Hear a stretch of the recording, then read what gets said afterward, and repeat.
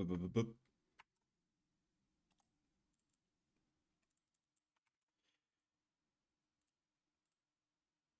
Hmm.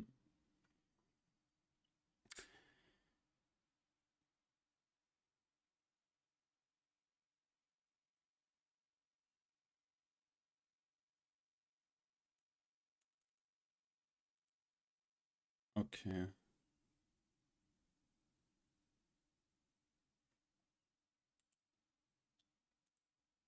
Hmm.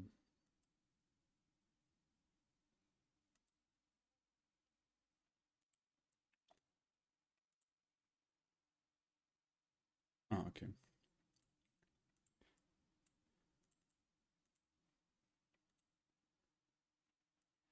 Hey guys, anyone here?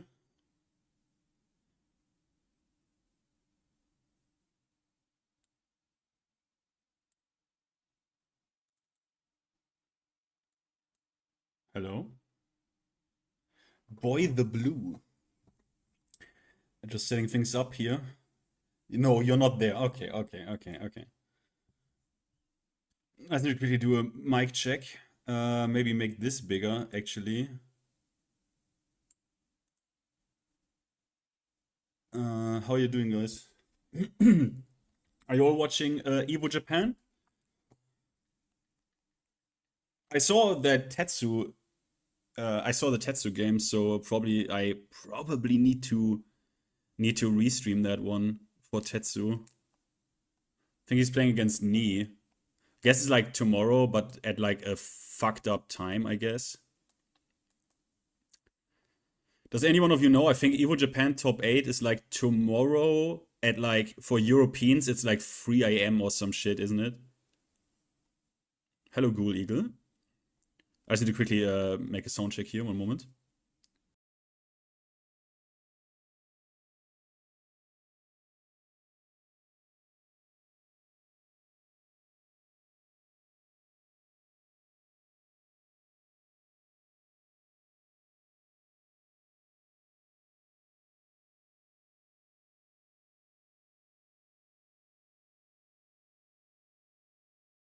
Alright, sounds good.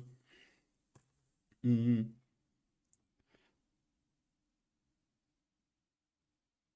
The man, what man I'm referencing? The thumbnail? I think that's Reina, isn't it?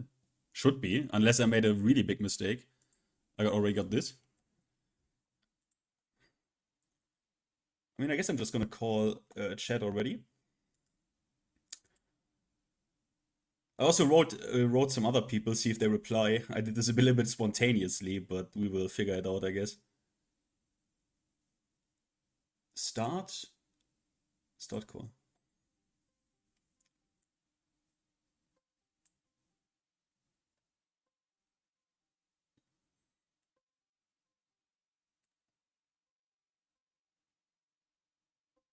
I'm calling chat already. I hope he's there.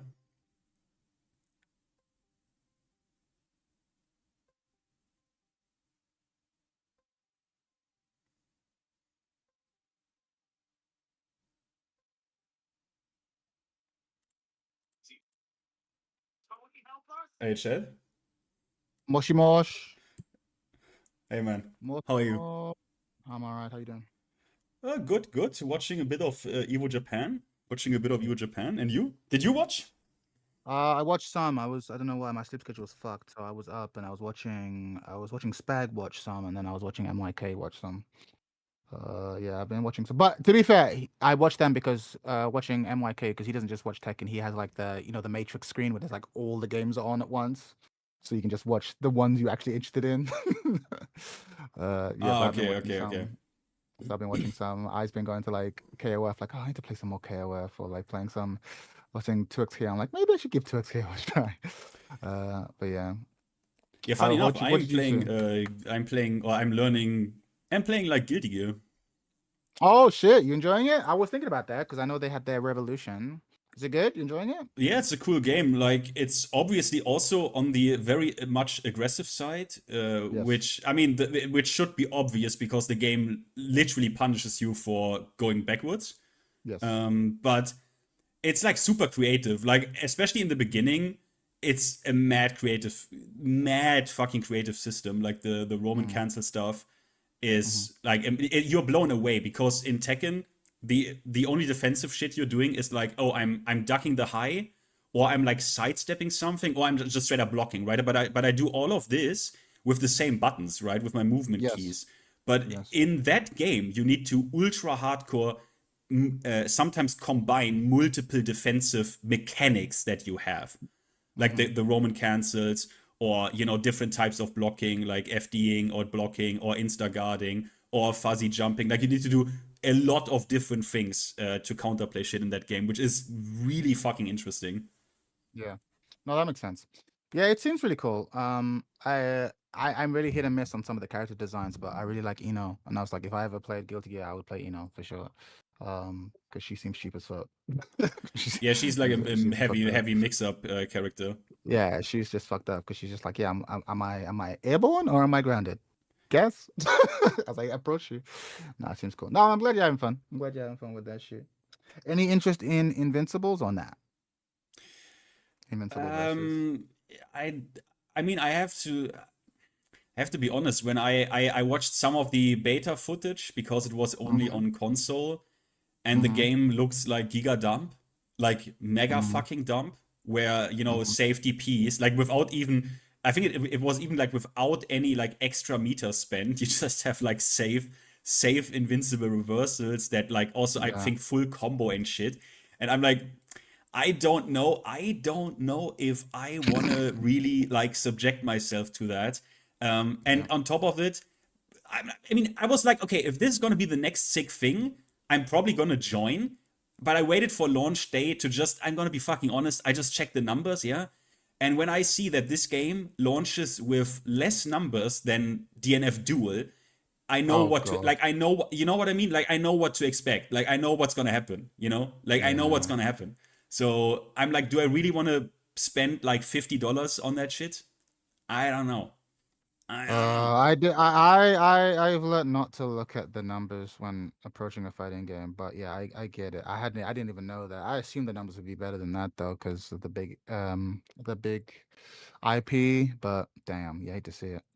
Yeah, but I need players, right? I need players to play with. Like, that's the number one reason I didn't like really invested myself super heavily into DOA, just because like, with whom are you going to play? Sure. Like, there's no one there. So No, it's what am I going to do? true. It's 100% true. It's 100% true.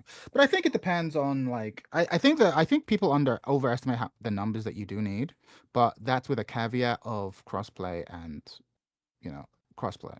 Because I think DOA actually, I actually think DOA has enough numbers to have a sustainable player base. The problem is that they don't have crossplay, which is fucking wild.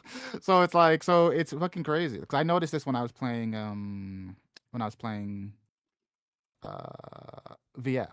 With VF, the moment they added crossplay, I thought, okay, no, I actually can get ranked games now at any hour that I want. Whereas before, when it was just Steam, it was a nightmare. So yeah, I do hear what you mean, but it does suck that if your game has just come out, it's brand new, and you're only getting small numbers. That doesn't bode well for the future. That is true. That does not bode well. Oh man. But yeah, what you gonna do, man? But I mean, there's other stuff coming out. I mean, there is I mean, it's actually crazy how many fighting games are coming out. Like Tokon, the Avatar shit, Virtual Fighter, probably at some point, I hope, because it's a little bit worrying that they do. The initial trailer, I think the teaser trailer is like 1.5 years old. And up until now, they didn't, like, they had this one showcase where everyone was upset because they literally just took the trailer and were like doing it in slow-mo, and then had the goal actually to put a character teaser after that presentation where you just saw the back of a character, and you're like, walking. Yeah, just someone walking, and you're like, okay, what is that? And then they don't do any, like, now it's like, what are you, like, I thought Evo Japan they're gonna show something, but I don't know. Do you think they are gonna maybe show something I mean, still? I don't know because they got hit pretty hard last time for wasting all our time and then not showing us anything. So I'm pretty confident that they're like, we're not gonna show anything until we have something to show, and it needs to be big, which I actually think is the correct choice because I think they announced that the game was coming out too early because they had nothing to show. And I remember even making the joke that like, yeah, VF is just it's a PDF. It's not a game right now. Like it's literally that video that we saw in a PDF document. I was like, okay, you should release it when you have like, even if it's a primitive playable build, don't just show me the trailer. I suspect DOA is in the same boat right now. Although speaking of shitty reveals, have you seen DOA? Oh my god! I have prepared for. I don't know if we should. I don't know if I have prepared some things I can put on screen for that actually, because this also is a little bit important to me. But I think shall we do this after the Tekken stuff, or how do you want to do it? Sure. I don't know. I remember Buff Guy said, "Buff Guy, you in? Can we hear you? Yeah. I know you're in the call. You're a little quiet." I'm quiet. Ah, fuck. Oh no, you're good. You're good. No, you're here. Right, We hear you. sick. How you How's doing, it man? You going, all right? guys? We're good, player. We're good. No, Buff Guy said he had some structure. He had some questions, so I'm letting him define the structure that we go for. But you're right. I definitely do want to touch on DOA as well as your lives, because what you guys have been doing as we go on our fucking diaspora, refugee status from Tekken. Like, but yeah, no, but what DOA is going through for all our complaints of Tekken players, man. Yeah, we're gonna DOA is do going that. We're through gonna it. do that after. Buff, how are you doing? Yeah, how you doing? Oh, fuck. I'm just trying to wake up. I'm just drinking some coffee. Get your coffee I'm in you. It's gonna be good, a long though, one. man. First things first, how the fuck are you guys? I haven't talked to either of you in a good, like, too long. I know. We all just put our separate ways, man. Yeah. No, it's well, I mean, it's good. It's good. we didn't really have a choice. Yes. That was so So. crazy. It's been a wild couple of weeks. No, it's been all right. It's been all right. You know, life's lifing. In terms of like Tekken stuff, obviously Tekken, the season 3 reveal put all of us in a state of like anger and sadness and sent everyone off on different directions. Yeah. It's looking a lot better now, although we'll see how consistent that is, and I think that's going to be the thrust of what we're discussing for the most part. But other than that, yeah, I've been playing a lot of other games, going back to some single player games and stuff like that, just to fill the gaming fix, and then realizing maybe I play too many video games in general. Maybe I should do other stuff.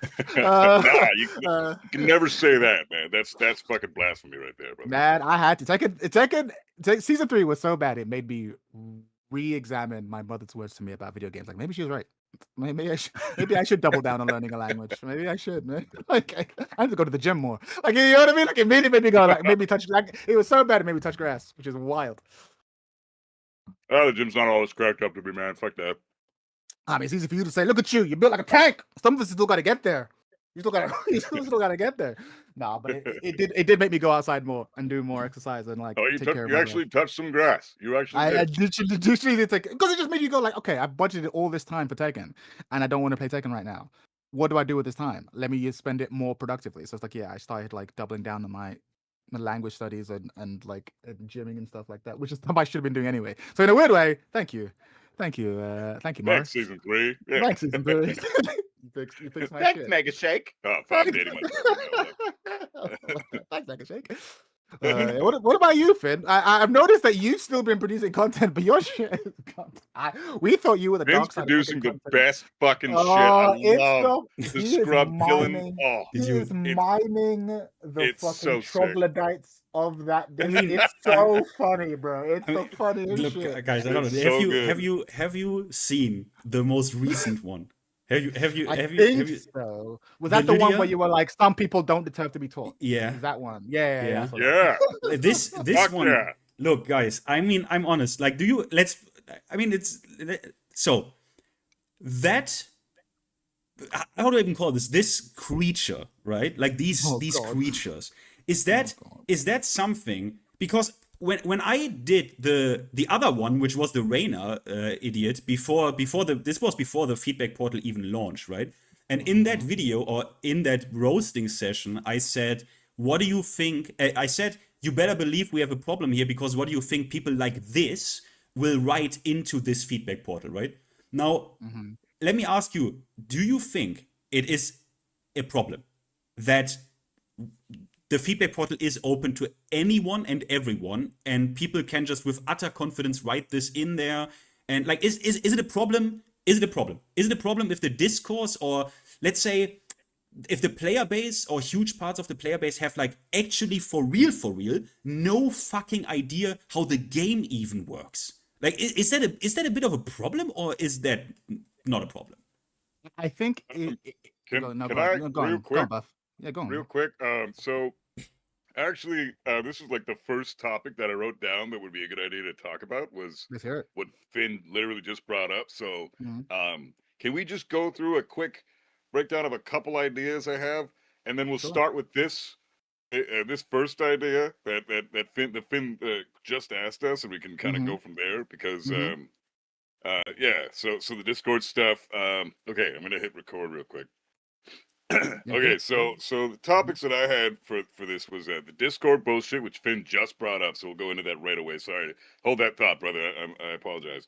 And then next topic, I thought I'm just gonna go over a couple of them, and then we'll go straight back into this. Is community. What do you think of the main problem being right now? Is it the game or is it the community? Because I feel like it's the community. The other Interesting. Okay. yeah, other thoughts on like rank inflation, changes that you still hope to see, and what are the top 5 characters in the game right now, in your opinion? And then I got some other shit, like more dramatic bullshit, but we could start with that. But Start with that shit. the Okay. yeah, the Discord stuff though, like I called that shit like day fucking 1, the day that like all just gonna be fucking bombarded with just the dumbest fucking morons in the goddamn community giving their dumbass fucking opinions that are they don't have a fucking clue what they're talking about. So the devs are gonna have to sift through all the bullshit to find the gold. And no, this is a bad idea. I think I just genuinely think it was a bad idea. But that's what I'll say for now. What about you guys? I again, typical Chad, the fucking man of hope, Superman of Batman. This isn't a new problem. Like, I feel like there's always been idiots talking about the game. I include myself in that as being occasionally, or perhaps more than occasionally, the idiot who says something that ends up being wrong, or like, you know, I get a little bit better at the game, maybe after a few months, or maybe even after a few years, and realize, oh, actually, that thing that I thought was dumb actually totally makes a lot of sense, right? Like, this happens all the time. This isn't a new problem. I think the in some ways it might be good that we can see what the developers have been seeing since fucking however much long, right? Because they've always have to put up with this shit. Now we can see it because we can realize how difficult it is to quote unquote address the player's desires when you're like, okay, but like half of you are idiots. How do we please the player base when half of our player base are idiots, right? So Damn, you're generous, man. Holy shit. I just think it's tough. I just think it's tough, right? Like, this is my point is, let's say that the Discord thing didn't happen. All right, but these people are still on Twitter, and even if that Twitter argument wasn't there, okay, but they even if you go back to what was it called? What was the classic Tekken bulletin boards called? Zaibatsu. Zaibatsu. Like, there's always been people having opinions, and some of them are very knowledgeable, and many of them aren't. And obviously, because the barrier to entry to making messages has gotten easier and easier, so the ratio has shifted for sure, right? In order to be on like the Zaibatsu, you had to be committed, right? Whereas now, any idiot's on Twitter. So the percentages of dumb takes has probably gone higher and higher and higher. But at the end of the day, the dev's job has always been to have their own vision of the game, which comes first before what the fans say, but take what the fans say with a grain of salt. Try to look at the notes behind the notes. That's always been the difficult task, and I don't think it's gotten any more difficult now that there's a dedicated Discord. I think the only real difference is that now we can see just how bad the ratio of good input versus bad input is. Do you know what I mean? But it's always been like this. That's my take anyway. I personally, though, I agree. I was on the Tekken Zaibatsu forums back in the day, and dating myself now here too. But the Tekken Zaibatsu and Tekken Tag Tournament 1 and all that was when I pretty much joined. But well, no, it must have been Tekken 4. I think it was Tekken 4. Anyways, the amount of opinions, kind of like what the video that Finn just made, discrediting that moron that was so fucking set in their ways. They would refuse to admit defeat. They would refuse to say that, okay, maybe I just misstepped, maybe I misunderstood the game, maybe I just need to educate myself more on the mechanics, right? No, They double fucking down on their dumbass bullshit every fucking step of the way. They'd be shown a very specific example of how they're wrong, and then they would say, no, it's actually, oh fuck, it was about stances. It was the dumbest shit. Finn, it's your video. You should break it down. But that fucking guy is, like he's one example of about 1,000 now. It's just so 100%. much more abundant. That kind of fucking mentality is sure. so much more abundant now, in my opinion, than it ever was back in the day. Because at least, like you guys just said, at Tekken Zaibatsu, if you were a member of that forum, you were a diehard. You were like investigating frame data every fucking day of your life. Because there was no frame data available, right? Yeah. So we had to find this shit out on our own, and a lot of the time was just us giving fucking feedback to one another. We didn't actually know that jabs were 10 frames and a lot of them were 8 frames. You know, we didn't know that fucking Kazuya's down back 4 was +7 on fucking hit. You know, like all shit like that, right? We had to investigate this stuff and test it slowly over time. So they were diehard fucking people. Now you got everybody and their goddamn grandma online who has no clue what the fuck they're talking about and is quote unquote passionate about this game, and they're all spreading their opinions. So these idiots they no longer exist in their own little echo chambers anymore. They exist abundantly throughout the whole fucking community. And it's like, it's channels like Finn's that I respect the most right now, because you're doing fucking amazing work with what you're doing right now, Finn. Just tell these idiots a fucking new one and making them actually I mean, so nice. You know, for me, it's like, it's the problem, and I always try to make this really clear. I always try to make this really clear, that my problem is not that someone doesn't know something or someone is asking questions. Like that is not the problem. But the thing is, that's not what these guys are doing. Yeah, no, like these guys Right. are going in there, and I think it's a two-factor thing. I think there are certain honestly, things as fact. this is maybe already jumping a little bit to the rank inflation topic, but it is a bit of a dance here. When you play a game where the game's ranking system is so soy that you can basically be honest to God, you can basically be a beginner or slightly better than a beginner, but the rank system calls you king of this game. The rank system calls you king of Tekken. That's a problem. In my opinion, that's a problem. And if that combines with the very stubborn, like, Reddit mentality, where, like Buff Guy said, the guy literally got proven wrong. Like, people multiple times explained it to him in the Discord, and he says, well, actually, I didn't make a mistake. I just misunderstood, but it turned out to be, quote, a non-issue. Like, my guy, if you think it's a non-issue to not know if you're like +15 or actually only +7, like that is not a fucking non-issue, my guy. That you like, what are we talking about? It's like not knowing that, you know, you hold back to block. Like, I mean, what the fuck? And the mentality is my problem, right? Like, my goal is, I am not nice, I am evil. I want a climate of fear. I want that, yes, but only for people like that. I want these people to be afraid of talking shit. It's so afraid. Fear. Yeah, so afraid that they go into the lab to better test the shit they are talking, to better test it. That's all I want. Which they most of the time won't even do. A lot of the time they'll just not play the game, or they'll just exist in their own little world of ignorance and stay that way. But, you know, channels like yours really do shine a light on those people, which adds pressure to them. So I would expect that would give them some kind of incentive to want to laugh things more, and maybe stay a little bit more often humble. But the issue is, like, people like that, the guy, you're literally given the frame data. It's a visual thing on the screen. You can see the goddamn number, and they reject it as if it doesn't exist. They say, no, I'm not actually +15 on hit.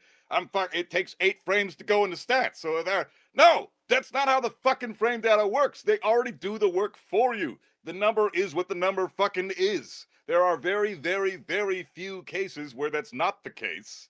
Like what I pointed out with that one Alyssa move, down 3, is really confusing on the frame data when you block it, because it's -10 on block. I don't know if they've actually fixed that, because I deleted Tekken, but you know, there are cases where that is stupid, where the frame data is wrong.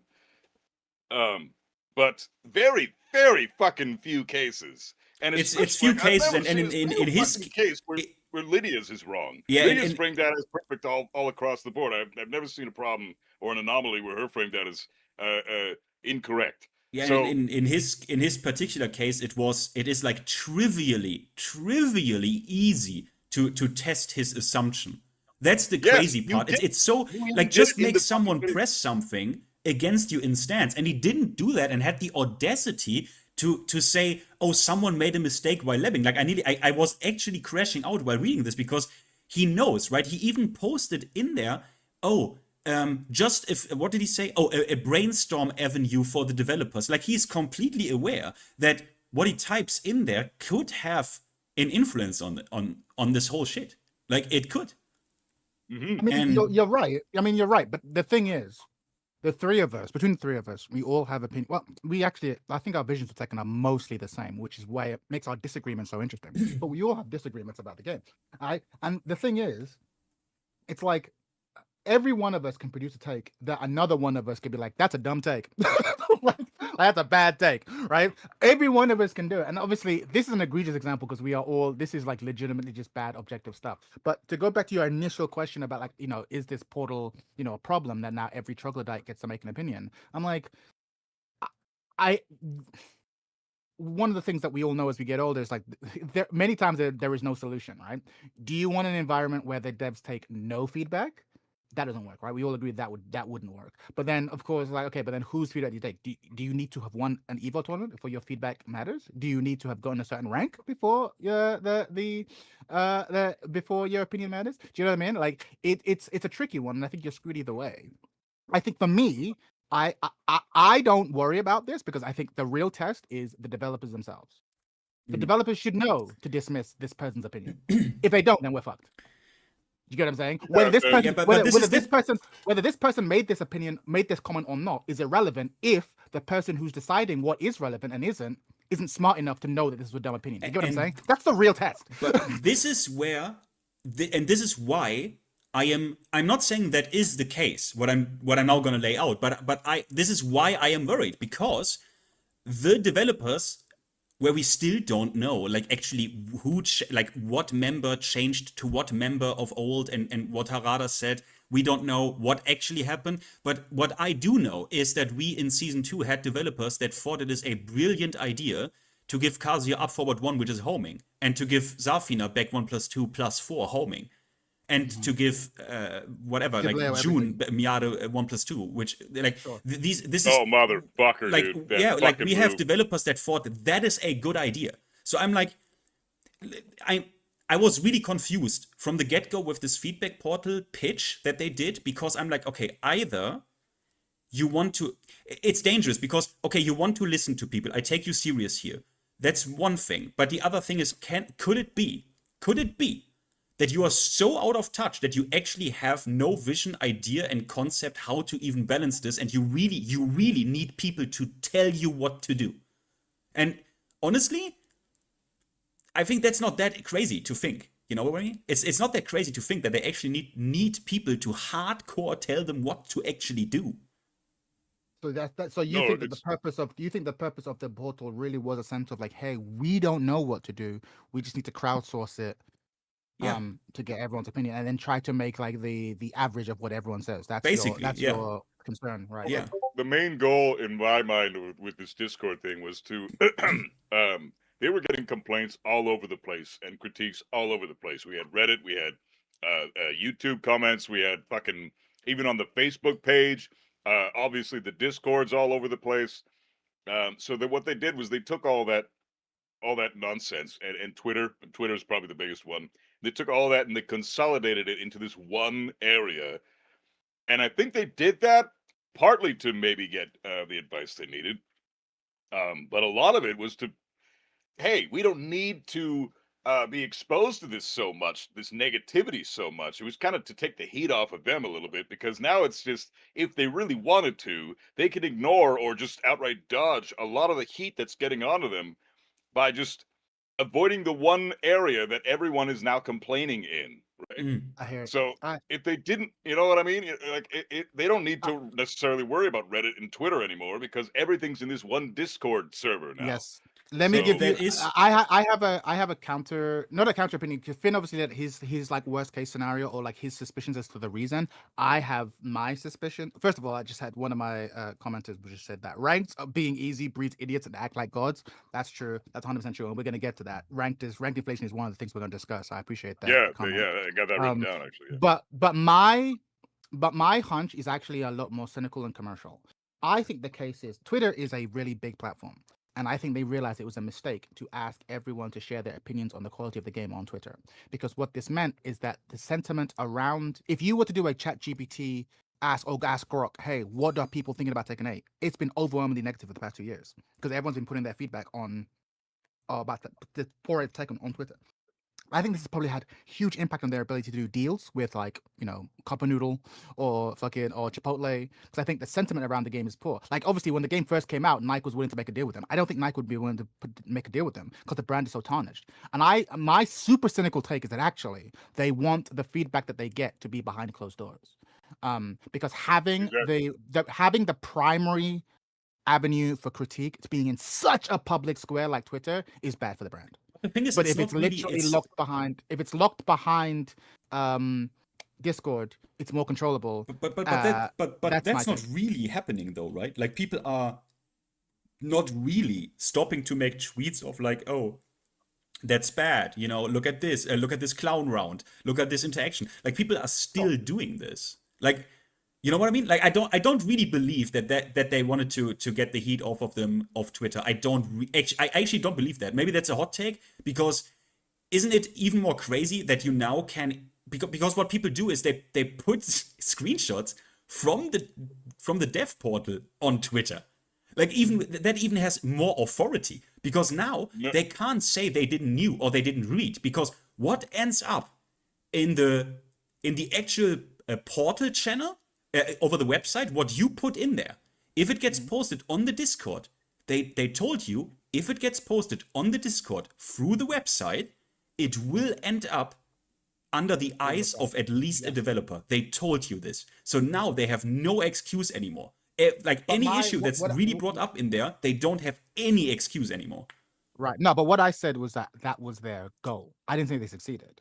I think again, I don't know. We're pulling it out of our ass. We're not in the meetings, but I genuinely think that there was a real desire to move it out of the public eye. But like you said, it hasn't worked because the genie's out of the bottle. You've already established this place, and they know it's perfectly legitimate to come. I mean, people were always going to complain, but now, if you have frame data complaints, go to Twitter. If you have character complaints, go to Twitter. If you have character requests, go to Twitter. Whereas now, and that genie's out of the bottle. So now that they made the Discord, it's too late. Because people already go there, and now people will just post in two places.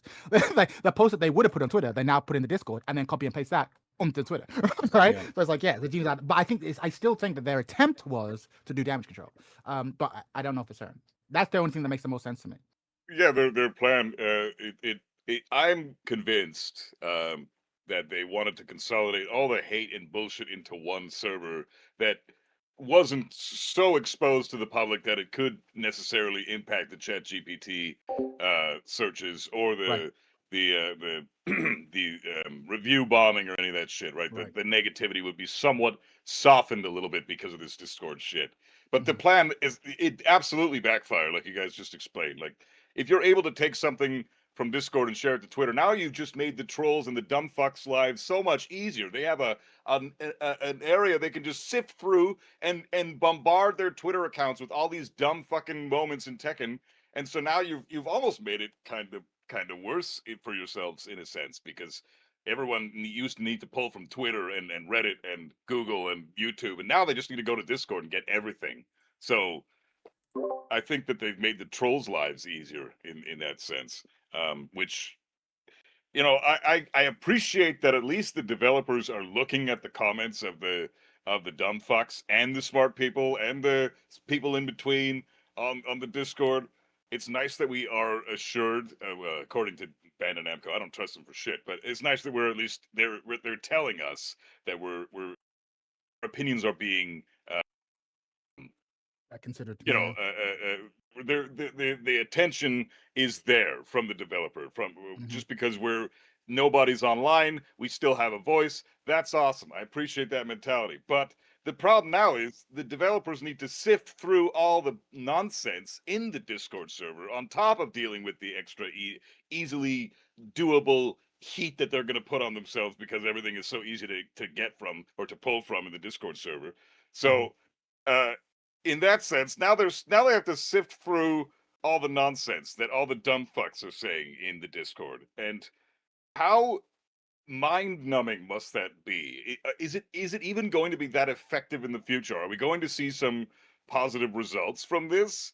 Because they're not though. I'll tell you as someone who briefly worked in community management. This is before ChatGPT and stuff. I promise you that's not what they're doing. What they're literally doing is they'll be like, Grok, summarize today's input, and they'll just get a summary. Everyone thinks Xiaoyu sheep as fuck, right? And then they'll be like, okay, what is the most commented on thread? And then they'll probably they're not going through every single one. I promise you they're not, right? But they are looking for consensus opinion. And then it's like, okay, if everyone thinks that character X is too strong, then we probably need to do something to ameliorate that feeling, right? Like even if we just that's what I said.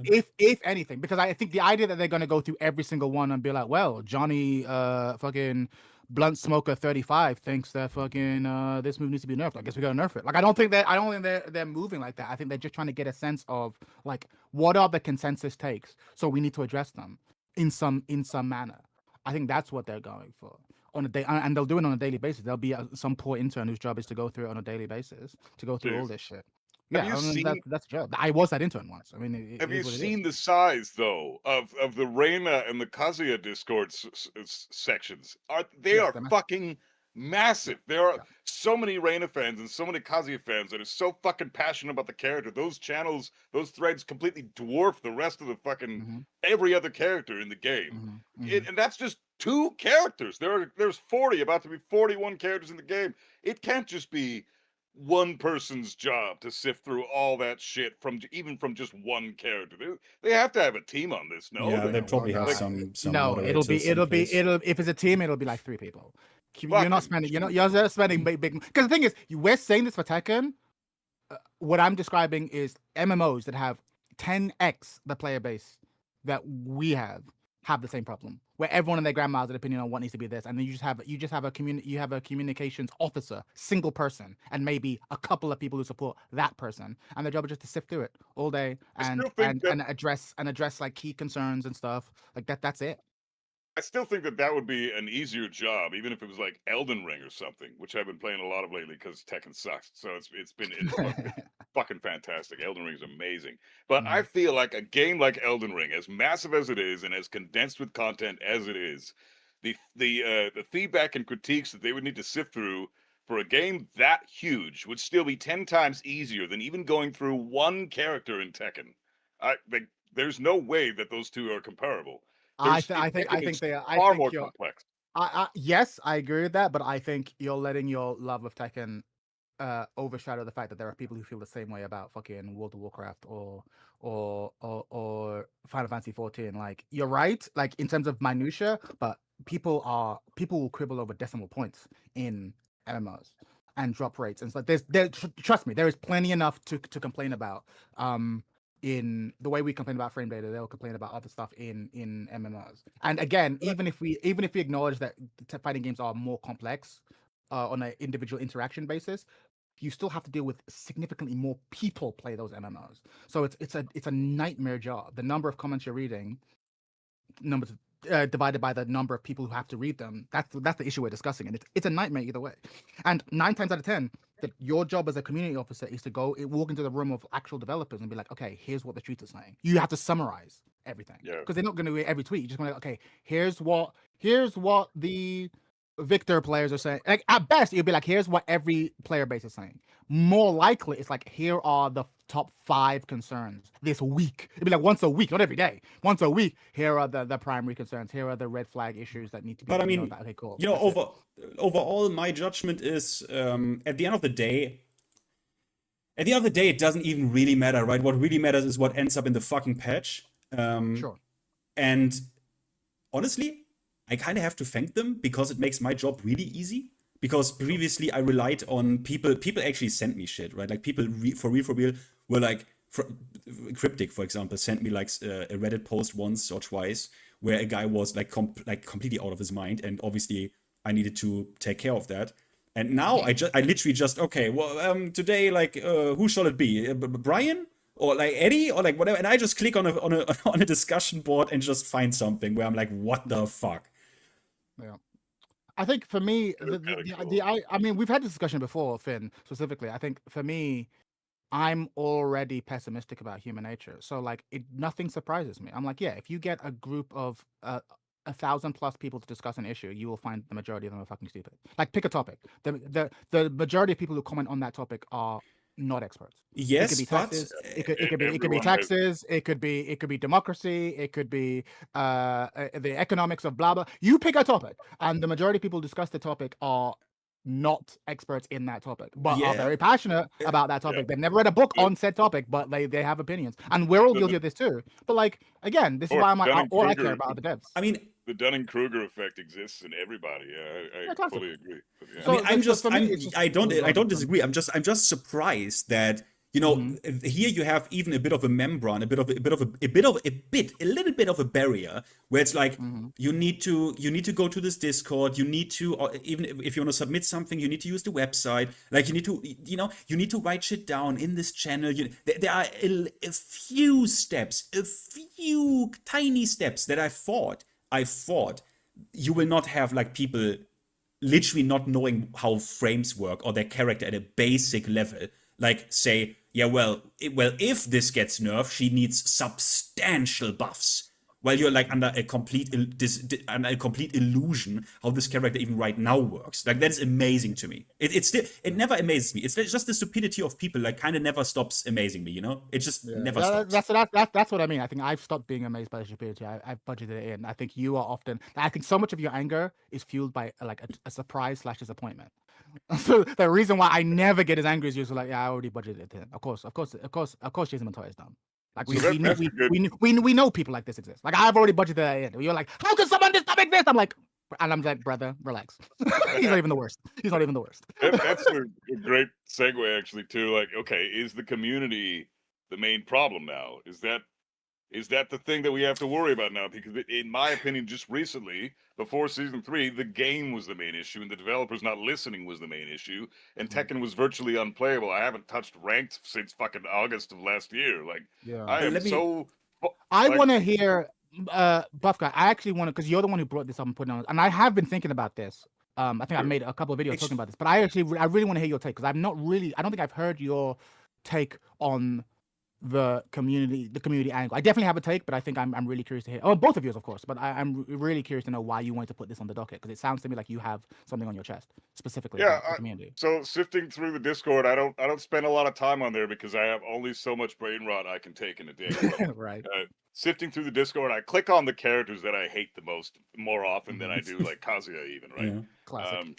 Because the Kazuya players, we're all complaining about the same thing. We're all saying the same thing. We're all like, you know, posting fucking, like, there's just dudes throwing fucking videos. Check out the sick perfect electric, guys. Like, that's like, it's all over the fucking places. Like, I don't great, good for you on your perfect electric. I don't give a shit though. I want something constructive to do with, right? So I want to look into the Discord servers and see if maybe the Hwarang players have grown a separate little brain cell for once. Yes. Maybe the Asuka players have learned how to not drown in the shower anymore. You know, like maybe stuff like that is a thing these days, and it's not. I go into the Discord and people are bitching about how Hwarang is dead now.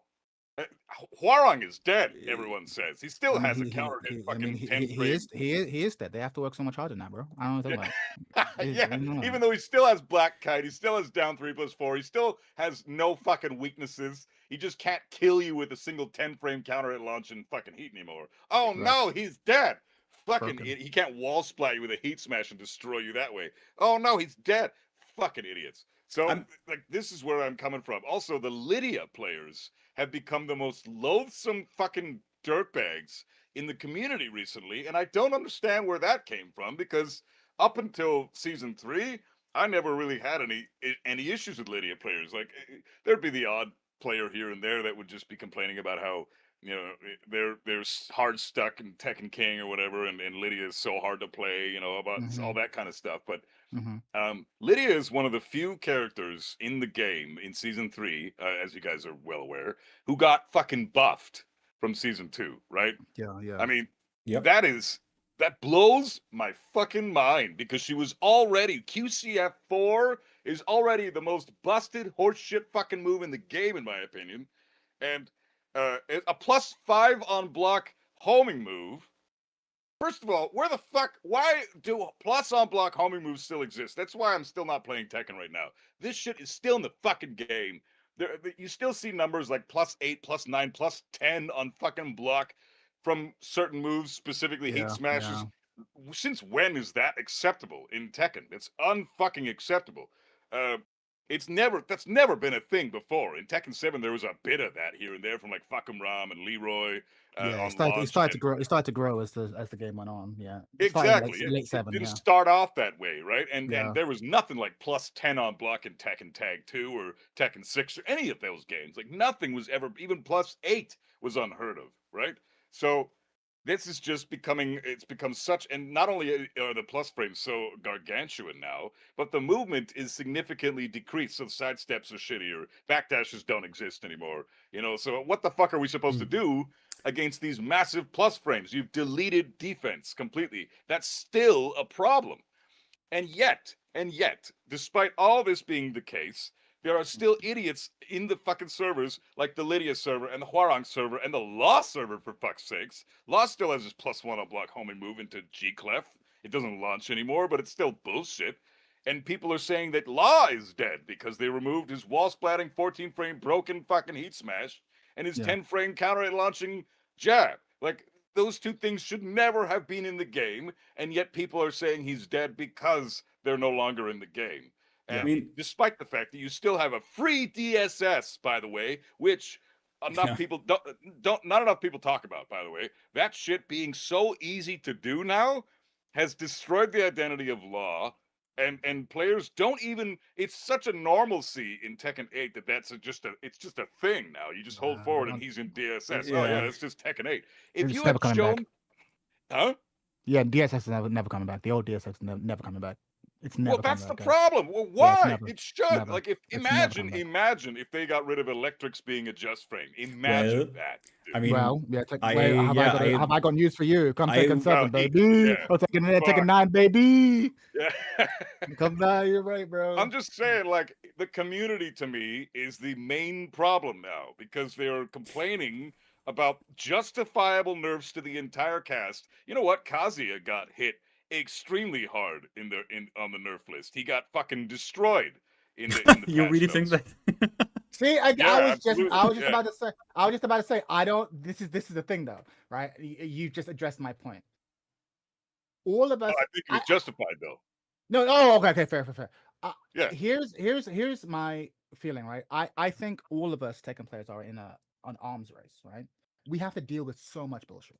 Like, no matter who you play, you can be playing the most cheesy character in the game. Doesn't change stuff. Like, let's say I'm playing Alyssa. Okay, my character's cheesy. I still have to deal with I still have to deal with the bears. I still have to deal with Hwarang. Still have to deal with Leo. Still have to deal with everyone, right? And so oftentimes I'm so concerned with the arms race that I don't want to see my character get nerfed.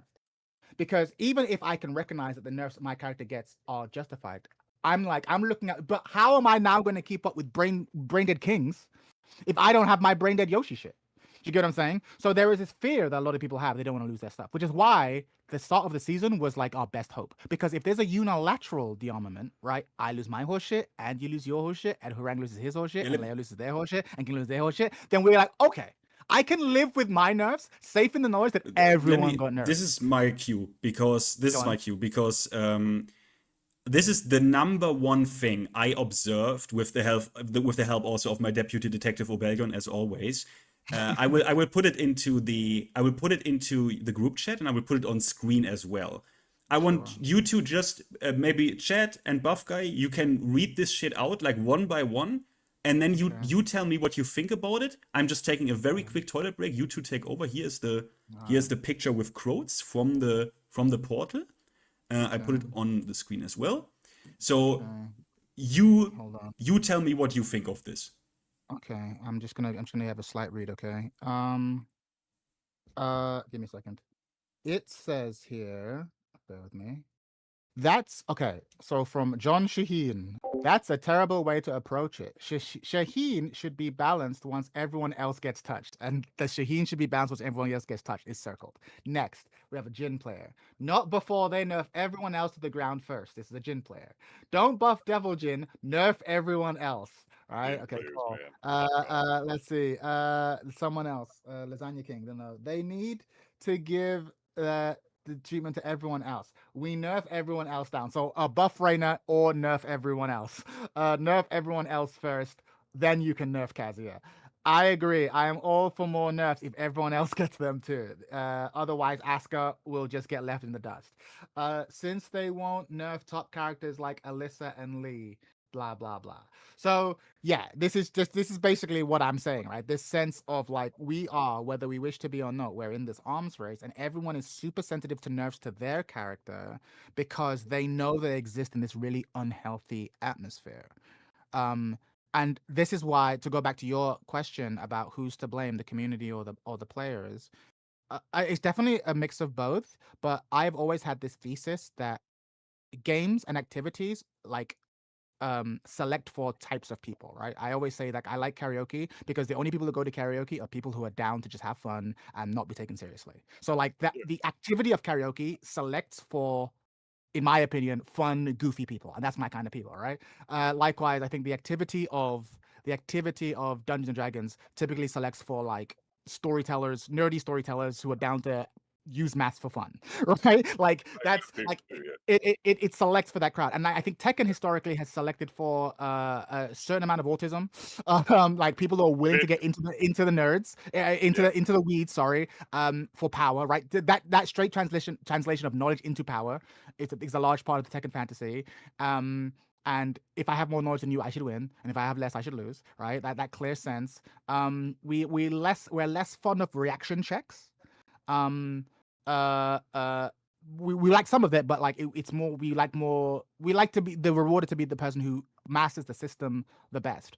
And Which but I think typically how it was with Tekken. yes, historically, yes, exactly. But I think that not anymore, true.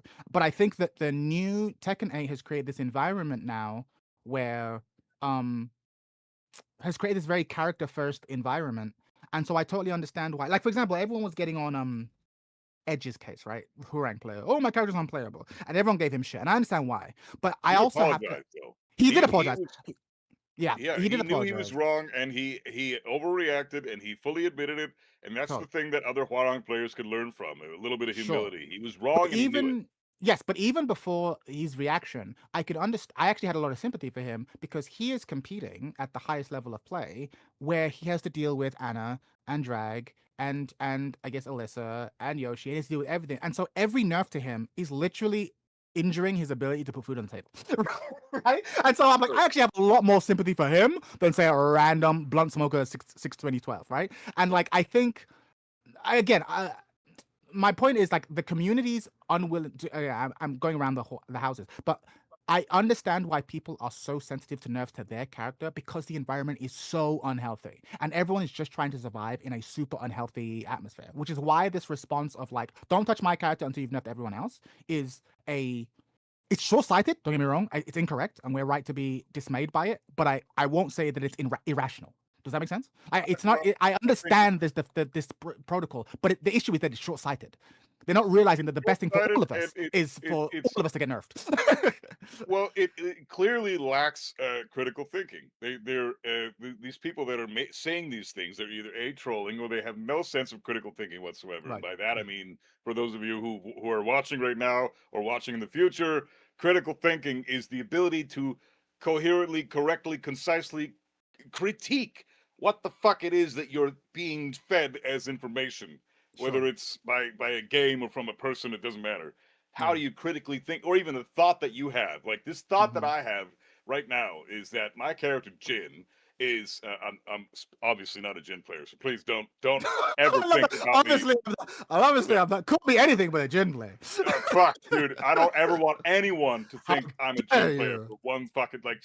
Seriously, I would rather you kick me in the fucking balls than call me Hold a on, Jin player. slight tangent. It was so funny. I remember me and you were always button heads, and I remember just being like, I was like, oh man, this buff guy's a fucking idiot. He was whatever. I said all kinds of things, or jokingly, and you were like, Chad's alright, Chad's alright. And then I said, yeah, Jin's a Mishima, and you were like, this motherfucker. And nothing triggered you more than my saying Jin was a Mishima. You're like, this son of a. Dare you. I could have called you anything. I could have called you a slur. I could have made fun of everyone in your family. I could have just and you're like, whatever. The second I said Jin was a Mishima, you were like, this. How dare you? It was the funniest thing.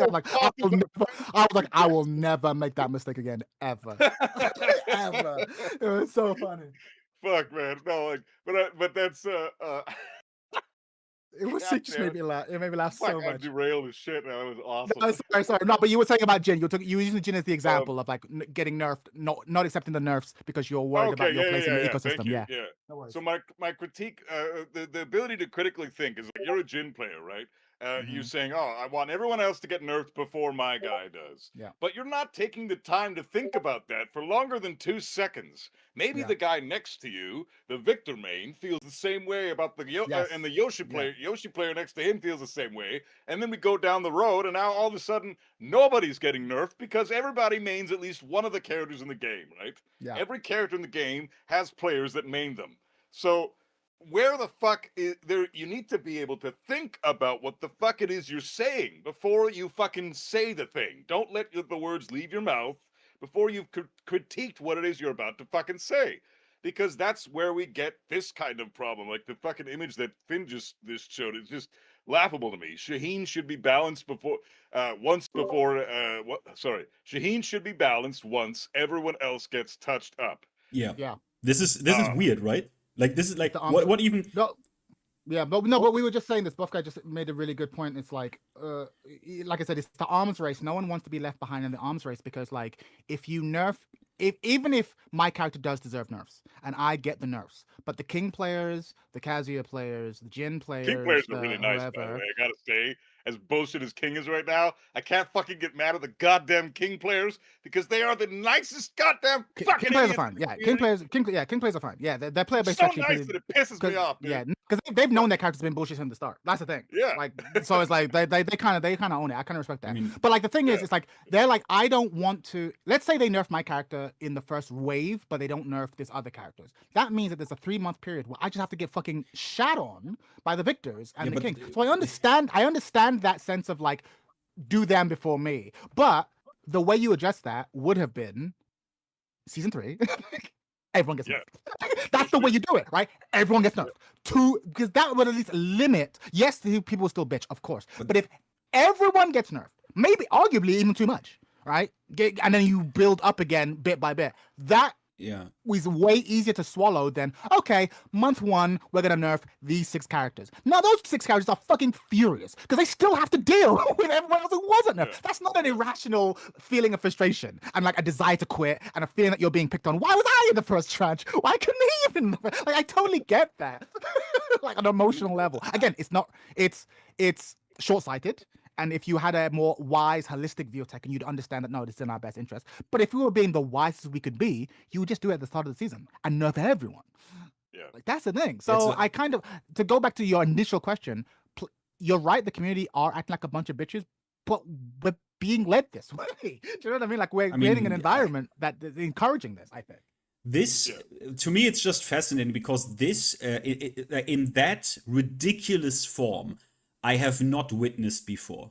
And you know, I really followed closely some of the discussions in Tekken 7. I have not seen this type of mentality on display in Tekken 7 to that degree, where people are going, like, I mean, the Shaheen player even says, yeah, my character should be nerfed, but like everyone before that, please. I mean, that's like the most egotistical asshole statement I have ever read. It's like, it's so fucking dumb. It's insane. I hear it, but like it's funny because now I don't really have a main. I just play multiple different characters, and like I do understand that. I personally have like a list of like, okay, who needs to be nerfed first, and who needs to be nerfed everyone else. And so like if I'm playing Leo and someone's like, Leo needs to get a fucking hatchet to their legs, I'm like, yeah, you're right.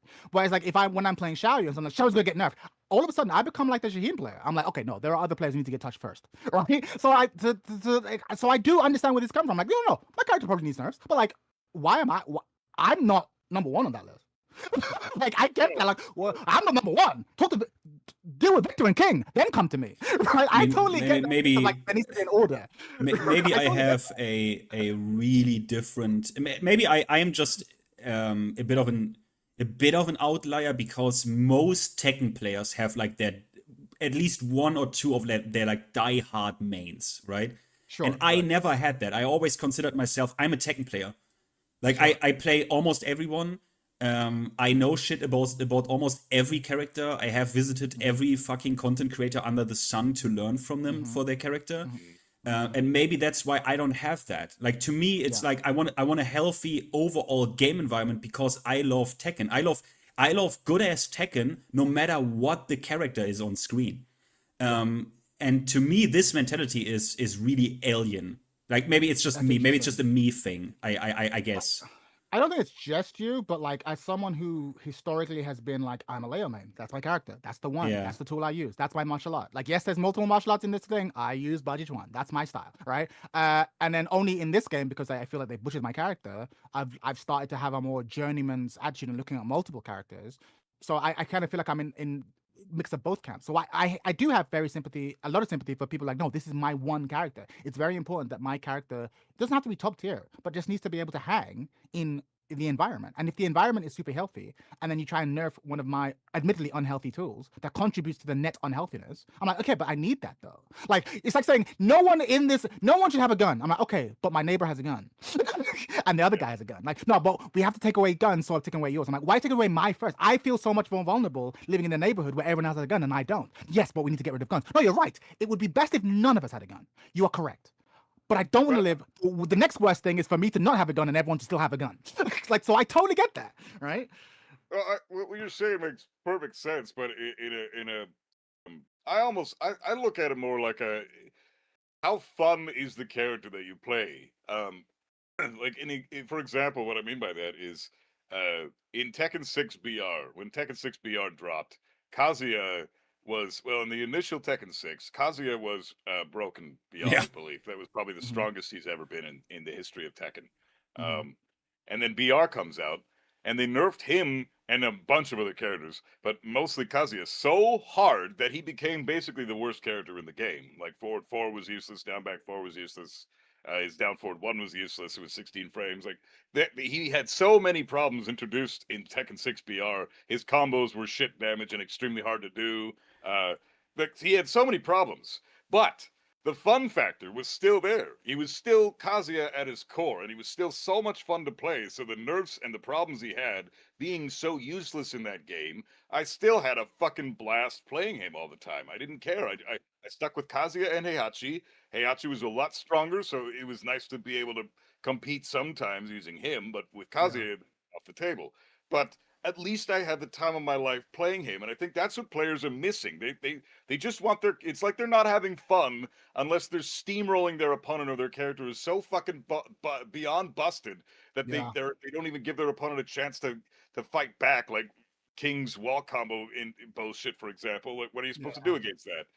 There's just nothing you can do. But I actually agree with you. I 100% agree with you, but I want to add a little bit of nuance to that because because I agree. I'm someone who doesn't like. In fact, I'm a bit of a hipster. If I genuinely think my character is the best character in the game, I don't want to play them, right? Because like I don't want my own. Forget what other people say. I don't want the perception that I'm being carried by my character. Like my opinion matters the most. So I'm like, my character's doing the most of the work. So there is a sweet spot of like of difficulty or tier for me to feel satisfaction from the character, right? But at the same time, there is a point where it's like, okay, but if the characters I'm fighting are are able to steamroll me, and like I have no recourse, or my recourse is super small, then it actually reaches a point where actually this isn't fun anymore. So on one hand, I respect your opinion of like, hey, people should just learn to have fun with their character regardless of where they are in the tier list. But there is a gap in power where actually this isn't fun regardless of how much of the character. But I mean that is not happening, right? Like the last time that was the case in Tekken 7 in Tekken was maybe in Tekken 6 BR if you actually played Kazuya into Bob, and even then you had Crazy Dongpal smoking a whole team twice with Kazuya in Tekken Crash. So even then, it's or even Atif, right? Atif, he beat Launch Leroy on Gigas. It's like we are not playing any. We are not people, because I know what you mean, Chad. But people act like this. But I'm like, motherfucker, we are not playing like a fighting game from the 90s where you actually have unusable characters that are literally worthless. This doesn't exist anymore since 15 years. I hear it. I hear it. In Tekken 6 BR, you could play Kazuya and you could compete against a Bob or a Lars. It was possible. There was a gap. But yes, but I agree with you. But I think that was a large part because of the core Tekken system. Tekken is a game where even if your character is low tier, at the end of the day, your mastery of the system will do the most carrying. Like that was historically the case. Whereas I think character strength in this game is, you might disagree, but I think character strength in this game is plays a far larger part. And again, as someone, but every character is mad strong. Exactly. Yes and no, but it depends on the matchup. So I remember, from my experience in season 1 of Tekken 8, I remember playing Leo, and I remember making the observation that if I'm playing someone in my tier bracket or below, so I think Leo was mid tier in season 1, strong but mid tier, I was having a lot of fun. The second you were dealing with the Lords or the Jins or the Kings, the game became way less fun because I feel like we're playing a different test. What's interesting is that in season 2, Leo, I think, went up into that tier bracket. Right, and so now all of a sudden I can compete with anyone, even if my character isn't the strongest character in the game. I could hang with them. Whereas I actually didn't feel, and again I'm going to probably get some ridicule, but I felt like actually when I played Fang, I could kind of hang. When I played Leo, I could kind of hang. When I played Xiaoyu, I could feel like, oh, actually, assuming that my opponent knows how to defend, this isn't fun anymore. Even though my actual enjoyment of the character with Xiaoyu was the most. Like, I felt like it was kind of, I don't know. I felt like he was really up against it, which is why my relationship with Xiaoyu in this game is really weird. Because I've hated Xiaoyu historically. I hate Xiaoyu more than you guys. In Tekken 8, right? In Tekken 7, right? But when I played, but when I came to Tekken 8, playing the character, I can feel the difference in tiers with the three characters I played. In season 1, Feng was the strongest of the 3 characters I played. In season 2, Leo became the strongest of the 3 characters I played. And Xiaoyu has now, I think in season 3 is actually in a good spot because everyone else has been nerfed down, right? Like, including her, right? Everyone's been nerfed down, so now everyone has to play more Tekken, which is interesting. But there is something very frustrating about, like, trying to play certain characters and then the opponent activates heat, and now we're not playing Tekken anymore. We're playing fucking... yeah, but I mean that goes for... That is every character in the game. Like that's every character. I mean, I don't know. I'm a really fucked up elitist when it comes to like matchup shit and stuff. I'm like this will really upset certain people. I'm like the omega elitist who is like, bro, unless you're like master event top 64, don't talk to me about matchups. Like don't talk to me about matchups. Like you don't know what you're talking about. Right. I'm not quite that crazy. It's just that's like a me thing. I hear it. But for me, it's like, I know that when my character has horse shit, I can accept your horse shit. You know what I'm saying? If dealing with horse shit when I'm playing Leo, I'll take it. I got horse shit too. When I don't have the horse shit, all of a sudden I'm way more tilted. But with what character do you not have the most degenerate horse shit that Tekken has ever seen? With what character? I think in terms of with every character you have some, but there are levels to it, and I think my Leo has way more horse shit than my Ling, like significantly more. I mean, every time I play against a Ling, and I mean, yeah, that's on me. I'm like, oh, I whiff one time. I mean, yeah, that's kind of on me. I hit I eat a fucking up back free, sure. And now I know, okay, I'm eating for some reason unreasonable 60% now from Ling, which is kind of weird, into autoplay heat Oki. which is kind of weird. Like, and the round is over. Like, that's the Link flowchart, right? What you do with Link is you fish for the launch. I win neutral once, and then I make you guess at the wall. Yeah, because it's literally, she does more damage than Paul from a hell sweep punish. That is, like, I mean, and that's Link, not a character considered. Link is not considered like extremely problematic or anything. I'm just reminding people, if she launches you once and there is a wall, you eat very much above average damage into the most brain dead, easy play Oki. Hold that shit, and you better guess right. Otherwise, it's dumb. Very fucking dumb. You are 100%. You are 100% correct. If you eat her heat smash, her back turn heat smash against the wall too. 100%. You are both of you are 100% correct, right? But think about how that transition started. I blocked a hell sweep, or I made you whiff, which Shai has tons of tools to do, right? But there are characters like Victor who make you block a thing, and now you have to guess for your life. Do you get what I'm saying? Well, I want to keep on. You don't have to guess for your life. Like, you don't have to guess for your life. Like, I don't know if Victor has anything like that. Yeah, the most he is +6 after perfume or 1+2, and then you still have. Wait. Well, besides +8 of down 2. Always want to be. I always want to be really honest about shit. So where do we think?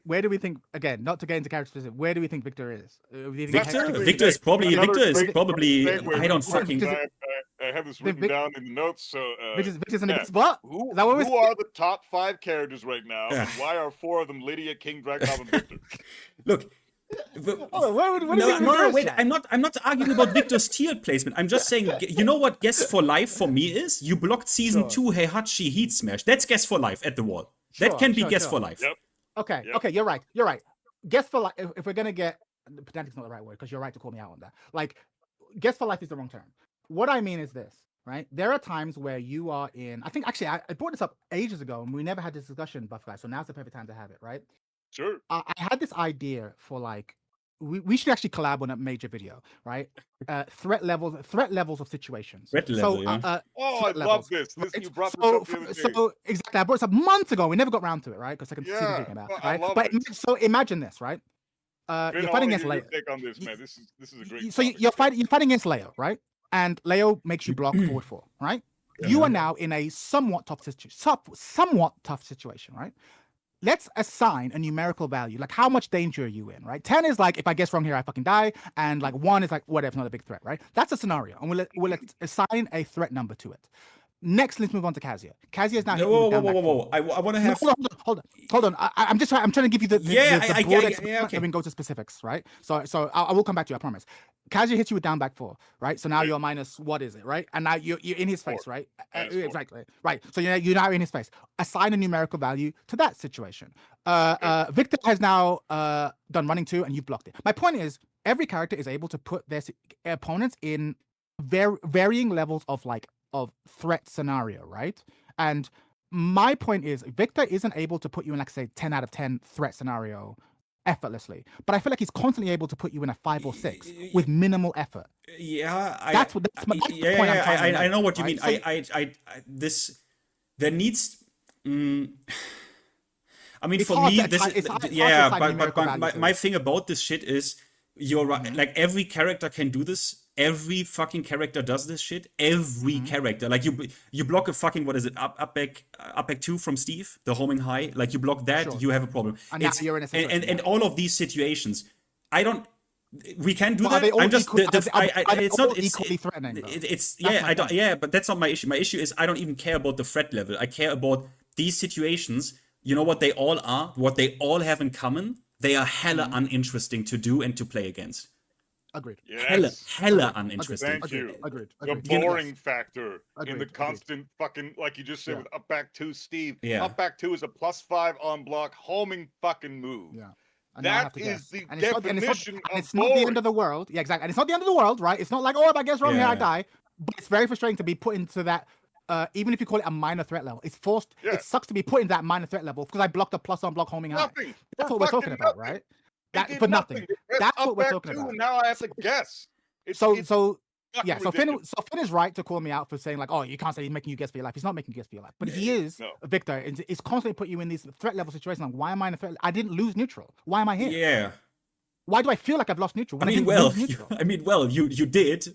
But Yeah. You lost because you blocked. Yeah, you blocked. Yeah, exactly. You lost neutral because you blocked this the thing. neutral, yeah, bro. In other games, Yes, it's like in yes. Guilty Gear, you blocked Yes. something, you lost Yes, neutral. You're yeah, 100%. problem, motherfucker. You're problem, Yeah, motherfucker. you You lost. lost neutral. You blocked Nago. But C4, yeah, C4 said this to me months ago. Yeah, where yeah. it's like in 3D games or in anime games, in Tekken historically, you lost neutral by getting hit, whereas Yeah. like in anime games or in team games, you lose neutral because you blocked, right? And that's a 2D thing that they are used to, and we aren't used to that in Tekken. Whereas like now, it's like, Yeah. oh no, you blocked this +2, this mid, and now you have to guess. I'm like, wait, hold on. Why am I in a situation that I would be normally as if I've lost neutral when I didn't lose neutral? It's like, well, this ain't your daddy's Tekken. Like, you block this plus unblock mid, you've lost neutral. Like, wait, what? Okay, fine. You know what? You're right. Let me try to move around this option. Wait, but we gave that character a homing option. Yeah, to stop you from moving. Then what the fuck was I supposed to do? But this is also where the active defense memes start, right? Because in other games, it's legit. Like, it's legit. In when I play Guilty Gear with my mates, it's like, if you let me in, yeah, bro, that's on. Like, you lost neutral, motherfucker. Deal with it. Like, yeah, I will throw you now in a throw loop. Get fucked. Safe jump. I don't care. Like, yeah, I like. It is actually like that. But in Tekken, you're right. It was different. It was like you got hit, you lost neutral, or even the opponent managed to make you block like something like a running attack, which is not easy. Historically, yes, exactly. So not easy, right? Yeah, exactly. This is where it's not. Historically it's not. But yeah, so yeah, for me it's just about the look. I watched Evo Japan, and like, for me it's like, oh look, Lydia did QCF 1+2 and charged the follow-up, and now you are -8 into, like, it's not interesting to watch the best players in the world put into the situation where it's such an uninteresting RPS that I'm like, I might as well, when all of these situations, and it's not the entire round, right? It's not the entire duration of the round. It's not. Agreed. But there is still too many of those. This is like my next thing where I'm like, May patch, please fucking deliver. I want less of those situations because they are just uninteresting. It's not about the power level. It's not about what character has the most or what, you know, it's not about that. It's just about, I am not playing Tekken to play around with those situations. I would play a different game. I would play a fucking different game. I hear it. And go on, Buffer. Okay, sorry, man. But even like, okay, discussing the threat levels and how easy they are to put you in those types of blenders, and how interesting those scenarios are, and the boring factor, like everything that Finn was just saying. It varies from character to character, and it also varies from player to player depending on the knowledge they have. And on top of that, the final variable is the pattern recognition sequences that you can identify your opponent doing within that very match, right? So there's tons of factors at play when trying to weigh out how threatening a certain scenario or a certain sequence is. Like, if Victor makes you block running 2, for example, he's +5 into EI stance, right? And from that point, you can choose to jab check, and you will beat out most of his options. If you just stand jab, if you dick jab, you risk dying. But if you stand jab, you'll beat out everything except the power crush, which will connect, and you'll lose to his lie 1. Anything that he does with lie 1. But every other move he can do from lie stance, which he's got like 12 of them, 10, 11, 12 moves. Everything else, you're beating out 10 plus moves with a single jab check, right? So there are layers there.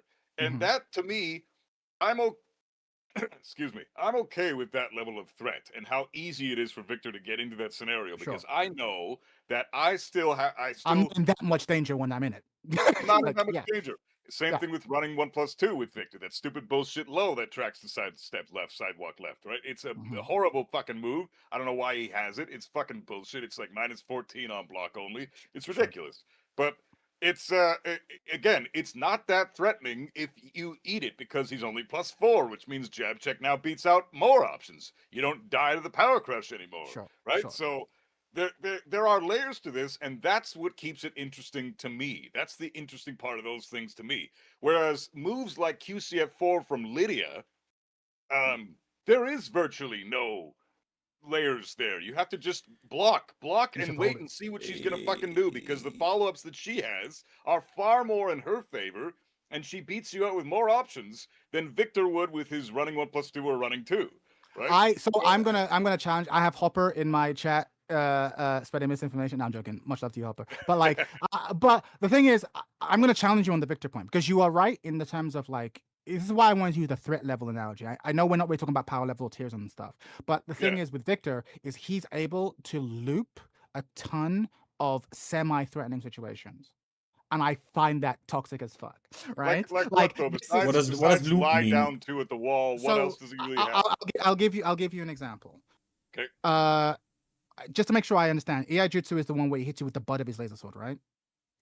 And he has a bunch of follow-ups, or am I mistaking that? EI what, sorry? AI Jutsu. It's AI Jutsu 1 where he hits you with the butt of his laser sword, and he has like the homing high follow-up. He has the mid. Oh, that's EI 1. Jutsu Yeah. Right. So my point is, he does running 2, and you said the jab tech beats everything except for EI 1, right? And lo and behold, and EI 1, yeah, but we'll talk about EI 1 often is like will often be the go-to option because it leads to multiple things. Let's say you block EI 1, bang. You are now again in a soft pseudo mix-up because he can go into a variety of options or stay in EI Jutsu stats. So now you actually don't know your frame data, right? I have a huge issue with EI Jutsu 1, almost more than anything. Because it's one thing to be like, okay, I put you in the stance and now I'm gonna have to force to make a choice. But oftentimes, especially when you're watching Victor mains, whether they're good or bad, a lot of them will do running into EI 1, right? And then it's like, okay, cool. Is he going to do the homing high? Is he going to do the mid? Is he going to do nothing? And I have to make a call. And if I'm wrong on this choice, that's when we start to like, we're in a tough time. And I have half a second to make the call. Right? But in that case, when he's just doing EI1, if you see him doing that and you've recognized that, like the first thing you want to do against an opponent ever is just anytime they put you in a guessing scenario, you do nothing but block. That's the number one thing, right? Yes, the first so time. you block, and those I usually do that for 2-3 interactions, and then I collect data, and then I'm like, okay, this is what they like to do: running 2 or running 1+2 in the EI1. Okay, great. At that point, I can sidestep left and launch every single option he does, no matter what, unless he's just done Perfumer 1+2, because then you don't have the frames to sidestep left to EI1. So that's fair, but that's a very specific situation. It's a very slow move. He usually only does it in an Oki scenario, so you don't necessarily have to worry about Perfumer 1+2 getting blocked most of the time, right? 100%. So still, no matter what, you always have the option to sidestep left, launch him immediately. Every single option he does after EI1 is whiffed, gets killed by a launcher.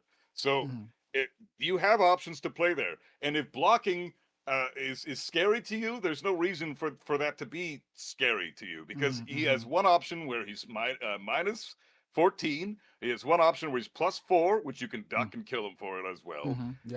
And then he has options to cancel it as well. You know, you can cancel multiple the string that he does the fucking explosive at the very end. He can cancel that, so he can throw some mind games in. But again, all those options are beaten out with the sidestep left. So in my opinion, those are the layers that I'm talking about that add intrigue and it makes the character interesting, even though they're putting you into that scenario. And honestly, if he just hits you with EI1 all the fucking time, just block, because +4 for Victor is not that scary. He's got one scary tool that he can use with 1+2 in the neutral. One thing that actually scares me, but it's a 15 frame move, so you can just. So I wanna confirm. Yeah. Victor is in a healthy spot right now. Is that what we're saying? I think he's top 5 right now. Oh wait, okay. So he's not in a healthy spot. He needs. I think this game is so much better balanced now, and everything is so much closer together in terms of you have the bottom tier trash like Deviljin and Kazuya, and you have the top tier bullshit that like fucking Victor, King, Lydia, Dragunov, and Law, which are my personal top 5 right now. Which I would love to get your guys' take on. Who do you guys think is the top 5? But those 5 characters are definitely in a league of their own. But they're not so. The difference between power levels is not so egregious. Like a Kazuya could compete against a Dragunov and potentially do well, you know, and you don't have to be Keisuke for that to happen either. So, whereas in season 2, I thought it was a Kazuya versus a Dragunov. The Dragunov's going to win 9 times out of 10. Like it's just that's how I felt in season 2. But season 3, it's so much more compact and closer together, power level wise. Even though there are still so many problems with the game, I think they genuinely fixed the balance to such a heavy degree that even characters like Victor, who are definitively top tier right now, he's still basically season 2 Victor, and I laughed the shit out of season 2 Victor. I mean, the new move is not okay. Like the new like up back 2 is it? Up back 2 is a fancy cut is not okay. Like that is, huh? Is it Perfumer up back 2? No, just out of his new season 3 move up back 2. What does that do? Is that the homing move? Yeah, it's not homing. It's extremely good tracking to his weak side. It is completely safe on block. It is chargeable and then goes plus on block into Perfumer. Yes, another one. It is a counter hit launcher if charged. It is a counter hit knockdown normally, not charged, and on normal hit, this weapon mid is a ballerina stun, meaning it is a normal hit wall splat as well. This is holy shit. Is that not okay? I think Victor, Lydia, and the other they do this in 2 ways. We get to that later, where I want to hear about your hopes and best case. You know, what you would like to see in the next patch, but I think in the next patch they are gonna take Lydia, Victor, and other characters that they actually didn't address yet in that patch. They didn't address them at all, and I think it seems obvious. It seems obvious. Yeah, it seems obvious. So they left a few off the radar. Yeah, they left them off the radar because their shit most is like stand stuff, and they focused I think mostly now on like not stand stuff. For the most part, for really the most part. But sorry, I didn't want to. We live in a world where King is mostly stance stuff, guys. Holy fuck.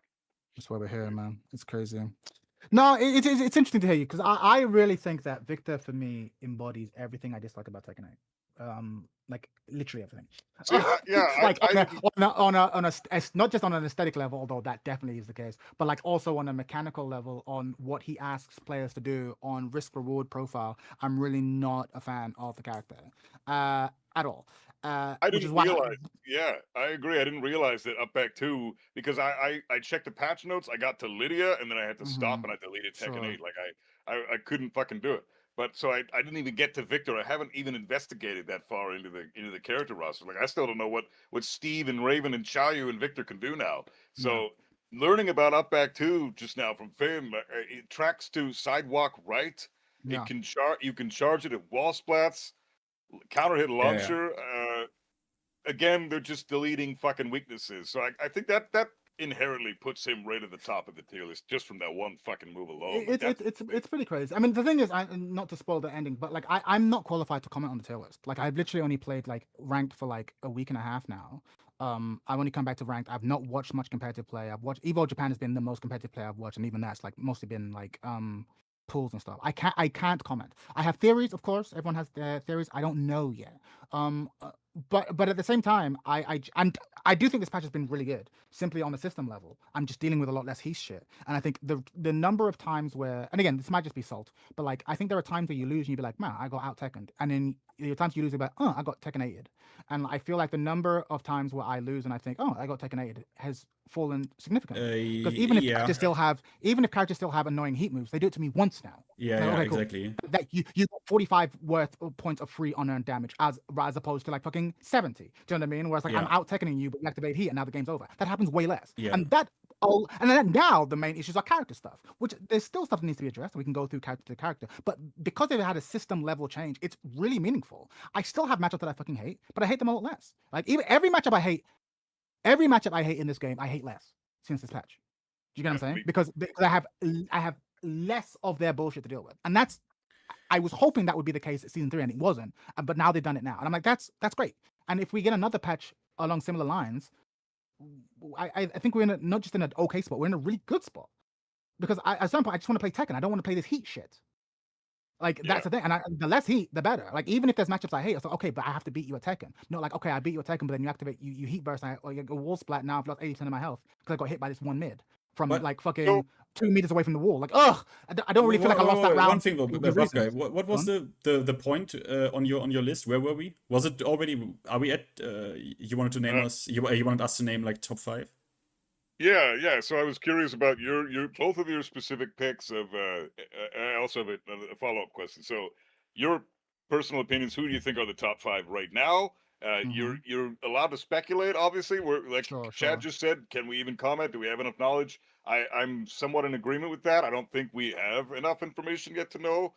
We don't play high level tournaments, so you know we don't know all the ins and outs yet. But I think we're all educated in this game enough to present a reasonable case for what we think. Sure, I hear it. We have to. And the follow up to that is also on top of the top 5. What you guys have to say about that is what about a matchup makes you hate the matchup so much? Because in just my personal opinion, excellent. I don't hate any matchups in this game because all that does for me is give me incentive to hit the lab. I don't play ranked. I live in the fucking lab. I live in practice mode. So that just means, hey, I get to study this character now, and I get to learn everything about this character. And then whenever I see them on the screen, I get happy because now I can put all my knowledge to the test. So what is it about matchups that it incentivizes you to hate the matchup? I got a lot to say, but we'll get there. I'll get a lot to say. Awesome. Okay, yeah. So top 5 characters first, though. Finn, I want to hear your comments. I mean, people. So I need to make a really this really big disclaimer here because I am gonna answer it because I don't want to dodge a question, but I need to say because people know that I never ever in my life made a tier list, and that has a reason because I think tier lists are poison for the minds of scrubs. I don't like. That's so true. I dislike it because unless you are playing literally at the highest level of play, the tier list doesn't affect you at all. At all. It doesn't. It doesn't. It doesn't. It doesn't. It doesn't. It doesn't. It doesn't. It doesn't. I think I have to agree with Finn there, bro. It doesn't. Challenge both of you, but go on. It doesn't. Finish the point. Go on. So, what I also want to say, especially in this game, as Buff Guy said, especially also now after some of the heat changes, when we take certain things together, like the heat changes now, the nerfs that were, the few nerfs that were in Season 3, it's now, everything is like relatively close together, apart from the outliers. So honestly, again, it's a bit of a disclaimer. For me, you can, look, you show me any player in this game that is really sick. It doesn't matter what character they play. The character they play, you show them to me. I'm like, that character has to be top 5. Like, holy fuck, they are so good. Like, how can you beat this character?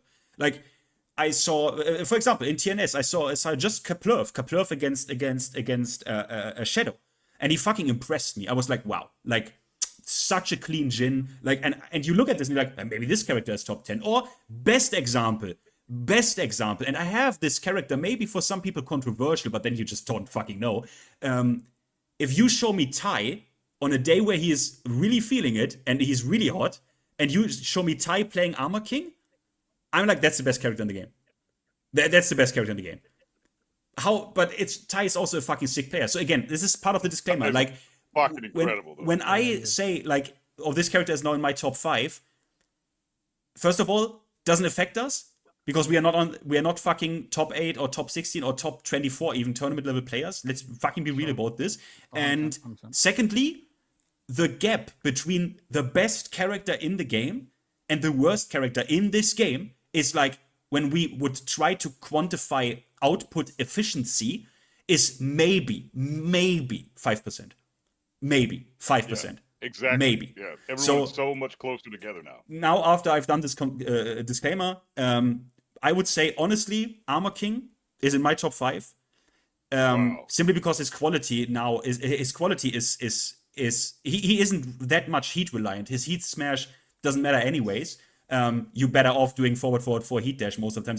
So heat shit doesn't really affect him that much. And all of his buttons are like fucking insane. Sidestep 2 is an egregious low. Even for Tekken 8, that is an egregious low. It should be minus 15, minus 14. It should be like at least that's the very least minus 13. But like I think Armor King is incredibly good. Brian Simply because Brian will probably always be good in this game unless they nerf actually his counter hit launchers, which they are not willing to do historically. They don't do it. If you get hit by a Brian, even forward 3, back 1, anything on counter hit, you kind of explode into really fucking scary Oki. So Brian will probably always be really good in this game. He was also always. Can I interject? Yep. Can hold that thought real quick? I agree. Brian is extremely potent with his counter hit launchers, but that's Brian. He's always been that way, so it's fair. But he in this game he is so much more dangerous because of the system itself, not because of Brian necessarily.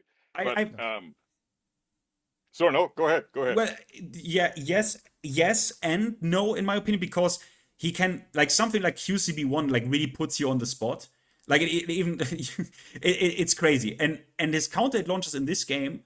He was always good. Like, Brian was always a fucking great character, also in Tekken 7. Like, how many times did you see Jimmy J just run over people? Or then Aku Major, or the late Tai in Tekken 7. Like, these are 3 Brian players.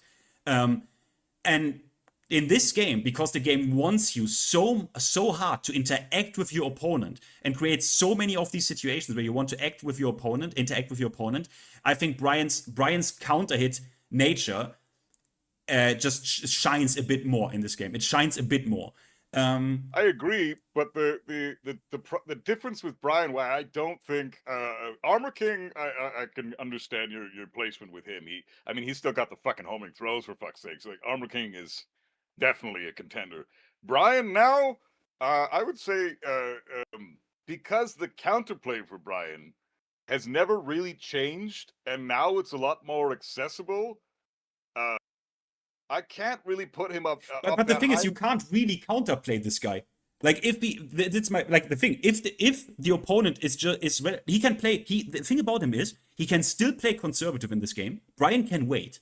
He doesn't need to put you on the spot. He can, but he doesn't need to. And if you eat one like back 1, forward 3, you have like just one of those on CH, you're getting cooked. You're getting cooked.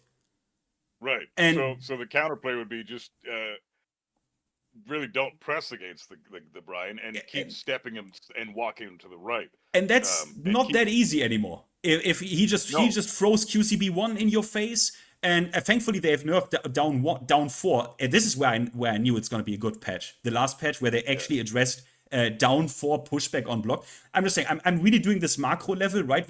I could write an essay on like what exactly I think about every character is like super good. But I mean, let that be it for Brian. The other one is Lydia right now, just because I remember when Fazine put her on the map in season 2, right? It wasn't. I mean, you can say Lee Mishima put her on the map the first time, but like Fazine was the one who was like really like sticking with her, and I have to say, like, Fazine, his loyalty really got rewarded.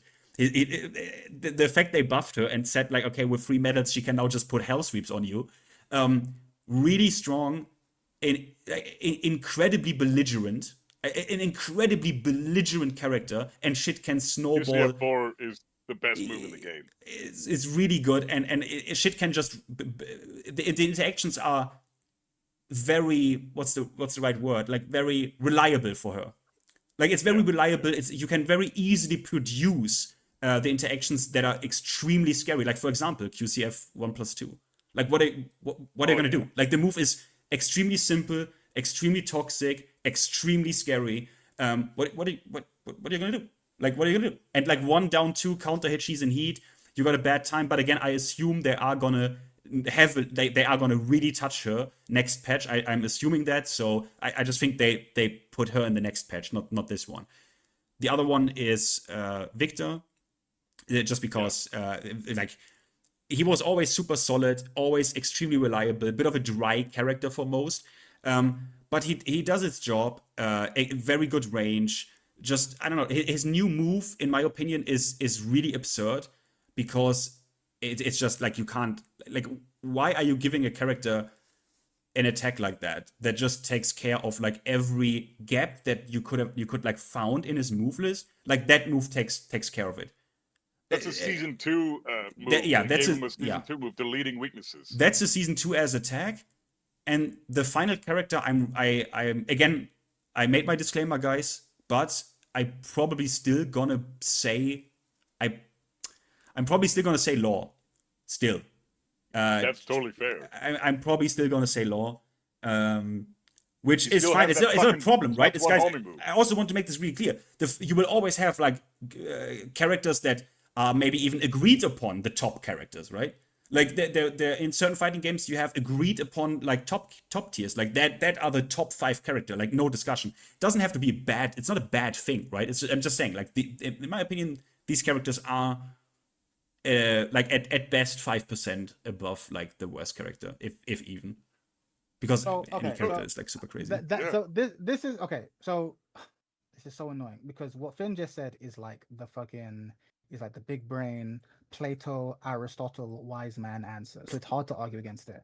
But from the streets, this idea that tiers lists only matter to the top tiers is crazy. And I want to give my argument. And I already am willing to lose this argument because what he said is the sort of the big brain Aristotle. He is correct, right? He is correct. But I'm going to tell you why he's wrong. Anyway, literally that's my position, right? No, because the thing is, let's work backwards, right? Let's say we are, because I've run this experiment. Let's say I'm having a bunch of like kids in high school playing a fighting. They never played a fighting game, and I put a bunch of characters in front of them, right? Certain characters will just do better based on the level of knowledge that the players have, which is none. So like King is going to outperform Kazuya, right? In that environment. Clearly, right? Exactly. But now let's go to the opposite end of the spectrum, right? At the top end, right? When if Bilal makes a tier list, he's making a tier list assuming they're playing the highest caliber of people with the highest amount of knowledge, right? And so the point is, as someone who is like in the middle of the skill distribution, at his butt tier list isn't really going to apply to me. It's correct. He's correct, right? But at the same time, there are characters in my bracket of skill that will be more effective than others in my bracket of skill, and it might not be identical. Hold on. Let me just finish this. But it might not be the same as Arslan Ashes, right? But there are degrees of efficacy, and on a more personal level. And again, this is just anecdotal, so throw it out the bin if you don't agree with this. But like, when I play multiple characters now, but when I play the 3 characters that I play, I can literally feel how much of my brain I'm using. to attain the same level of results against the same caliber of player, and there are lengthy sequences of time where I will, let's say I'm playing Leo, and it's frame 1, and I will go, you know what, I am going to do the following sequence: forward 4, KNK 1-4, Bok 4, 1-2. I will just decide that. I am not thinking about what my opponent's going to do. I've just decided on my sequence. And one of 2 things is going to happen. He's going to apply the correct counterplay and just about manage to get out of that situation I've painted, or he's going to get hit either by one of the options that I've thrown out. Do you get what I'm saying? And there are certain characters who can just throw out a bus load of options, right? Again, that sequence I just said is completely indifferent to the thoughts and feelings of my opponent. I'm just throwing this out, right? And like, I can just do that. Whereas there are other characters where actually I cannot throw out such a lengthy sequence, consequence-free. Or even a character like Shai, who can actually throw out quite sequences. I'm at the holes in the frame data in that sequence when I'm doing that with Xiaoyu is far larger than when I do it with Leo. And that's not deniable, is it? One thing about this though, I'm not saying I'm like completely disagreeing. I am, but what you are describing there is on a lower level of play, tier lists are real because skill issue. That's what you said, and the problem with that is, I'm not saying it's not wrong. Like, yeah, if you have a character that the majority of player base just doesn't face and they don't lab, they're gonna perform worse against them, and therefore it's higher in the like maybe lower ranked tier list. That's obviously true, but then you can't, in my opinion, use the word tier list. I'm really German about this, but a tier list is supposed, I don't need to, you know this, like a tier list is supposed to show or to theorize the maximum possible output of a character under perfect conditions against equal competition.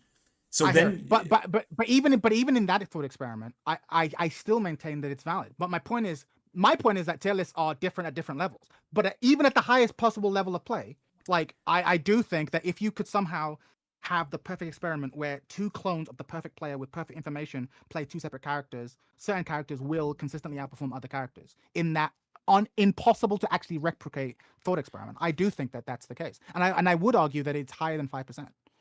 But again, we can't know that because that would require us to fucking clone people and have like perfect knowledge of the perfect mind. But like, I do think that there are power differentials at all levels of play, right? So that's the point I'm trying to say. Where your point about like Atif's tier list doesn't apply to you, Scrub Blunt Smoker 35. You're correct, but at the same time, discussions about power levels and recognizing that there are different power levels is, I think, about but you see, it's perverted, right? When we go to, like, I don't want to call it like the scrub tier list, but let's call it that, right? Sure. If we do the scrub tier list, and the reason for let's say Xiaoyu being top 1 is because skill issue, because I didn't lap her, like that is the, like, I will never ever like let that fly. I will never do that. I will always call people out for this, because like, what do you mean? Oh yeah, because I didn't lap her, she's top 1 against me. Yeah, no shit, bro.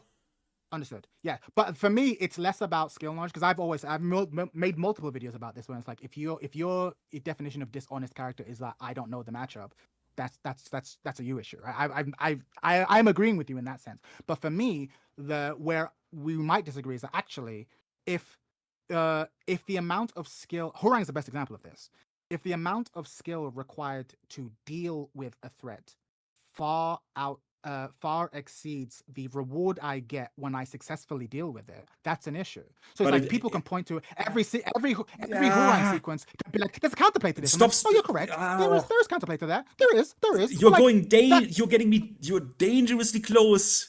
Jed, you're close at the I'm scrub quoting line. You're very close. But it's so, then that's why I'm asking. So Hwoarang's in a good spot? Because I think, or Leo's in a good spot. So again, I'm not just.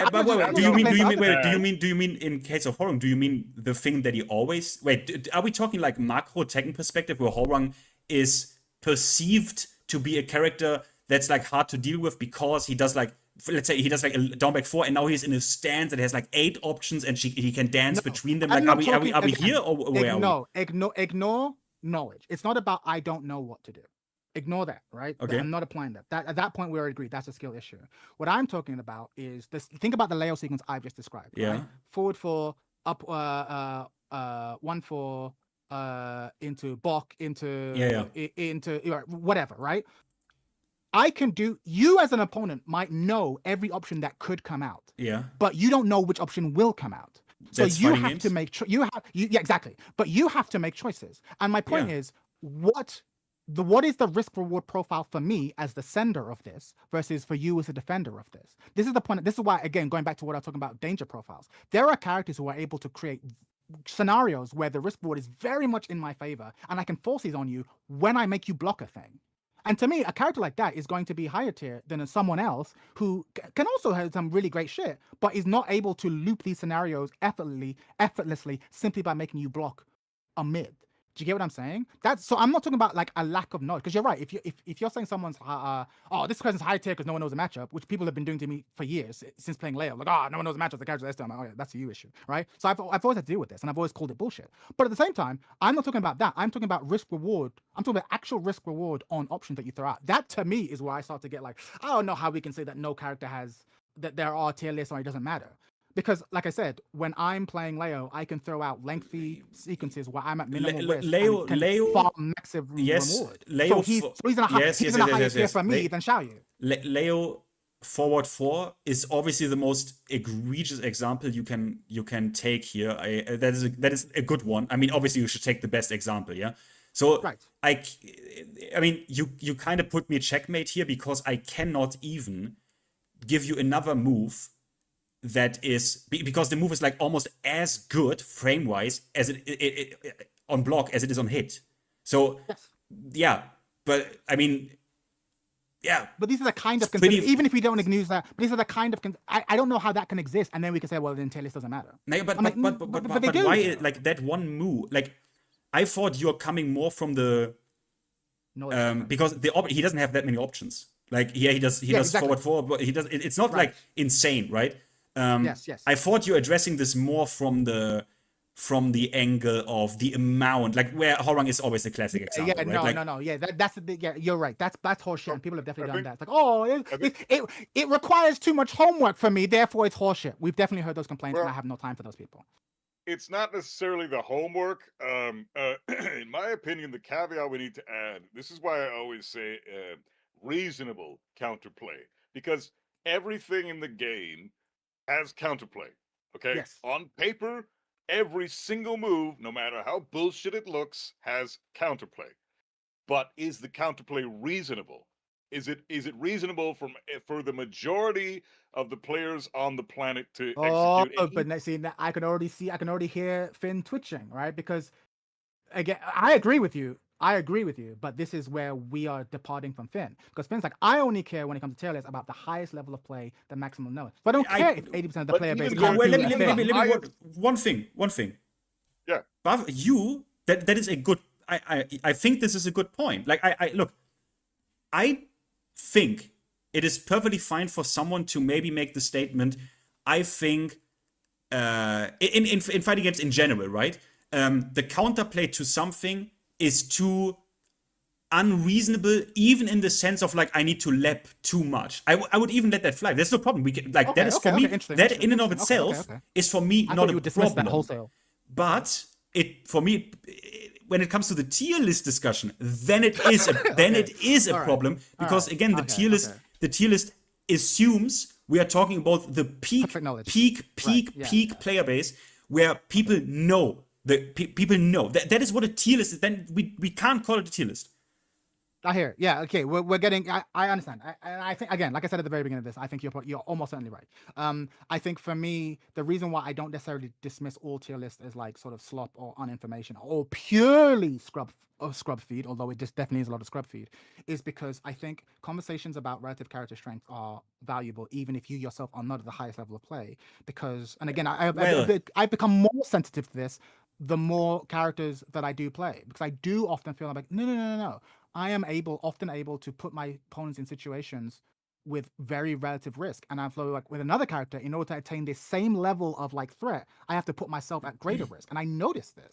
And the pros notice this too when it comes to who they choose to play for large amounts of money. Yes, so that matters. Not just if you're competing for a million. If I am putting myself in the shoes of a game developer, of a game designer, this really matters. The old example of the Magic deck that was just a solitaire deck which had a negative win rate, but it was banned by the developers for toxic play pattern. It had nothing to do with balance or win rate. Right. It was that it wasn't in the eyes of the developer. They said that isn't fun because a competitive player doesn't really care. Like at the end of the day, a competitive player doesn't always care about fun.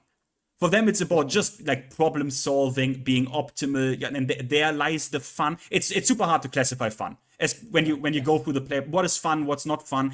But obviously, developers try that, right? The developers want to find out what is fun for a person and what's not fun. And sometimes it's a very interesting discussion because sometimes you're like, look, Street Fighter 6, right? Throw loops. It doesn't matter who you ask; they tell you. It's not fun.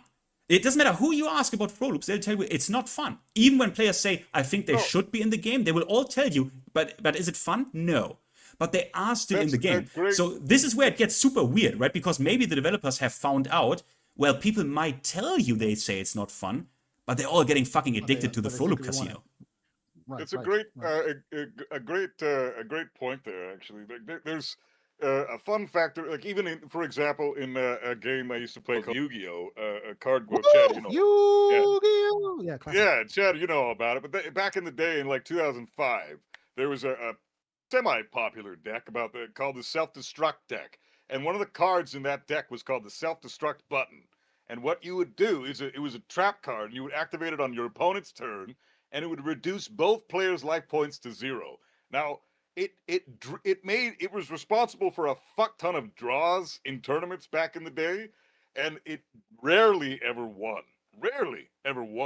But it was so egregious and so so toxic, unfun to play against that they banned the card, and it's still on the ban list to this day.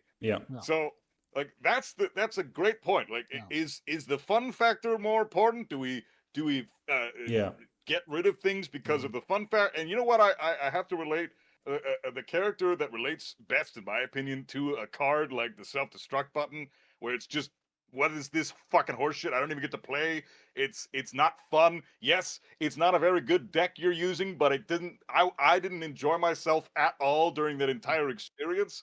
The character that represents that the best for me is Hwoarang, because the amount of counterplay available to that character there's tons of it. It's abundant, but the counterplay is so fucking unreasonable, and the risk reward is almost always in the Hwoarang's favor, despite the fact that if there are a few moments there where, say, you call out a down 3/4, the Hwoarang is dead.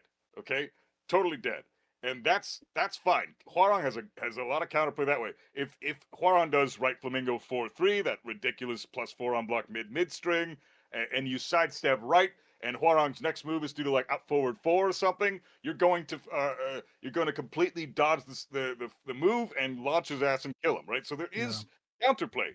But the problem is he's got a myriad of other options that he can use from those stances that completely negate your counterplay, no matter what it is. Is it dick jab? He's got 5 moves that beat that. Is it sidestep right? He's got 3 or 4 moves that beat that. If it's a sidestep left, he's got 3 or 4 moves that beat that. And all of them are pretty fucking good. Hardly any of them cause him to feel that much pain. Very few times you're going to actually end up killing the Hwoarang outright because of a mistake they made, right? So is that fun? Fuck no, it's not fun, right? So, but the thing is, I'm glad the conversation is here, but at the same time, this is the fundamental problems of fighting games, right? So I have on multiple times I have said, like, any Street Fighter game where Zangief is the best character in the game is a bad fighting game, right? Like, you don't want Zangief, you don't want the character who's going to force you to guess to do well. I feel that way about Hwoarang. I feel that way about Xiaoyu. I think Xiaoyu in a well-designed Tekken game should probably be somewhere near the bottom of the tail list every time. And that's a weird thing to say, because on one hand we fetishize the concept of balance, but if we're talking about the actual play patterns for the entire player base, I don't think you want a Tekken game where Asuka, Xiaoyu, or where Asuka, Xiaoyu, Yoshi, or Hwoarang are top tiers. I think you would actively want to avoid that, and that's a crazy thing to say. Because as a community, we always talk about balance and stuff. I'm like, actually, one of the things I've come to realize over the past couple months is there are things more important than balance. As weird as that sounds, right? And it's hard to have these discussions, right? It's hard to think in these terms, because you're just saying, like, I think Hwoarang's not fun, and I agree with you. But there are people who that's their bread and butter. So how much should we screw them so that we can have fun? Playing the character and pressing buttons and making your opponent guess all the time is 1,000 times easier than defending. But some people love that shit. Some people love it. I love Xiaoyu. I know people. Everything you're saying about Hwoarang, people say against Xiaoyu, right? This is the issue. This is the ultimate truth about fighting games, right? Because a lot of people would say the exact same thing about Casio. And you would say, no, I disagree heavily. But I'm just saying, it's the ultimate thing about fighting games, because the game is designed to give you tools that are not fun, actually, for your opponent. The game, like, it's the curse of fighting games, right? It's a curse of fighting games. You're designing something, a toolkit, a design or a conglomeration of things to fuck up the other guy. And in other like, we don't even have puppet characters or we don't even have actual grapplers. Like, if you play against Pot in Guilty Gear, the first time, it's very recent. The first time I played against a Potemkin, I was like, what the fuck? And this is the weak, like, this is the nerf version. Yeah? You eat a Pot Buster, and I'm like, what I do wrong? Does he get Oki off of that? And the answer is like, yeah, you better believe that. You better believe that. And it's like, oh. So I'm like, yeah, but okay, fuck. So, or the first time you play against old school Zangief, right? Where he gets like real threatening Oki off his SPD, right?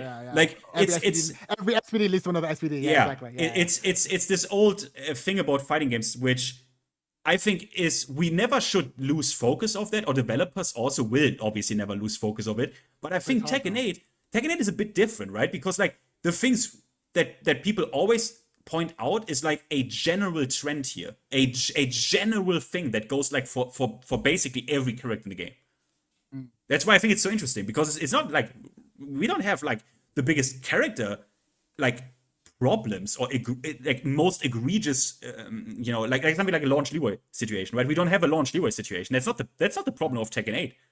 The problem is like the overall power level, in my opinion. Don't know Yes, how you. agreed.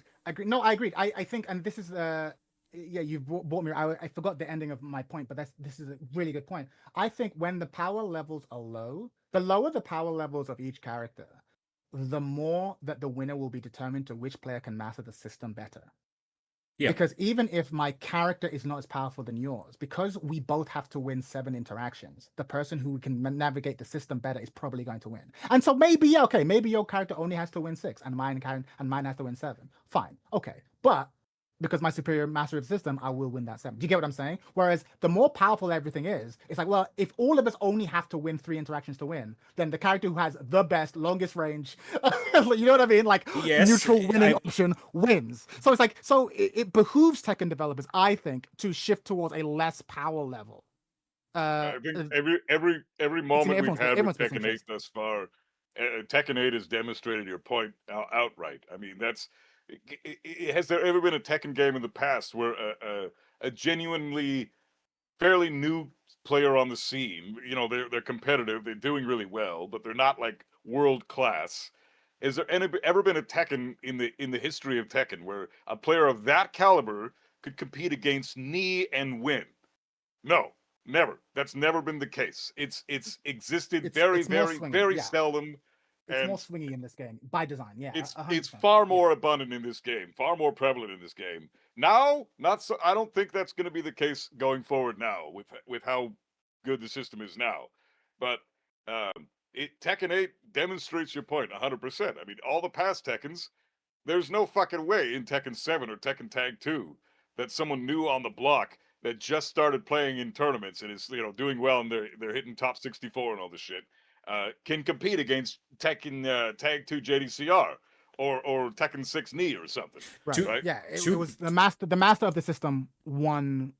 The master of the system won 90% of the time, right? Obviously, there was some still upsets, things happen, but almost all the time because it was more of a system game than a character game, and that's the point I was trying to make, which is why I was kind of I didn't necessarily disagree with you, but both of you were sort of being like, the gap in power between the characters is like smaller than it's ever been, and there's a part of me that kind of goes, I see where you're getting that evidence from, but in a weird way, and again, I could be wrong. I'm not confident about what I'm about to say, but I often feel like actually character strength to me, when I'm watching stuff, seems to define the outcome of matches so much more than I feel like the system master, which is why Ulsan, who is a great player, will win millions of dollars twice and say like, man, I feel like I just really got lucky. Because it's like, I am really good and I probably could win, but there'll be plenty of times where it's like, no. Okay, wait, like, Chad. I don't necessarily know. I need to ask. Give me your bottom 5 characters. My bottom 5 characters. Yeah, well, yeah. This is, I think, the way more interesting question. It is way more interesting. I don't know who they are. You're gonna answer this question. I will not. We will not move on. You're not leaving. Worst 5. Okay, let me look at the entire cast list. Who makes me not nervous when I fight them? Give me a second. 4 in mind right now that I think are pretty definitively down there. Because your main's gonna be one of them. Am I right? Don't even. Well, I mean, it's pretty fucking obvious. Well, okay, no. Here's who I think are objectively the shittiest in the game, and I don't think you can even argue against it right now. Let's hear it. So, 4 of them, in my opinion. So, Devil Jin is worst in the game right now, in my opinion. Okay. Devil Jin. Okay. Kazuya is definitely down there too. Let's hear it. Okay. Xiaoyu is definitely down there right now as well. All right. I think Miyarizu, I've studied her a lot more these days. She has amazing movement because her hurt box is so tiny. She has like a Reina Xiaoyu level hurt box where she's almost impossible to hit. But that's her only strength. Everything else, her damage is shit. Her wall carry is comparatively shit. She has a safe down forward too, which is, in my opinion, one of the most busted things you could have in the whole game. But her range is trash on that too. You can sidestep it either way if you time it right. Which is, you know, you can't say that about like Law's down forward 2, for example. So I think she has a lot of glaring weaknesses that keep her down there. And I think if I had to throw out a random 5th character, I don't know. I have to really think on that one. It's tricky, and I think Finn is 100% correct to put me on the spot. I think it's a really tough time for me personally. Okay. I'm going to start with the most controversial one, only because I have not seen anything to contradict this. I do not believe in Raven. I never have and I never will. I don't believe in Raven at all. Really? And every time Honestly, every time I've lost to a Raven, it's because I didn't duck a thing I should have ducked a knowledge check. I never feel like, oh man, yeah, I don't believe in Raven. Again, I could be wrong. Minimal experience with Raven, but I don't believe in Raven at all. I agree. I think Mary's always bad. I think she's bad. I'm glad she's bad. I think she's bad. Okay, go on. Sorry, let's finish your. I think Mary's always bad. I would put Xiaoyu on that list. But I'm not confident about it, especially with the recent change to everything. But I would put Xiaoyu on the list, and I can acknowledge my bias there. I think I'm about Xiaoyu down there. She has horrible range problems, and she doesn't skip the neutral very easily. I think she can definitely compete. Everyone can compete, as we've established. But I think she has issues. Those are the only three that I have any kind of confidence. In fact, here's a. I don't want to cheat. I'll just pick them as one. I think the Bears are quite bad now. I think the Bears are quite bad now. Bottom five, though? No way. I think the Bears were carried by Heat, and Heat. I think they were adjusted in season 2, and the Heat nerf has probably hit the Bears more than anyone else. They didn't touch Panda's up forward 3+4 bicycle kicks. They didn't touch that. That's some of the most busted shit in the game. If you feel she's top tier or that she's mid tier, fine. I genuinely remember what it was like fighting the Bears before. I fight the Bears now. I'm like, oh yeah, these are just regular Bears. I'm not scared by them. Can I want to ask something here, right? Like maybe, and I'm only, God, I don't even want to say this because how fucking toxic. Look, call this out. Maybe a little bit, bro. Even Devilgen is still such a bitch. But okay, let's take Devilgen. Nah, fuck it. I don't even want to say this. Are we all still in agreement? Because when we use words like shitty or bad, are we all in agreement that still even the bottom 5 characters are like kind of S tier? Yeah. And by the standards of any other Tekken game, absolutely. No, even in this game, like they are like bottom 5, but they are like still in like the S tier, right? They are not like, oh, this is like a D tier. Like this is not fucking Tekken. It's not Dr. Boskonovich, yeah? This doesn't fucking exist, right? What you're saying is there is no one here who couldn't. There's no one here who couldn't win the tournament. Yeah, exactly. And here's the thing: no matter fucking what, every character in this game has access to a tool that automatically boosts them way higher in the tier list than they would ever be in past games. Sure. Two examples of absurdly useful to outright fucking busted bullshit that every character in the game can do. One is Heat Burst and the other is Heat Dash. Sure. Those two things are, I mean, you got a fucking plus on block fucking power crush at any time you want. That's like the most ridiculous fucking shit they've ever put in a fucking Tekken game. On top of that, at any moment of your choosing, you can do a 13, 14 frame, some characters have 12 frame moves, that give you an automatic +5 on block sequence into whatever the fuck you want.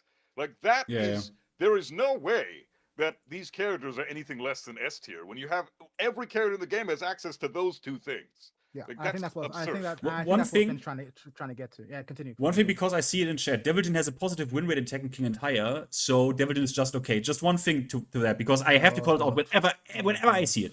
Win rate logic is the most retarded thing. I'm sorry to say it, but no offense, Cavalli, but I will now really explain very shortly to you why, and then you will agree with me.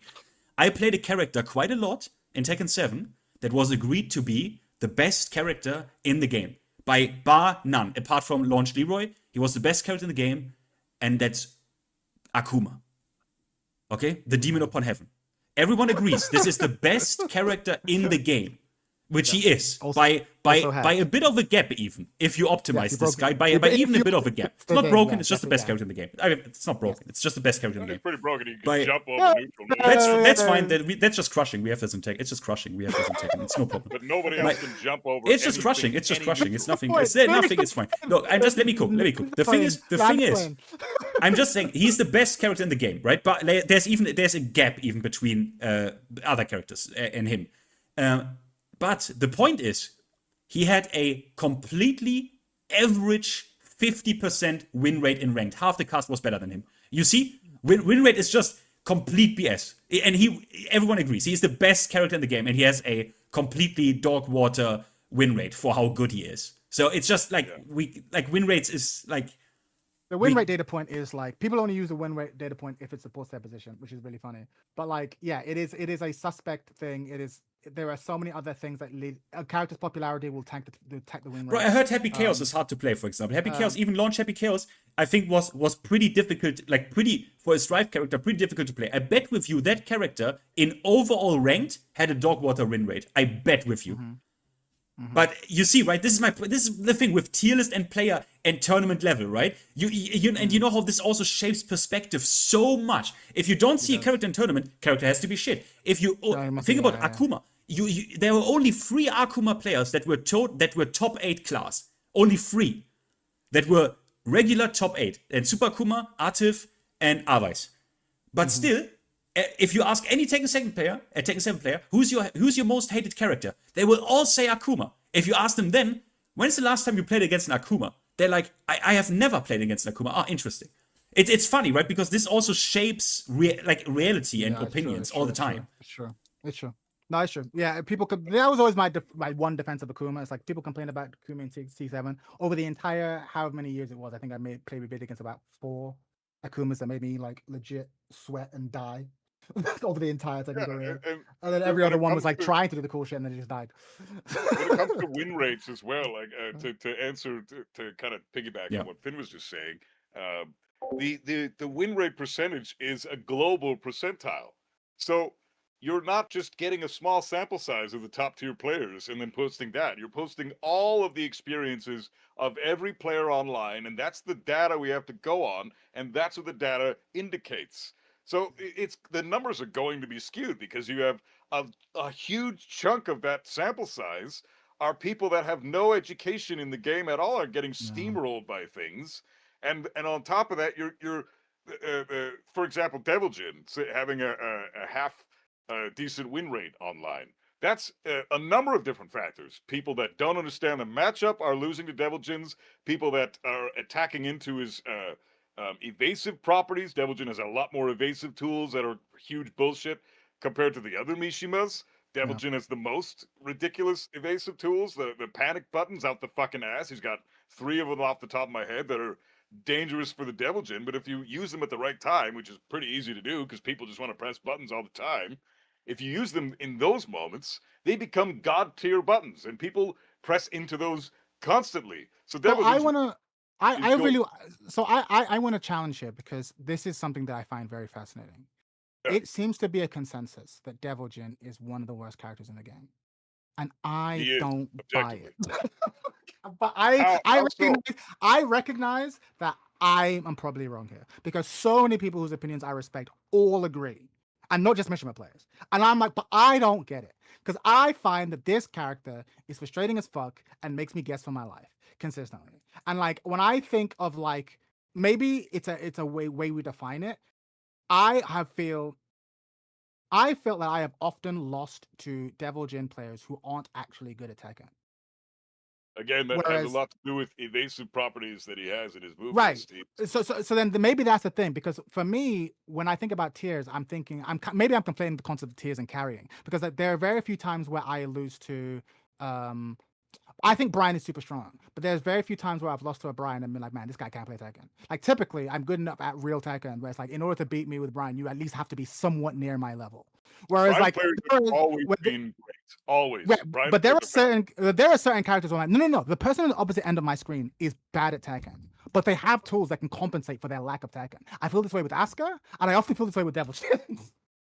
Like, for example, just before I got on stream, I played against this one Asuka who was just fishing for punch parries and can-cans.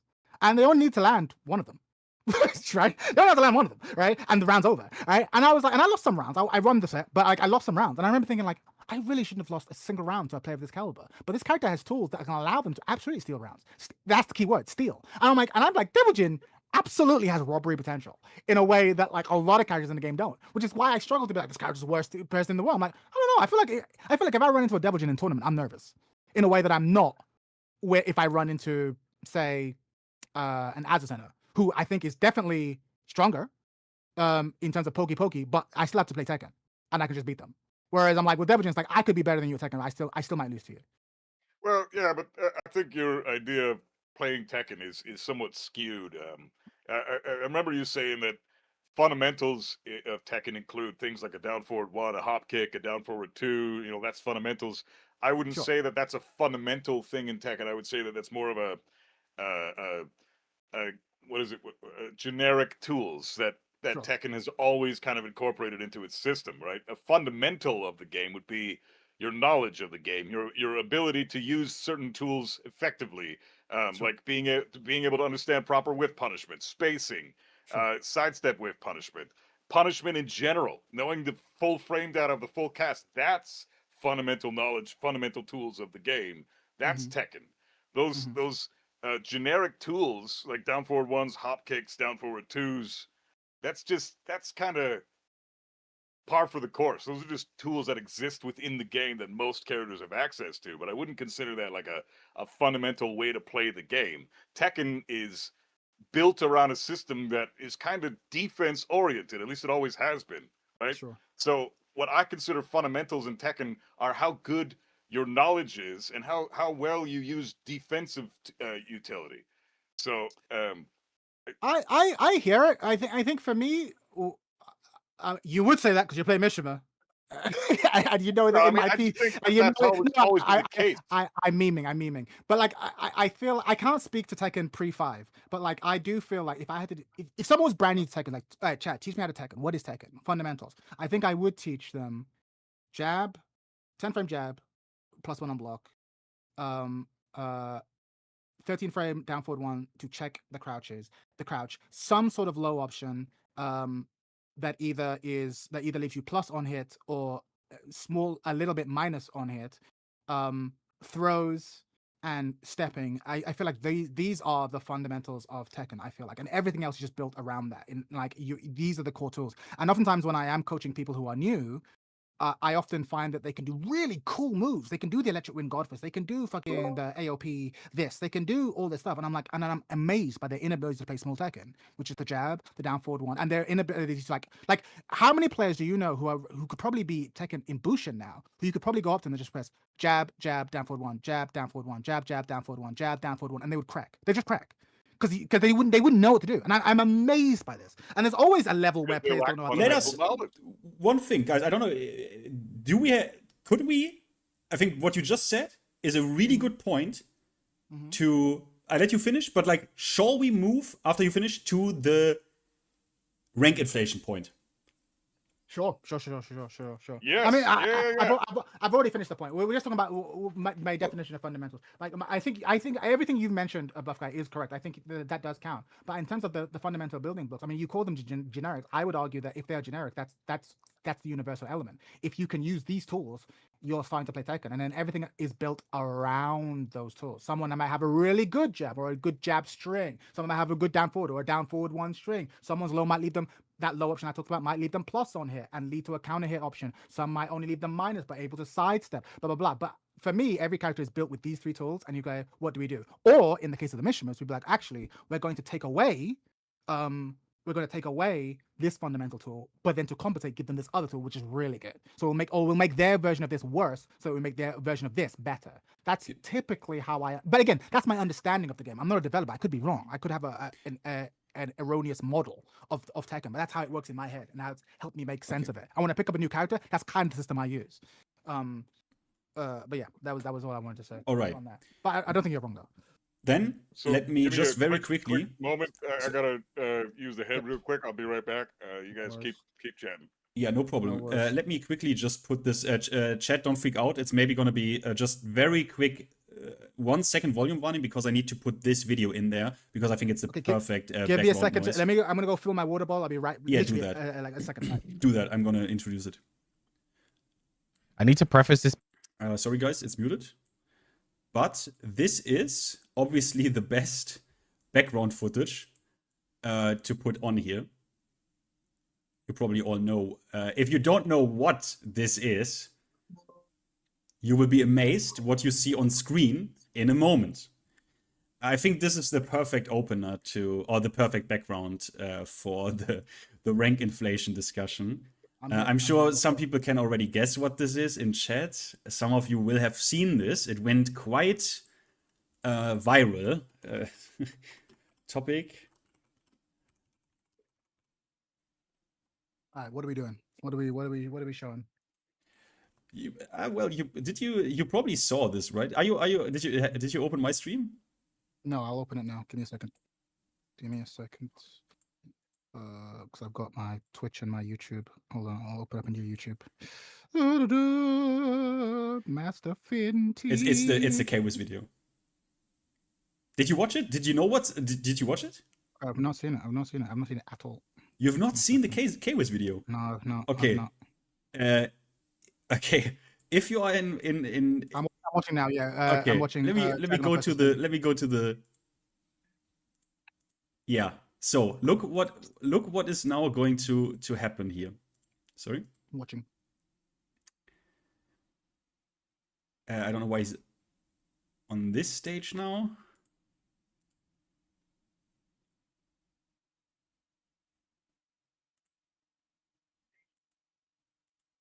Ah, yeah. So, yeah. You know what? I can turn the volume on here a little bit because if people have not seen it.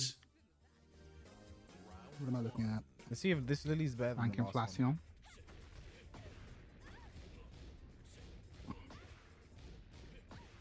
Damn, he blurred out the name, so you know it's gonna be embarrassing. So, you'll probably already get the gist of what is happening there. Yeah, I figured this would be the case. Oh god. I thought when I saw a clip of this on Twitter, and I thought he is only going to do enough. Well, it gets worse because I thought when I saw the clip on Twitter, I thought K-Wiz is only doing this for like a single round, and then it's like clipping it, which would already have been bad enough. Yeah. It's the Lily clip, yeah. But the thing is, he doesn't do this for like one round. He does this for the entire set. Yeah, okay. And this is GOD1. Well, and he wins. It ain't look, Dragonov's tough. Like Dragonov's the ST character, I'll tell you. I mean, this is what do you want though? Whose fault is this? Whose fault? That is what we're gonna discuss when Bafka is back. But... Or is it his fault? Or is it the game's fault? Like, here's the thing. Real talk, playing Virtua Fighter, again, you know there's that meme of like, you know, you have a pansy boy, and you'd be like, send him to Dagestan, 3 years Dagestan, and forget, right? You know that meme. I feel like Tekken players need to send him to Virtua Fighter 3 months and forget, okay? Because the thing is, okay, not to just be, you know, try to talk about Virtua Fighter, take a drink. It makes you realize that there is systems and there are character stuff. And for good or ill, the thing I love most about Virtua Fighter is that it's a system game. You have to know the system. You cannot hide behind your character's stuff. Like, the system is way more powerful. And if I have strong mastery of the system and I don't understand your character, I can model my way through pretty well. Whereas in Tekken, so much of it is system-based. Like, and this Lily player does not know Tekken, but they know Lily. And it's been enough to beat enough people to get to this point. Do you get what I'm saying? Like, I don't know what to tell you. Like, there's a lot of Tekken players like this. Not just the Lily player. Look, maybe Lily's an egregious example. A lot of players like this. I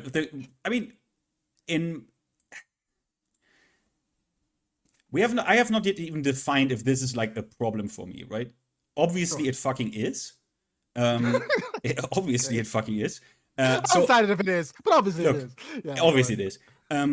What I have to say, because this is a really interesting topic, because when people say rank inflation, what usually is meant by that is that the highest ranks are like easier to achieve. That is not the case with the rank inflation in Tekken 8, because what they have done is they have simply introduced new ranks. The highest rank right now is God 8.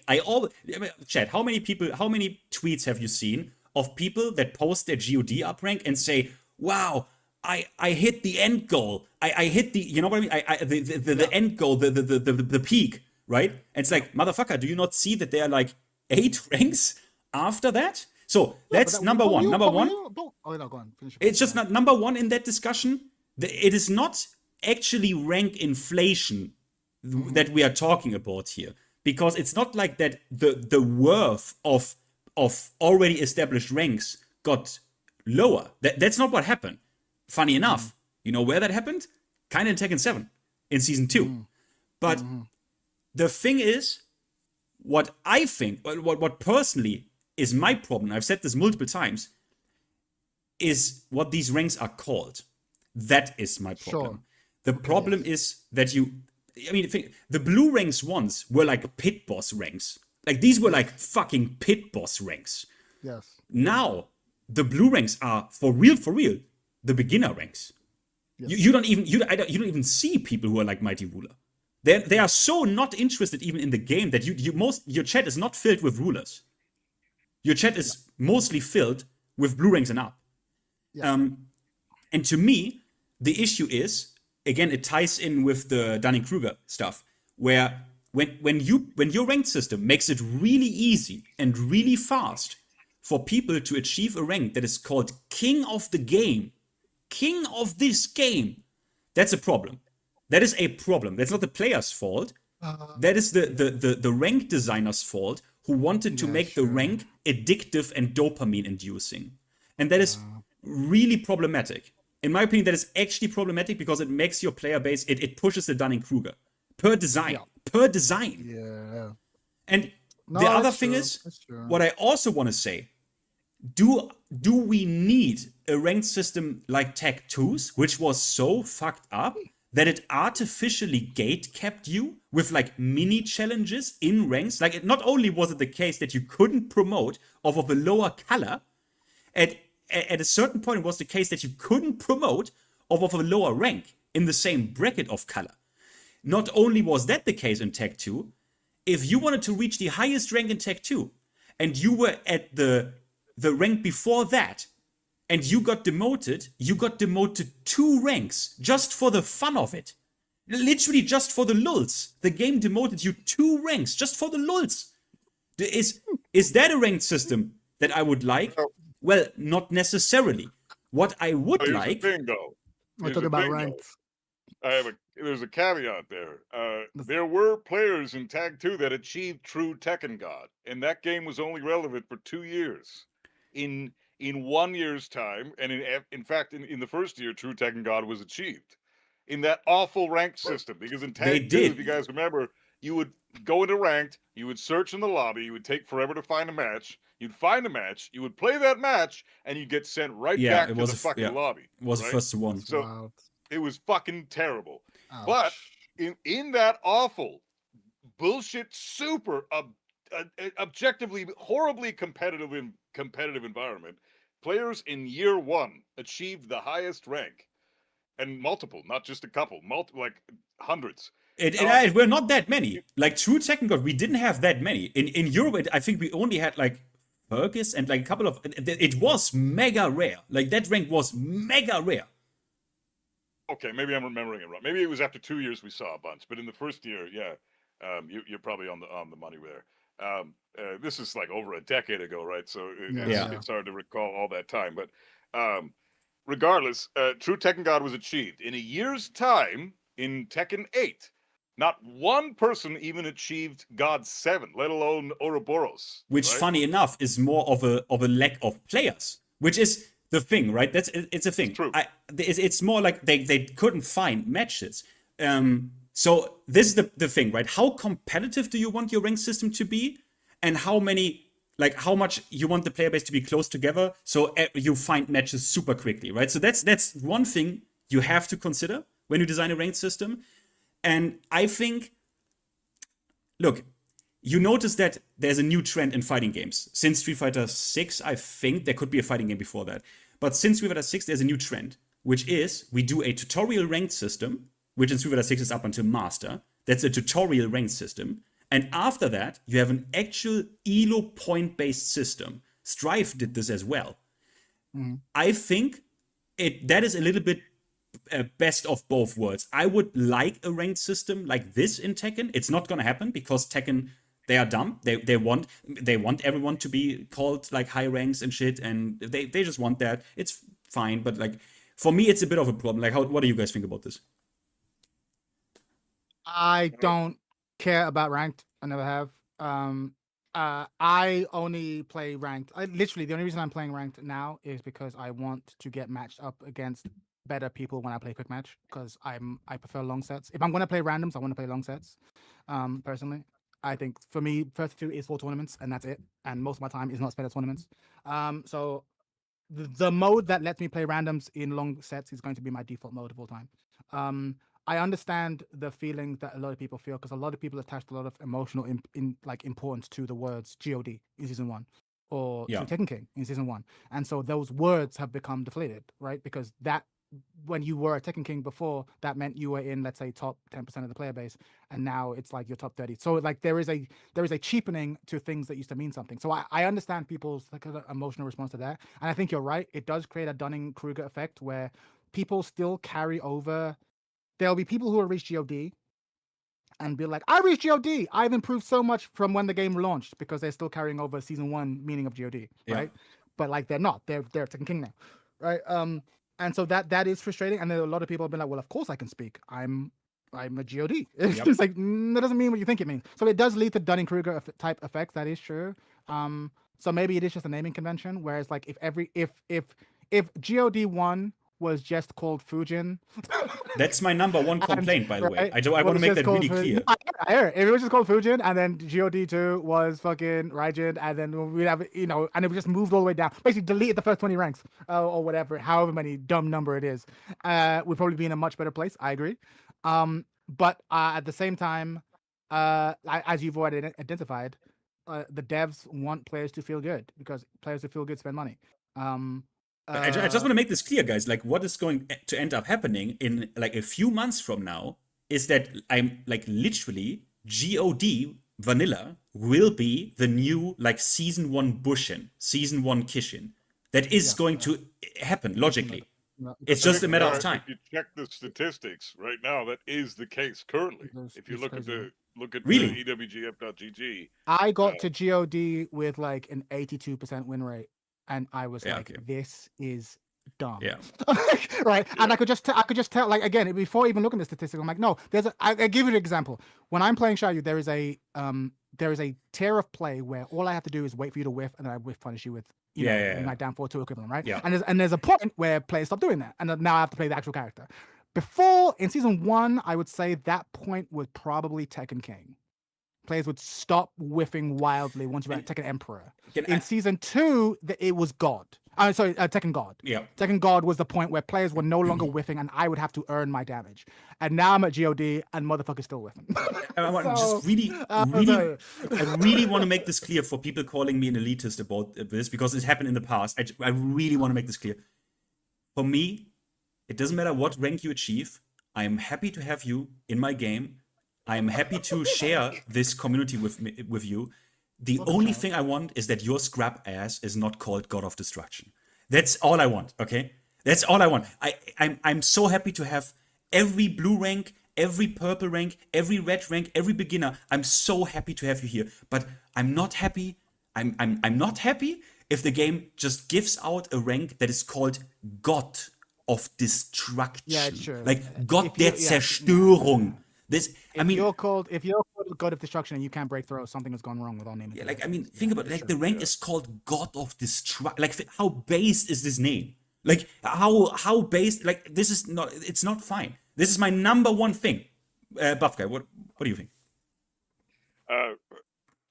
I fully agree. I think there was an element of humility in the past games, because if we look back at we'll say even Tekken 7, where the rank inflation, like you guys just said earlier, season 2 Tekken 7 is where we saw the first moment happen where rank inflation was a thing. It was so apparent and so obvious that, hey, they are really doing the best they can to push these players into much higher rank territory, so we can see, Tekken gods and Tekken and true Tekken gods and Tekken God Prime and all this stuff.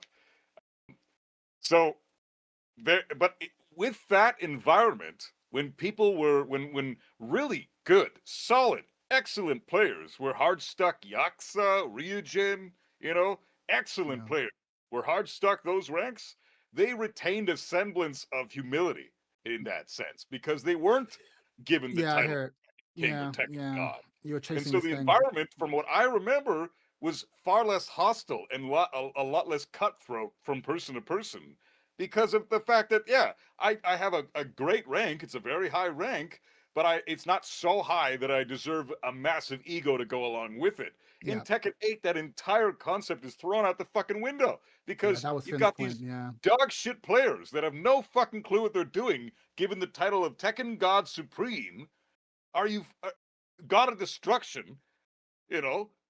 So hold on. So what we're saying is that we'd feel a lot better if every rank below God of Destruction, including God of Destruction, was just renamed, and every rank up to God of Destruction was just called First Dan, Second Dan, Third Dan, and then God of Destruction was renamed Tekken Emperor, or Tekken King, and then God 1 was called Tekken Emperor. You know what I mean? Like, if everyone was just a Dan until they reached what is currently God, and then they got cool names after the fact, we'd feel a lot better, rather than the fact that like average ass players are now called Tekken King. It's like, what's going on? It would be a much healthier. We have evidence, strong evidence of this, that we know it would be a much healthier environment. There'd be a lot. There would still be hostility, of course. It's a competitive environment. That's where hostility exists. It's bound to happen, but not in such spades. Like, there are fewer people playing this game than there were Tekken 7, and there's so much more hostility now than there was in Tekken 7, and a lot of that is to do with the system. But the ranked system, players are posting stuff like, "Oh, how the fuck did this guy get to Tekken God?" Blah blah blah. Well, here's the thing, man. Tekken God is not that impressive anymore. So yes, it's understandable that they're at that rank. It's not that player's fault that they don't know a shit fucking thing about this game and are given this epic title of Tekken God. You know, like, it's not their fault. So we shouldn't be putting the onus on the player. But this again, this goes back to what you were saying earlier about, like, do we blame the community or do we blame the devs? And I consistently, everything that we would blame on the community, I feel like I look at the devs and be like, well, no, like, I feel like the devs have kind of created a system that encourages this. Like my karaoke point, I'm like, this game encourages Dunning-Kruger at every level. This game encourages fucking, like, why should I bother learning to break throws? Let me just do my flow chart and it'll get me really, really far. And if a person knows how to beat the flow chart, then I'll just one and done them.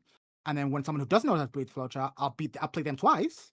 You know what I mean? On every level, it just creates the incentives are structured in this way. Whereas when you did have, to go back to Finn's point, when you did have a more ruthless rank system, it enforced a certain amount of humility, whether you wanted it to or not, because it's like, okay, this is really crazy. And if someone was God of whatever, you'd be like, okay, no, this motherfucker earned that rank. Like, that's no joke. But again, the devs are just out here trying to make money. You know, you want maximal engagement, and I think what the devs have decided is that we want a rank system that is gradually pushing everyone up. Because that'll keep you playing. Whereas when players are hard stuck, a certain percentage of them will leave. So we never really want people to feel hard stuck for too long.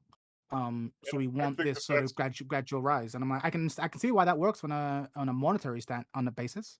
I just think it's bad for the actual competitive spirit of the game, but I think for it's morale, don't really care about that. Bad for player morale, bad for competitive integrity, bad for all that stuff.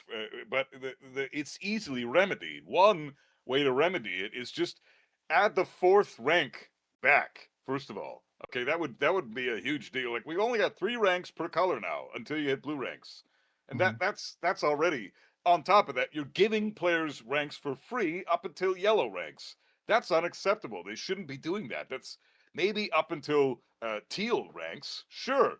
But past teal ranks into green ranks, you should be fucking earning those.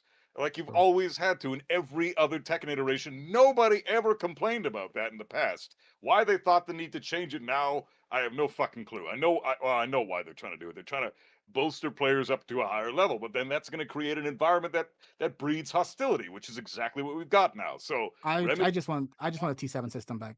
Like, I don't, of all my complaints, I don't think anyone complained about T7's ranked. I don't know. No, it was a beautiful system. It worked fantastically. What the fuck did they ever change it for? I have no clue. But the easy way to remedy it is add those 4th ranks back, stop giving ranks away for free, and the final thing is, instead of this God 1, God 2 bullshit, just give each rank its own title. You know, get rid of those 8 ranks at the top. That's doing agreed. That's doing a lot of the heavy lifting, because when you say the highest ranks are GOD 1, GOD 2, GOD 3, then you are by de facto saying that GOD is like the highest level, and then these are Yeah. just shades of gray of that highest level. But then again, as Finn said, is that not just master rank? Is that not what they do? Right? You get to master rank, and then it's like then you're fighting for MR in master rank. So you have, like you said, Yeah, but they don't like, really do that here.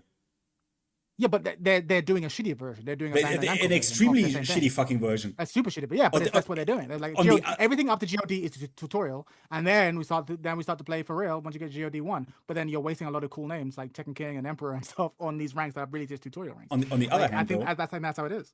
where someone in chat's like, so watch. This is pretty interesting because that's also funny. At the end, honestly, maybe you can scratch anything I ever said because he said, so which rank is considered a good GOD rank? And you know what I suddenly realized? I realized, oh yeah, true. Because this game is so fucking shitty and scrubby in the first place, the actual truth of the matter is, I don't really care about your rank. At a certain point, I'm just asking people, show me how you play. Like I don't really 100%. like show me how you play because Yep. I have seen people that I wouldn't call you a good Tekken player that plays what it also depends on what you consider good, right? Yeah. I have a certain ideal, right? For me, I have a certain ideal of play, right? And that is what I consider good. That is obviously my subjective bias, right? The closest I can give you, by the way, I can also give you the prime example of this, is Tai. Like Tai plays in a way where I'm like, that is the peak. Like that is the everything I like about Tekken, how I like to play Tekken, what I think is beautiful, what I like about this game. He personifies like I'm deep throating this guy's cock. It's insane, but I have to. It's out of respect.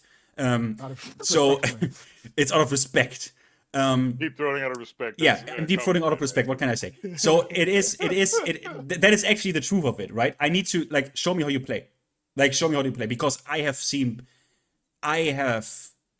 my brother in Christ. I have seen shit. People who are like God 2, God 3, and I'm like, how do you play like this? Like insofar as I hear it, but for me, insofar as I care about rank, I want to be in the top 1% of the player base. That to me is my level.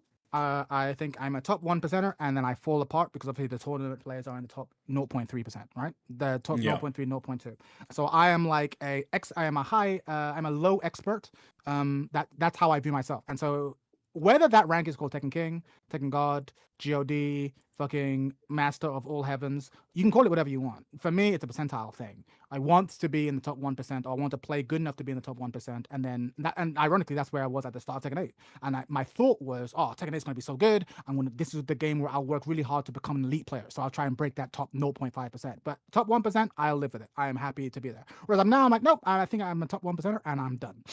I am done. I don't really want to get any better. I don't really, at least for the, maybe the game will get in a healthier state, and I want that desire will come back. But I'm like, I am as good at Tekken now as I want to be. That top 1% is where I want to be. But the point I'm trying to make is that I don't really care what you call it. But I also recognize that I'm in the minority. A lot of people do care and attach a lot of emotional weight to the title that you're given. But for me, it's just the 1%. So if the 1% is now GOD 2 or 3, then that's the point that I'm probably going to work to over the course of the year. Because I play ranked very seldom.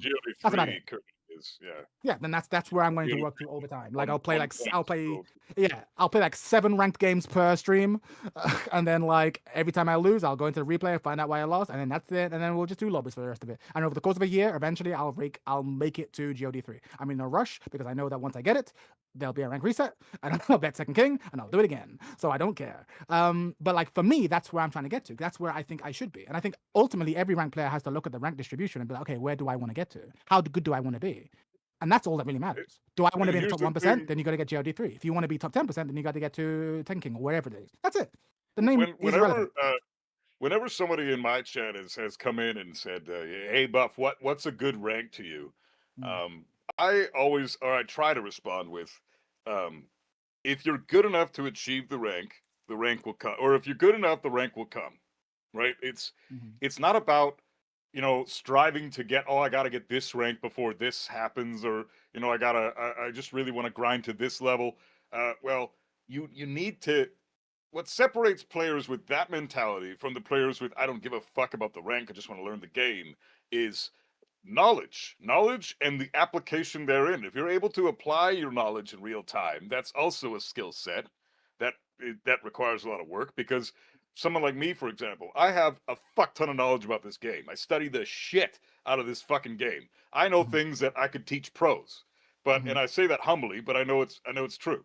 So, but on the other hand, my application of said knowledge isn't always the best, right? I'm not always able to apply the things that I know I should be able to do in real time, even though my opponent is playing right into my hands. They're not mixing up their timing. They're fucking doing, you know, the same shit half the fucking time, and I'm playing right into their hands because my application of the knowledge isn't up to that standard yet. Yeah. So that's the level. That's the thing that I think players need to focus on the best right now, is instead of focusing on what rank is really good, or what your goal is rank wise to achieve before X month happens or whatever the fuck. How about setting your goal to be, I want to not only lab this matchup, but I want to practice the matchup in real time as well, so that I can apply the knowledge that I learned in the lab to the character against any opponent that's using that character. Because those two things are, in my opinion, the most important aspects of Tekken, and they require completely different types of practice at totally different times. And that's the skill set, or that's the skill level that people should be aspiring to. The rank. I achieved Tekken God with Kazuya in August of last year, and I didn't give a fuck about the rank. After that, I just stopped playing ranked, and I just lived in the lab, and I learned so much more about the game, from achieving Tekken God to staying there almost a year later, and now I know twice as much as I did when I hit Tekken God. So is that rank even relevant now? But those are two separate things. I think you actually have a similar attitude to me, where it's like I do care. Tekken is more of a puzzle to me than it is like a sport. So I can have a lot of fun. That's kind of like why I like playing quick match, because I like playing a long set against someone and trying to, what is this guy doing? Oh, it's this. Oh, actually, I don't have an answer for that. Going to trading mode and then finding the answer. That's Tekken. That's the loop. The rank is irrelevant. It's like, oh, I actually didn't have an answer for this and I got fucked up. Or it took me way too long to realize what happened here. That process of like problem solving is the key thing for me. Not a lot of people aren't like that. They are just pursuing the rank. That's what they want. And there's nothing wrong with that. For me, it's a problem solver. I think when people ask me what's a decent rank, I think my answer to them is always, who are you trying to beat? Do you just want to beat your little cousin? Then lab this. Your little cousin plays Horang? Yeah. I've got news for you. Lab this and beat them.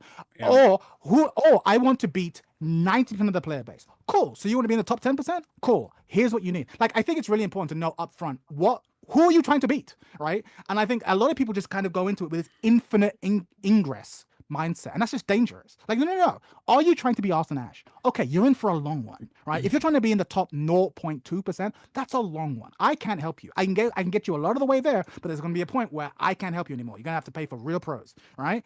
Or I just want to be able to beat everyone in my neighborhood. Okay, cool. I can probably help you get there. I can beat a lot of people. I can make you a local killer, right? Like, you need to know upfront what percentage of the player base you're trying to beat. I do think percentages is the right way to think. Like, I just want to beat the dudes in my lobby. Cool. All right. Who do they play? They play Lars. They play Lars, Jack, Jen. Cool. Let these motherfuckers. You can beat your boys. Do you know what I mean? Like, who are you trying to beat is the ultimate question. For me, I want to beat 99% of the Tekken player base. I can live with never beating Arslan. Okay, I can live with it. I can live with that. But if I could beat 99% of the people who play this game, I'm pretty happy. I can die content. That chat guy's pretty clean. But let us. I want to ask you, nonetheless, give me, let's just say for the next season or whatever, give me your quick list of ranked mode changes that you would like to see. Oh my god! Just very quickly. Shit. Honestly, it's I'm alone in this, because I remember talking to you and Blackheart, and you both disagreed with me. I would like to see deathmatch brought back. First of all, you can't start there. You'd have to remove what we already have, because if you implement death matches with the current system, it'll be way too much inflation. So we can't start here. But like, I would like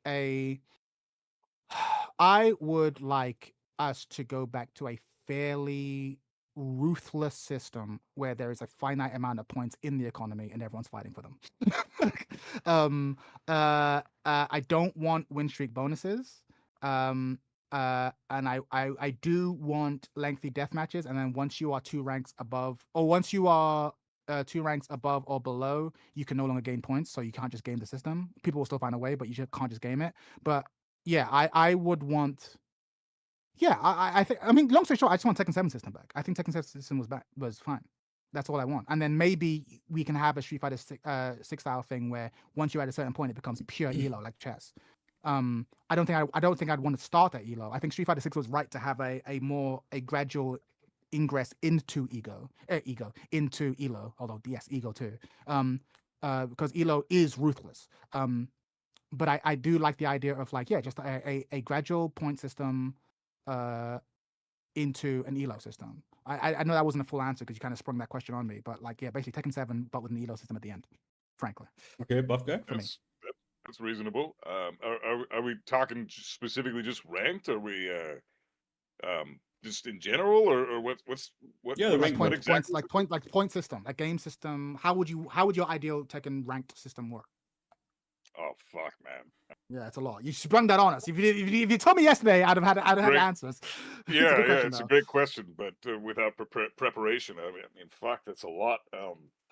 Fuck, I'm gonna be honest, man. I really don't give 2 shits about ranked. I don't care at all. I couldn't care less. Ranked to me is so fucking boring. It's just the okay. First and foremost, obvious shit. Immediate deletion of cheaters. Hardcore penalty for rage quitting. Those players need to be auto banned for 24 hours the moment it's an accident. Like, even if it's accidental, even if you lose connection, I would accept myself if I lost connection on a rank match, my internet went out or whatever the fuck. I would accept a 24-hour ban for that. Ooh, 24-hour ban is intense, bro. Like, lose the points. I don't care. I think it's more than reasonable. Dude, I think it's more than reasonable. Either get your fucking internet in order, unless you're in Germany. The German internet sucks. But get your fucking internet in order. Get a good provider. It's not that fucking difficult in 2026. It really is. Or stop fucking rage quitting. Simple as that. Just take the fucking loss, learn from your losses, watch the replay back so you can figure out what you did wrong so you don't get fucked up by that same shit again next time. And then you won't have to feel the need to rage quit. But every goddamn time you run that interaction, you're going to feel the need to rage quit, and there's no fucking penalty to that right now. So that shit needs to change big time. I'm surprised that didn't get fixed before they fixed the balance of the game, because those changes would have been so much easier than fixing what they did with the last patch, with changing all those amazing things on the characters that they did. I can't imagine how much work that took to implement. Meanwhile, those other changes I just suggested would have taken all of fucking 10 minutes to put in. So I don't really understand the logic there. But whatever, those things are like no fucking shit, no brainer, need to be changed. The other thing is, like, the ranked system, I understand what you mean with the whole deathmatch system, Chad, how you want that to come back. I disagree. I think that ranked is a great way for players to kind of get into the competitive mentality, because I used to play locals all the time, and so maybe I'm just old school that way, but when I used to play locals, I loved the first to 2 environment until you got to the winners final or grand final scenario or losers final, depending on what locals you played. In my locals, losers final, winners final, and grand final were always first to 3. So that is more where I would like the rank system to go now. A first to 3 instead of a first to 2 would probably be a lot healthier. And incentivizing players somehow by giving them more points for finishing the set than players that just run away after the first loss, right? Like that's another, speaking of rank inflation, that's another testament to how artificial these ranks are these days, because you can just manipulate the system by running away after 1 loss. I can't beat this guy. I know I can't because I'm trash. I'm going to run. Now I'm going to go find somebody else. Oh, I can beat this guy. This guy has some integrity, so he's going to stay put, and I'm going to beat his ass 2-0, and now I've just got the points back that I just lost against the dude who was kicking my ass, and I'm ahead of the game now because I beat the other guy a second time. So you're artificially inflating your rank even more because there's no actual penalty to running the fuck away like a little bitch.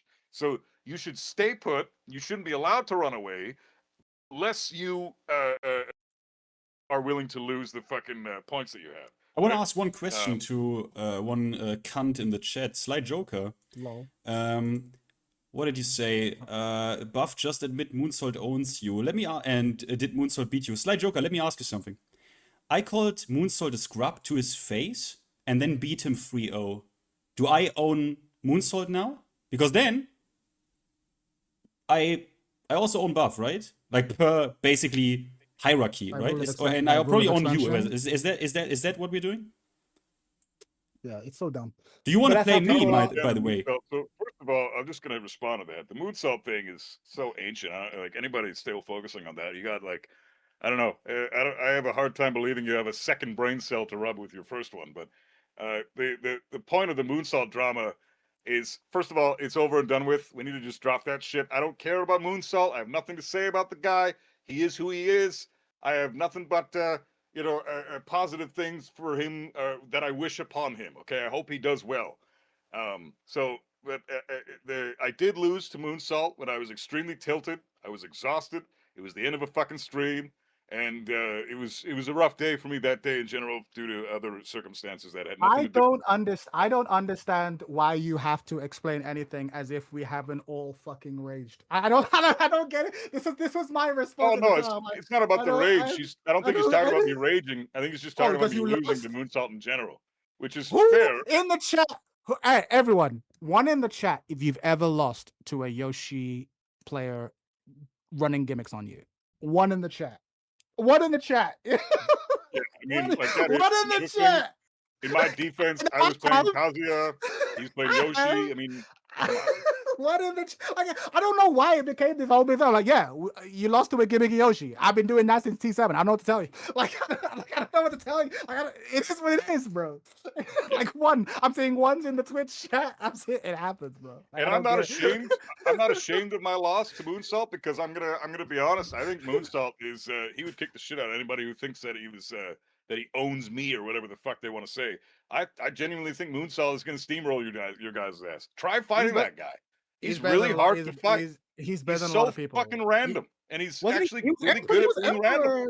He was Emperor in 7. People forget that. Like he's it's not like he just picked up Yoshi yesterday. He has a lot of bad habits, but anyway. He's a scrub because he doesn't know much about the game, so his knowledge is very scrubby. But the things that he does, he's really good at doing the stupid shit that he does. You got to give him his flowers where it's due. He's solid at that stuff. I want this guy to answer my question though. Like he's not gonna. He's hiding. Like why not answering my question? But interestingly, to bring it back to the rank thing, hearing Buff Guy talk actually helped me distill what I was thinking about in terms of rank. Because I think I have a better answer now. Now that I actually had a moment to think about it. Yeah, let's hear it. I actually think I would drastically reduce the number of ranks, and I think I would buff the number of or the significance of each color. Here's what I mean. I think that when you are in, let's say you're in yellow ranks, let's get rid of dummy ranks. Every rank from green up is real, right? When you're in green ranks, you basically have 4 ranks worth of players, and you can be matched up with anyone in the 4. Anyone in the 4. You can have long sets. You could. I am a big fan of long sets, although I understand your thought process. And for me, you are trying to gain a certain amount of points to graduate from the green rank up to the yellow rank, right? And for me, I think, how do I put this? I know what it is in my head, but I'm struggling to articulate it in words. I want to create an environment where each bracket of skill feels like a whole dojo. Like, because I remember back when I was in green ranks, and that was like a statement. That was a level of play. And there were a lot of people who spent their entire Tekken career in green ranks, and that was okay. Because that was a lot of people were in there, right? And it was hard to get out of green ranks. And then once you did, you were in a smaller pool of people, right? That you would only get matched with. And I kind of want it to be more akin to like winning a belt in martial arts, or to earning a belt in martial arts. Like there is a green rank level of play. There is a blue rank level of play. And in order to get to the next level, you must be able to maintain a positive win rate against people in your entire color. Like in order to get to yellow, you must be able to maintain a positive win rate against greens. No exceptions. Until you can consistently win 50% of your matches against greens, you don't become a yellow. Does that make sense? And until you can consistently win beat people in yellow, you don't become the next thing, right? Like people promoting off sub 50% win rates, it's kind of wild. I that shouldn't be possible, and it should be this way all the way up, right? And when you demote, you should demote to the middle of the rank below. Like to the middle. So right to the middle. Like not like, oh, you just did them, but if you get a couple wins, you come back up. No. You aren't good enough for yellow rank yet, son. Back into the green rank for you. Like I want it. That's the level of ruthlessness I want. Not arbitrary ruthlessness, but a sense of no. If you cannot maintain a 50% win rate in this bracket, you don't belong here. Yeah, you know the thing. Like that should be the thing. So, my vision, by the way, is like you can do that until God 6 this season, sub 50%. That's fucked up. You should not. If you cannot maintain a 50% win rate, you don't go up. I don't think that's unreasonable. You shouldn't. Look, so my vision is relatively simple. If we just, I would prefer a hard elo system from the very get go, but I know why they don't do it. I know why they don't do it, because it's not in the player's psychology, interest, marketing, bullshit, blah blah blah. So when we stuck with like a super linear ranked system, I would just literally immediately make you able to be demoted from literally rank 2. Like you would be able to demote to beginner rank immediately, and I would cut I would cut the God 8s. You only have God of Destruction at the peak, God of fucking Destruction, and I would make it so that I think death matches are inherently. I mean, that's not even. Sorry, I'm what's the right word? I am probably diplomatic. No, I don't want to be diplomatic. I was correcting myself. Death matches are objectively, it's not even my opinion, it's objectively non-competitive, because a death match, what people did in Tekken 7, and everyone in chat who played Tekken 7 knows this, they just one and done until they found an opponent they know they could beat and they could milk. That's what people did in Tekken 7. Pause. I'm challenging you. You can't challenge me because right? I played almost the entire cast in Tekken 7. I can tell you when I played Lei, when I played Zafina, when I played, it doesn't matter. People did this constantly. You can't challenge me. Like everyone knows this is true. Everyone knows this is true. No, I can challenge. And the reason I can challenge you is that why wasn't everyone at the highest rank? What do you mean? Why wasn't everyone at the highest rank? If all I can do is obviously obviously at a certain point you're gonna reach a cap. But I remember a video from, I don't know who made it. It could be K-Wiz again. It could be fucking K-Wiz. Sure. There was one guy, at least one, who literally after every win he tried to get, he safe scummed. After every win, he went out of the game. He got them fair and square. He went out of the game, back up to save, went in the game again. And it took him still. I remember this guy because, I remember this guy. I played against this guy. And he was stuck on, I don't remember the rank. He was stuck there for weeks trying to get a single loss because he was like actually a green rank that somehow. Trying to get up there. Yeah. So that's a different example. That has nothing to do with deathmatching, but I'm just saying there's a gap, right? But if you're a decent, wait. It's not you still. It's inherently not competitive because if you enter a ranked mode, you are supposed to test your skill against against the ranked environment, which is the entire cast of a fighting game. If you cherry pick, you might get to like Tekken God, Tekken King, Tekken whatever in Tekken 7, right? But your win rate will be drastically lower, obviously, if you had to prove yourself against the entire cast in a fixed format. We need a fixed format, which should be, in my opinion, like this. Until, let's say, Tekken King. Until Tekken King or Fujin, it's a first to 2. You need to play this. If you quit this set, you get a huge points penalty. Which is not unreasonable because a Tekken set, 3 games take what, guys? 10 minutes average? Not a problem. After that, it's a first to 3. It's a first to 3. After Fujin, after Tekken King. It's a really cool idea. Because you can't have it. This is now the worst shit ever that you have only, quote unquote, a first to 2 set, and people can one-sidedly decide to not play the set. That is. I don't even know. At this point, you know what, guys? You could scratch everything we said about ranked because until that is not fixed, it's literally fucking worthless. Because but I 100% agree with you saying, but there are three major objections I have, right? The first objection is this, right?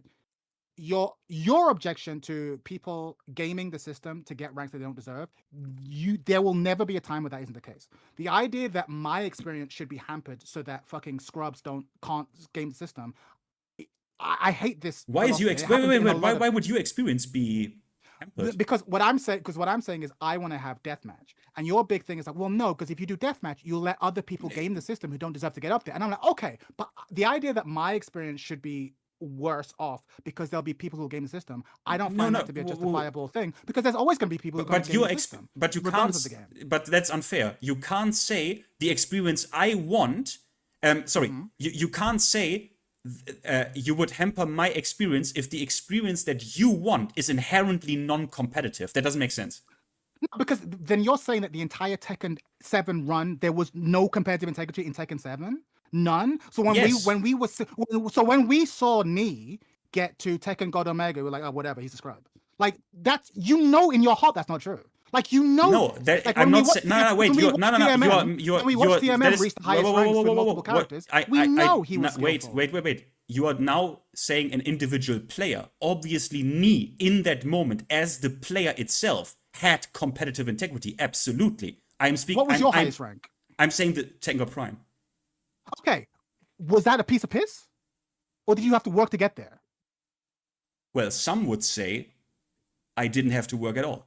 But would you say that? No, but would you say that you didn't? No, but for the entire Tekken 7 you didn't compete. You just like slept your way there. No, you worked hard. No, but you don't look. A system. Look, the competitive integrity of a system cannot be depending on how competitive the player chooses to play.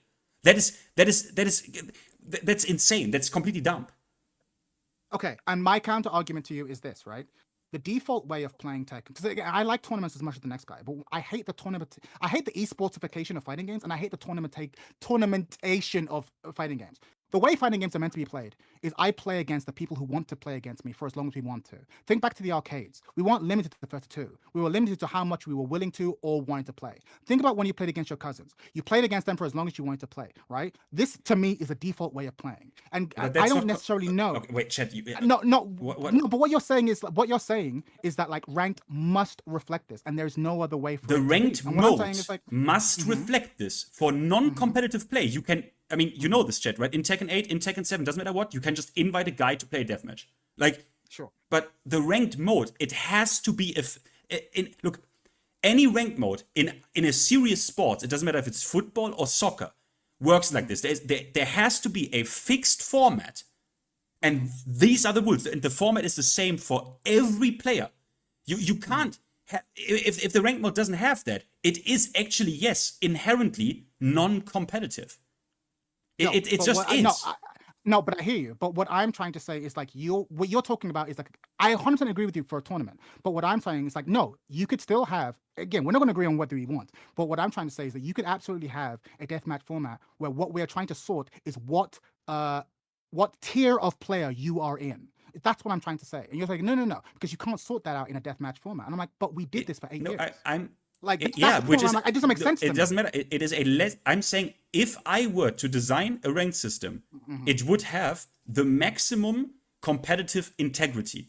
Like any serious, like in a real world, like soccer or whatever, Serie A or La Liga, how an actual ranked system, when people take it really serious, actually works. You can't say, oh, I want a deathmatch, not Bayern Munich, but I want to deathmatch the like bottom 24. Like, no. I hear it. You can't. I hear it. No, I understand what you're saying. If we're talking about what is the most competitive integrated mode, what you're saying is 100% correct. Everyone is forced to place the first to two.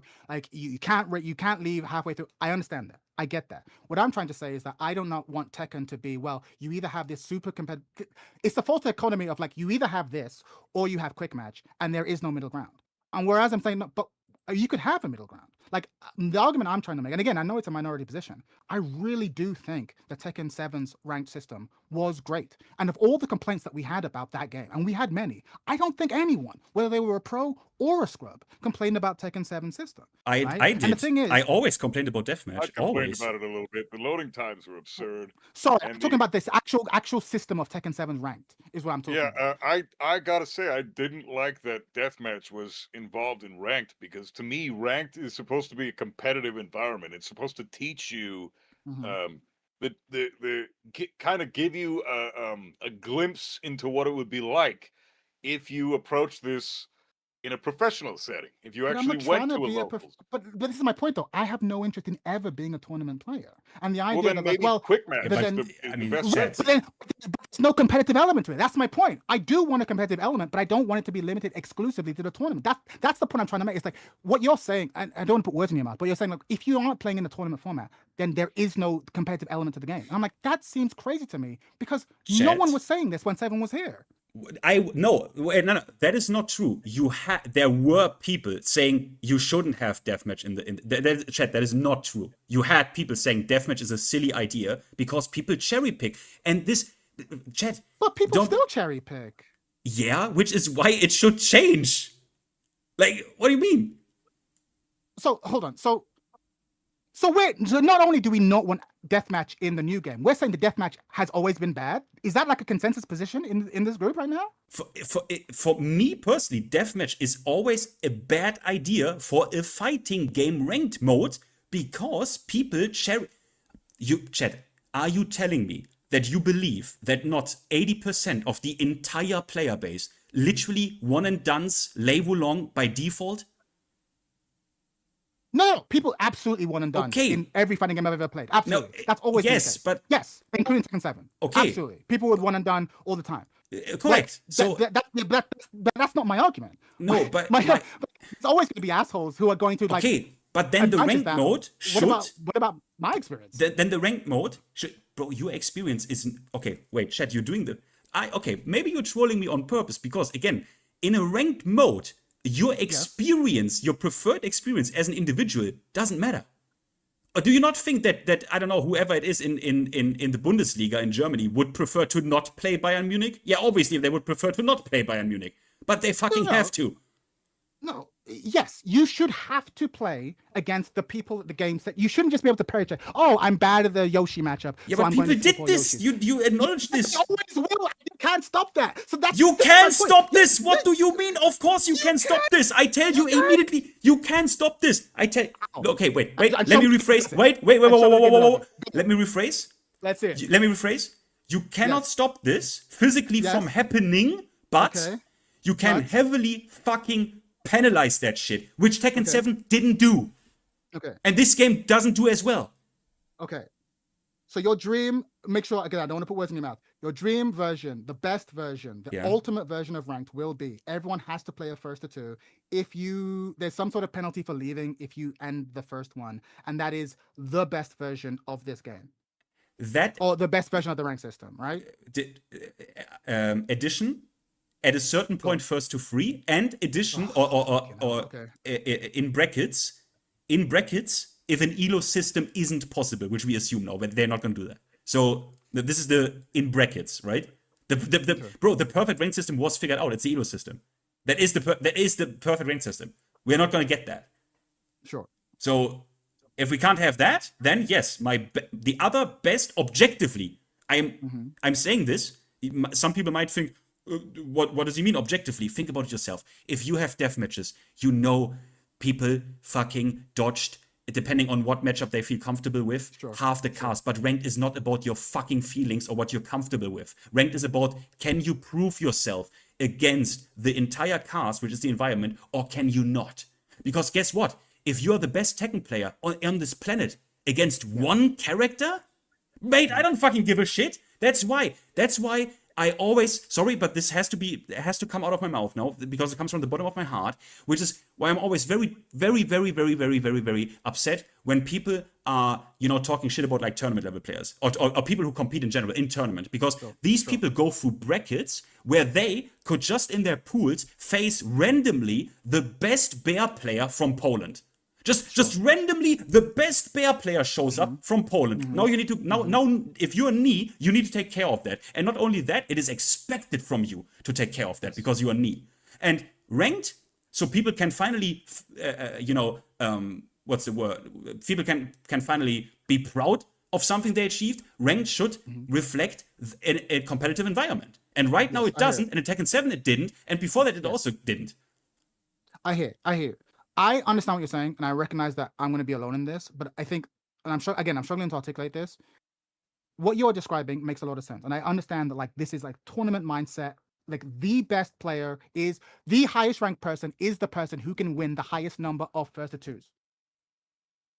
Or first to threes. And like all first to threes, whatever the number is, right? And to me, I don't really, as someone who like my default way of playing Tekken has always been long sets, and I preferred long sets, and I enjoyed playing long sets, and I want a competitive way to enjoy long sets. You're being like, well, long sets don't matter. There is no competitive strength to long sets, even though I didn't say that. What? Why did you say this? I didn't say that. No, I'll tell you why I said that. You didn't say it, but then you were like, well, you're constantly saying that like the long sets system we had no competitive integrity, and you're also saying, well, I don't care if you only put one done. Like you're constantly dismissing it as if like there was no competitive value. I get that you were doing. You are not trying to like misunderstand me on purpose right now, right? I'm not saying I'm not. that a long set. Okay, look. Obviously, the ranked mode would be even better if you're forced to play a fucking FT10 against every opponent, of course. But I mean, we need to have something. But my point just is, if you decide how long the set is that you extract points from, if you are able to decide that in a ranked mode, that mode has no competitive integrity, objectively. Right. That's all I'm saying. I hear you. And what I'm trying to say, and again, I'm not articulating it as well, is that I think there are other ways you can arrive at competitive integrity that aren't the way you've just described. Is what I'm trying to say. Because it seems crazy to me. I do feel like this is revisionist history. And again, I didn't know you back in Tekken 7. But the idea that like everyone's ranked in Tekken 7, again, no putting words in your mouth. I was like, well, it doesn't matter it didn't matter that someone got Tekken God Omega because they could have just like cherry picked their way up there. It didn't matter that you got Tekken God Prime or that I got Tekken God or whatever. All we did for 8 years was just like, it was all just meaningless fiction because at the end of the day, we could have just cherry picked our way up there. I'm like, no, like there were sets where I got bodied 8 games in a row and I got demoted, but I learned a lot. And in a competitive environment, and it encouraged me to get better, right? There were times where I would beat someone 5 games in a row, then they would come back and beat me 6 games in a row, and we would be like, okay, this is eventually like this. We are not leaving this lobby until one of us goes up or the other one goes down. Yes, which very rarely even happen. Let's be fucking honest. Maybe for you, I had that quite regularly on stream, and you can look at the videos for this. Right? I went back and the thing is, like I love that. I fucking love that. And this idea, well, it doesn't matter because only 6 people did that. And I'm like, but that was the peak of the online like competitive environment. Like to me, that was really sick. And you're like, well, who cares if that's how you feel? No, how you feel about that. Stop this. Stop doing this. Stop doing this. Well, like, wait. No. You literally said you just no, shut the fuck up. What you feel. Shut up. Don't act like you didn't say that. You are doing. Don't act like you didn't say that. Did you not say that? It doesn't matter what you feel about it. What you are doing. Act like that. Don't do this. Don't. No, stop. Okay. Wait. One thing. Don't do like. Oh, you say it's just worthless. I didn't say that. If you, I didn't. I did, bro. Okay, you can rewind the tapes. What I say is the rank system objectively has no integrity. That's it, and it concerns the system. If you, Chet the Third, as an individual player, played in this non-competitive rank system competitively by your own standards, then congrats. You played competitively in that ranked system. The only thing I want is that you cannot decide how competitively you engage with this. That is what a system is for. So, to interject a little bit here, again, Chad, I can totally see where you're coming from, and I can see Finn's point of view. Here's the thing, okay? It's a fighting game. There's always the competition is the #1 concern when it comes to fighting games, right? And in competitions, if you want a competitive environment in your online with an online experience, then you can have that. But I don't think that's what ranked system should be for, because the ranked system for as far as death matches are concerned, I mean, deathmatching in a ranked environment is illogical in my opinion, because the ranked system is supposed to, for someone like me, it's supposed to train you up to give you a taste of what the real competitive tournament environment is like, right? And that's what the ranked system is for. It's not for you to deathmatch with your friend and see if you can beat them 5-0 and then them beat you 6-5 and then you beat them another 5. You know, like that's quick match or that's lobby matches.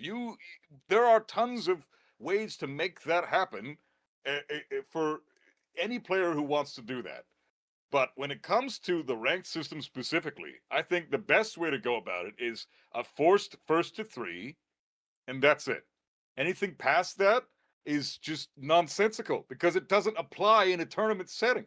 And if the response to that, Chad, like you said before, if the response to that is, well, you said it earlier. You responded to that earlier with your point. I just can't agree with that because I think that the whole point of ranked is to set players up for tournaments. And ranked is supposed to resemble what a tournament is like, a tournament environment is like. It is the most competitive. This is again, I'm not going to argue this. You feel how you feel. It's not about feelings. Your a priori feeling is that the point of ranked, like you said, is to prepare you for tournaments. And I disagree with that. And it's this fundamental disagreement that will lead to all follow-up disagreements. But I do not believe that the primary or the key way to compete is the tournament structure. I like tournaments. I watch tournaments just like you do. That isn't the key way for me. Okay, wait. Then fuck the tournament shit, okay? But how about the word itself, ranked? The ranked system is supposed to rank you. Yes. In a play environment. And I want the ranked meaning is supposed to tell me at a glance which percentile of the player base am I better than. Yes. And my point is there are numerous ways to reach that. Okay, but structure isn't the only way. Fine. I want the most accurate. It's the best way though. I want the most accurate. Your ideal way.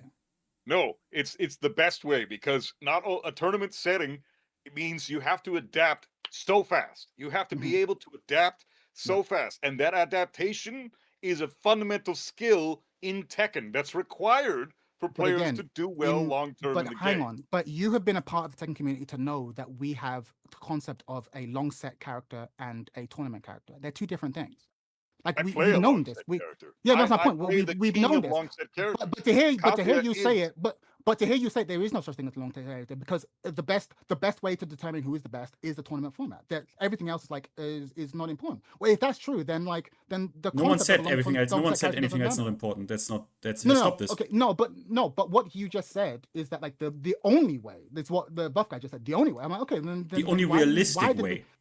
The best way would be your way, bro. The best way would be actually your way. The best way would be the best way would be, you know what? Fully hardcore. You have a ranked deluxe mode where you need to play hardcore first to 10s against an opponent. That would be the ultimate pinnacle. But I mean, that's not really realistic, right? No, that's not how tournaments are. So no, that's not. Again, I don't care about tournaments. I know you do. Tournaments are great. I'm not dissing tournaments. I just think the idea that like you must play in the tournament mindset or there's nothing for you here, I think is one of the problems that the fighting game scene has in general. So I don't literally think it's the ideal version. What I'm trying to pitch to you is this: I walk into an arcade. I have a certain level of skill. I might play you 6 times, I might play you 4 times, I might play you 5 times. But there are people in this arcade who I can beat consistently, and there are people in this arcade that I can't beat consistently. Even if we are not in a tournament format, there is a ranking that would happen organically in our arcade scene because there are people I can beat and there are people that I can't. You do not need tournaments to determine who is the best. I understand that it's the fastest way to determine it within a time frame. I understand the beauty of tournaments. What I'm trying to get us to is think about, not just in Tekken, but in fighting games in general, is to think about competitiveness in a more broader spectrum than just ranked. Now, I'm willing to succeed. Maybe what I'm asking for is too ambitious for rank mode. Maybe rank mode truly is, if we're going to be the best version it can be, must be first to 2 or first to 3, and you just play it that way. But like for me, I just think the idea that there. What is your idea then? Pause there real quick, otherwise I'm going to lose my thought. No, go on. I need to just interject there because you said that you want to think of ranked in a more competitive way, in a more broad way. Yes, personally. But that's what I'm trying to frame with my point of view, and I think what Finn is also trying to say is you get the broadest type of competitiveness with a smaller bracket. First to three, for example, is the broadest way to demonstrate skill, because you're not only tested on how good your punishment is. You're not only tested on how good your spacing is, or your knowledge of the character, or your frame data knowledge. You're tested on your adaptability and how fast you can adapt to the player. And that's also just as important as being able to break throws or no frame data. You need to be able to adapt on the fly. If you can't collect enough data with 1 or 2 rounds of your opponent in that amount of time, then you are not as skilled in that environment as your format. opponent. Yes, in that format. Yes, I agree. That yes, is I agree. Crucial but what I'm part to the game, though. I get you, but what I'm trying to say is that there are more formats in one can be competitive in Tekken, and we used to know that, which is why we had the concept of a tournament character and a long set character. Okay, it's why we have legendary players who have never really won a major tournament. We knew this. Yeah, all I'm saying is the format cannot be I decide my own format. That I'm just saying that cannot be the format, and that was Tekken 7. And what I'm trying to say is that it can be. You just don't want it to be. This is the thing. It's one thing to. It's one thing to say that I prefer this. I want this. Where I get annoyed is when they objectively. Everything we did for the past 8 years in Tekken 7 wasn't competitive. Objectively, I'm like, that's crazy. Objectively, if you can choose your own format and who to one and done and what character to run a deathmatch with, that objectively is bad. That is really bad. So then we're saying that no fighting game has. There is no competitive fighting game. Because Street Fighter 6 doesn't let you do this either. You can one and done into that game too. You can one and done, you see what I'm saying? But this is what I'm trying to say. The definition that you're drawing is so narrow as to not include any fighting game that's ever existed. No, it's not. I can give you a concrete answer to this question. Street Fighter 6, Is it ideal? No. But does it put a cap on how much of a scumbag you can be? Yeah, because you can only run a first to 2. In Tekken 7, that guy would milk you to the up rank. Right. But what I'm saying is that but you're saying that like if you can game it, it's not competitive, which is why 7 wasn't competitive. But you can do that in 6 too. So you're saying like again, your ideal version would be non-gameable. No, in Tekken 6 you can't. No, in Tekken 6 you can't. Tekken 6, no, Street Fighter 6. I got what? Oh, okay, so sorry. Street Fighter 6, you can one and done, right? So my point is, you're basically saying that every competitive fighting game right now isn't competitive at all. No, that's not. Okay, chat. Why are you doing? Just ask me what I mean. I'm saying that I'm trying to interpret what I mean. And if I'm wrong, correct me. The degree of the competitiveness drastically varies. So you're not saying that 7 wasn't competitive; it was just less competitive. Yeah. Okay, that's a valid thing. That's not what you said before. Well, you said it wasn't competitive. Because if you really want to be hardcore about it. If you don't even have a fixed format in place that every player needs to abide by, objectively, if you were to put it in front of a court, they would say, yeah, this is not competitive. Like, this is literally a binary thing. This is not competitive. You cannot have a competitive environment where the player can choose its own format. That is not okay. So, yes, per that cutthroat logic, it is valid to say it isn't competitive. But I mean, it isn't. I think it's significantly less competitive than Tekken 8. I'm not arguing that. That's fine. If you want to say that it just seems crazy to me that we are again, I didn't know you in 7, so maybe you've always been saying this, but it just seems crazy that we're no 7. There was no competitive integrity in 7's rank. Like it didn't mean anything. It seems there was significantly. I didn't say no. That's not. Look, you're doing this again. You're doing this again only because the system in itself doesn't have competitive integrity. Doesn't mean that your personal achievement had none. You know what I mean? But, yeah, okay. That is a little bit more nuanced than before, right? No, I said this all the time. I said if you can choose. You said it wasn't competitive. No, you can't say it wasn't competitive and be like, I said competitive. If you can choose how competitive you want it to be, that is a really fucking bad system. But a non-competitive system. But obviously, you can choose to make it competitive. You as an individual can do that. But that is not what a system should like. A ranked system shouldn't be like that. A ranked system should say that is the format. You need to abide by this. This is a fixed format. The format cannot be I cherry pick who I want to deathmatch. That can't be the format. I understand what you're saying. You again, I'm not trying to gerrymander or like make stuff up. I'm trying to understand what you're saying. There is both players, in order for it to be competitive, truly competitive, both players must be locked in to an agreed upon set for agreed upon number of games, right?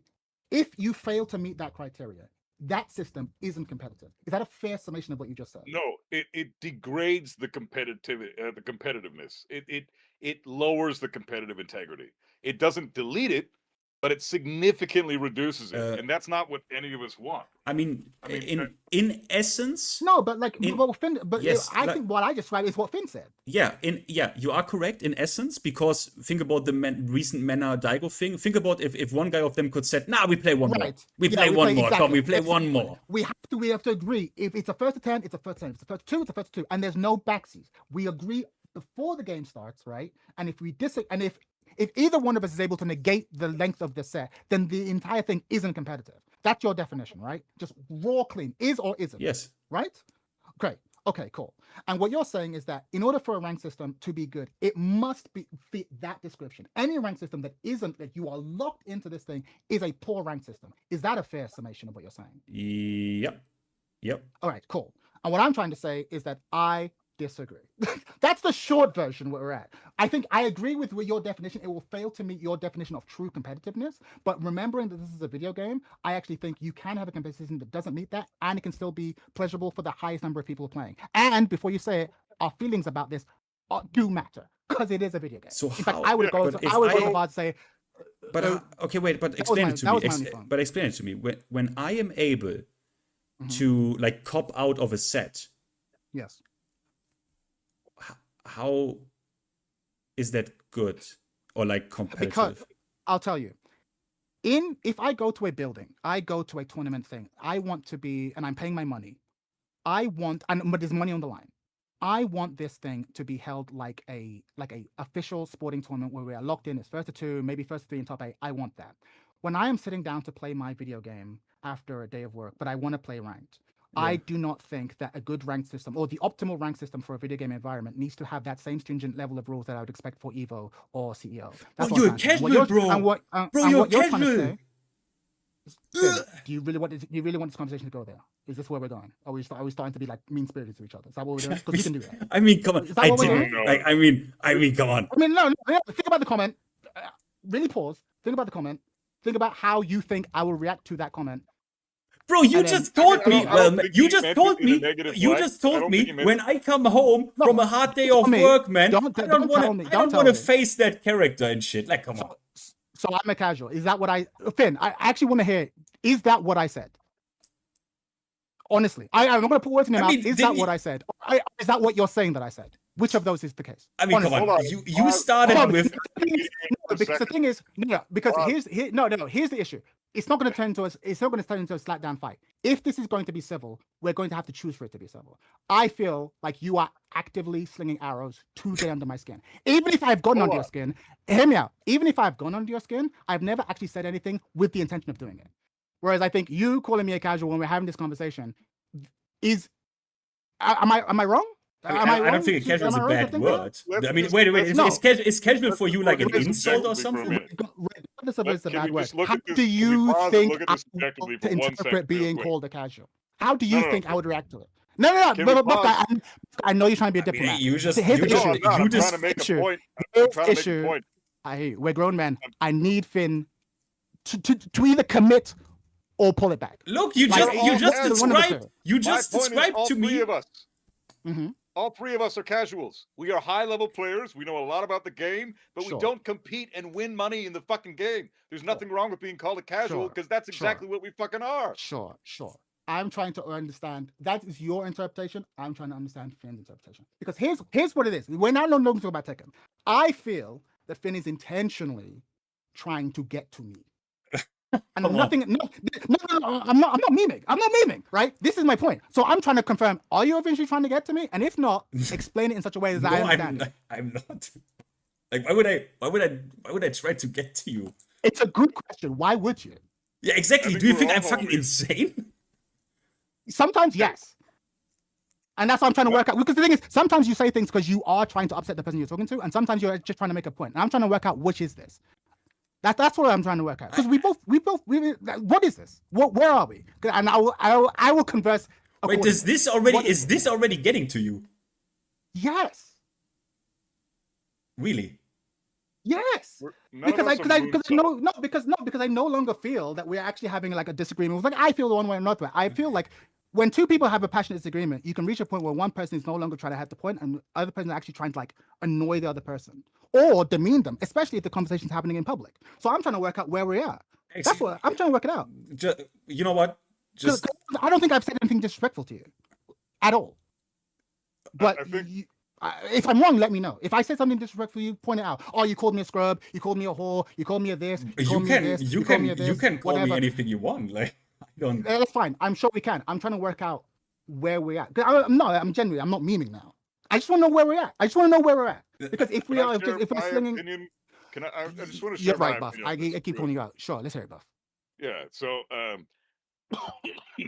so to if someone is going to demonstrate a level of disrespect with intention, sure, I think it would need to require some type of action. As like, for example, we'll go back to the moonsault stuff for a minute here. I think he intentionally showed a level of disrespect that was irredeemable in my eyes by streaming my stream without even confronting me about it, knowing that I was on tilt in the moment, just to try to farm for views, denying it after the fact that he was trying to farm for views, but then making multiple videos about it afterwards. Tons of evidence that he was intentionally trying to be disrespectful. So that's that concept right there on the table. Finn made a comment. I don't think he meant it with any ill will or ill intent. But you're also in the right to take it that way. We can't read each other's minds. So I understand where you're coming from, but I think to intentionally disrespect someone requires more than a simple comment being thrown their way in the middle of a heated discussion. Let's be honest. What you have said is very reasonable, and I think my response is reasonable. Rather than immediately jumping to the conclusion that the person is trying to insult me, I am saying, hey, that seemed really insulting. Were you trying to or not? I don't think that's an unreasonable response. I feel like an unreasonable response to be like, you have insulted my honor. You're a whore. I'm not doing that. I'm like, hey, that seemed like you were aiming below the belt. Were you? That was the point, because I'm like, that was my issue. And a simple answer could be like, hey, no, I didn't mean to. And if you took it that way, my bad. I didn't mean it. Well, that's one way. But I said that. I said that. Did you? Yes, I said no. Okay. All right. Then I missed it. Listen, sure. We're all friends here. I consider both of you guys like two of my closest friends in the whole community. Okay, so I would like to just, can you guys fucking kiss each other on the mouth with tongue and make up real quick? This happened previously. Usually it's fine. It's fine. My whole point is, I'll go back to the point we were actually discussing, right? The before casual comment, or what triggered the casual comment, right? I sit down to play ranked. I want a competitive environment, but that doesn't mean that I want Evo. And this is the point I'm actually trying to get to. What you're saying is that no, there are only two binary ways of being. Either it's competitive, in which case it's like it has to be the tournament setting, or it's not competitive and just go to quick match and play lobbies. And there can be no other middle ground. And this whole discussion for the past half hour, however long it's been, has been no. There is a middle ground, and we had it, and I think it's worth preserving. And it's one thing to be like, hey, I hear that you liked it. That was really cool. I think we lose more than we gain by keeping it. I see why you had that. Yeah, Tekken 7 was fun, but we don't have it. That's one position. But another position, like, no, there's nothing competitive about that. Like, we have to get rid of it. You get what that's why I'm trying to have this discussion. And for me to be like, no, I like what we had. Well, if you like what we had, then you're a casual. I'm like, that's wild. That's the point where I'm taking. I mean, it's not really that wild, is it? I think it is. I think so that everyone who likes death matches is a casual. Period. Point blank.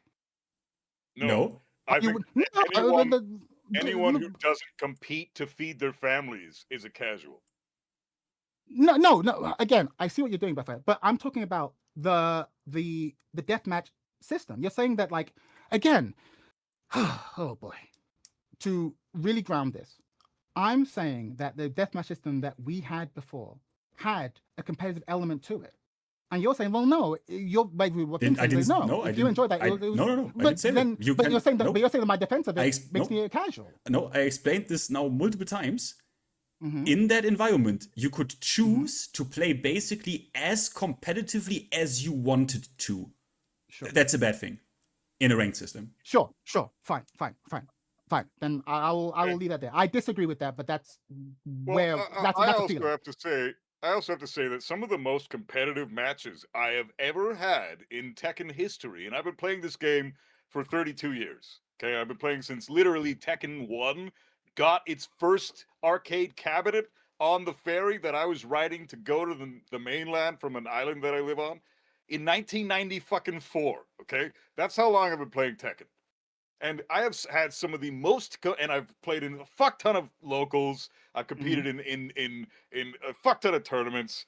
I learn as much about this fucking game as I can on a regular basis, whether I'm playing it or not. I'm still studying the fuck out of it. And some of the most competitively aggressive matches I've ever had in Tekken were quick match Tekken 8 matches. Sure. Death matches in quick match. So I reject the idea that quick match can't be competitive. I think quick match is almost more competitive than ranked is most of the time. Because at least in quick match, people are able to take their fucking wounds and lick their wounds and go move on to the next fucking match. Sure. In ranked match, you'd be hard pressed to find a group of 10 people where at least where not all of them would fucking stay put in the fucking first to two. A lot of them would just rage quit or run away after first to one. Like, sure. I understand. That's not competitive. That's horseshit. No, I hear you. For me, it's similar vein. When I think about fighting, bigger than Tekken, all of my fighting in career, the thing that I care the most about in all of fighting games, or like the most competitive I've ever been, the most motivated to get better, like genuinely that desire to be, I'm gonna go in home, I'm gonna fucking train, I'm gonna watch videos, has been when there has been like, let's say an after school club, right? Or like a Friday night locals. And there isn't a tournament, there isn't a bracket. You can just play as many people as long as you want. And there are people in that room that I can body 10 zip. And there are people in that room where I can only maybe win a round about them if I'm lucky. And even though I am not in a tournament bracket with them, make no mistake, I'm trying to be the best person in that fucking room. And there'll be different people in that room. Sometimes I'll sit down with that person. I'm like, okay, cool. I'm beating this person in the first to 5. I'm beating that person in the first to 10. Or we're just playing until we stop, right? But the energy in that room is extremely competitive. And what I'm hearing, and again, you're not alone in this. In fact, you're in the majority. There is a sense of like, no. The tournaments are the competitive structure of this game. And there is no other way to conceptualize competitive in fighting games outside the concept of brackets, first to 2, first to 3, whatever. What I'm trying to say is that actually, not only is there a way, the best way, most of us who have like an intense love of fighting games came at it not because of tournaments that we were in, but because of some sort of like dojo environment, right? Like I need to beat Steve. Steve beats everyone. I can beat Roger. I can beat Clive. I can beat Elroy, but I can't beat this guy. And that it's more vague. I understand that it's not the structure. It's not tournament, right? But it is. I'm gonna sound like a fucking priest now, but it's like it's competitive in like the purest sense of the word. And it's also like the spirit of fighting games that I want to see fighting games try to capture in its online modes and an environment. But instead, the only thing that fighting games are trying to capture is the tournament structure. And I just think this is an albatross. I think it's not in the game's best interest. And I think and my concern, the reason why I took issue with what Finn said, is like the idea of, well, no, I again, maybe it's not what you said, it's what I heard, so skill issue on my part. But like, it seemed like, well, no, you're either doing tournament or you're a casual. Again, that's not what you said. That's how it read to me. And I'm like, that's what I no, said. Right? Yeah. And I'm like, I don't know that that's true, because the most competitive I've ever been in a fighting game, there have been tournaments I've entered when I knew I was going to lose. So I'm not really competitive. I'm just here to play. But there have been like, I need to be the best person in this room, and there isn't a bracket. I just need to be able to beat my boys. And I just think that, to me, is a more healthy approach. But I understand that's not structured. I get that. It's almost antithetical to the system. There are layers to what makes a casual, though, right? Like a casual player can be defined as somebody who picks up the game, plays it for a weekend, plays some story mode, maybe customizes a character or two, sure. Doesn't even touch online, and then moves on to the next game the next weekend. And in fact, the sales reflect that. that's the majority of the sales, right? We've got over 3 million copies sold of this game, and the majority of those sales include players that are exactly that, right? So that's like the weekend casuals.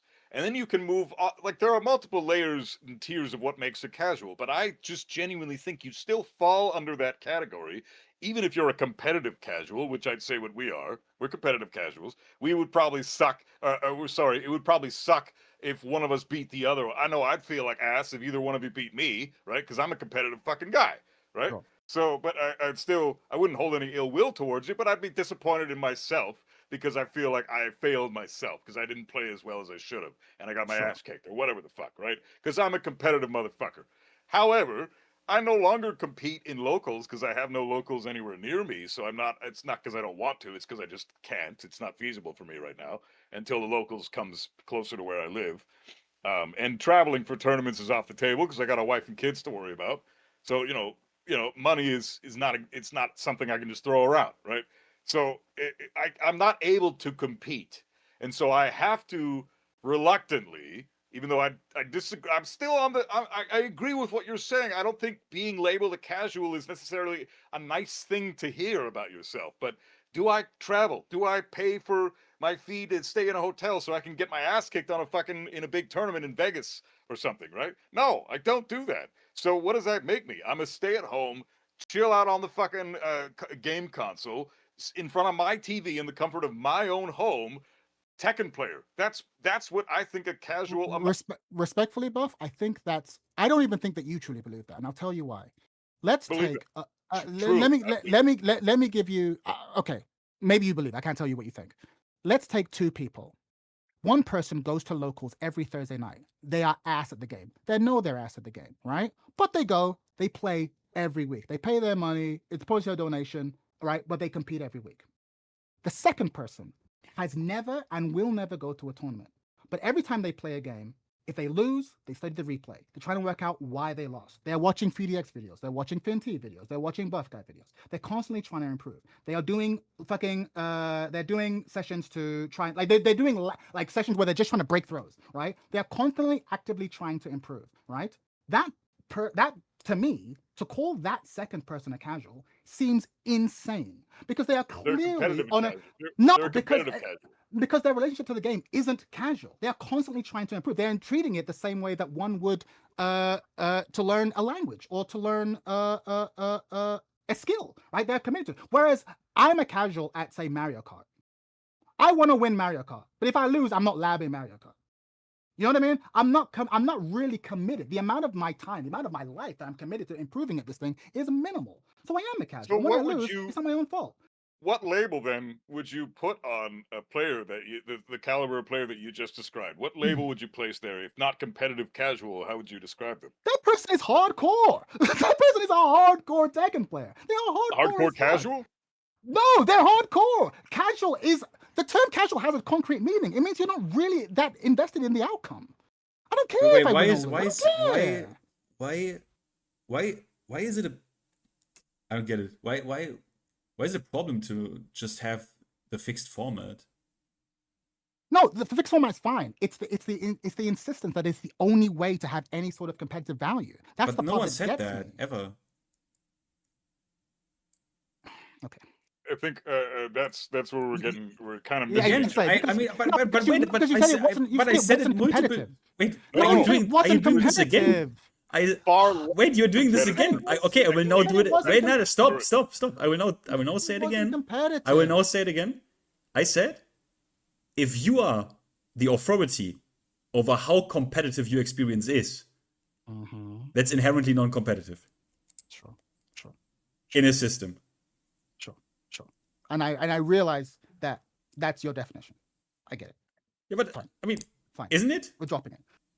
No, because by that same logic, no fighting game currently has a competitive system. So I think your definition is too rigid. But I accept that that's your definition. I get it. Okay, but why would you? Okay, wait. Okay, fuck this. Fuck this. Why would you prefer to be the like? Why would you prefer to have a system where you can dodge people? It's not about a system where I can dodge people. It's about a system where I can play as competitively as I want to. that means also So if you want to be a super casual, fine, you can be a super casual. If you want to prepare for tournaments and play only first twos, you can do that. And if I want to have long sets where I'm constantly trying to be like, okay, which of us as human beings is better in this moment, I can do that too.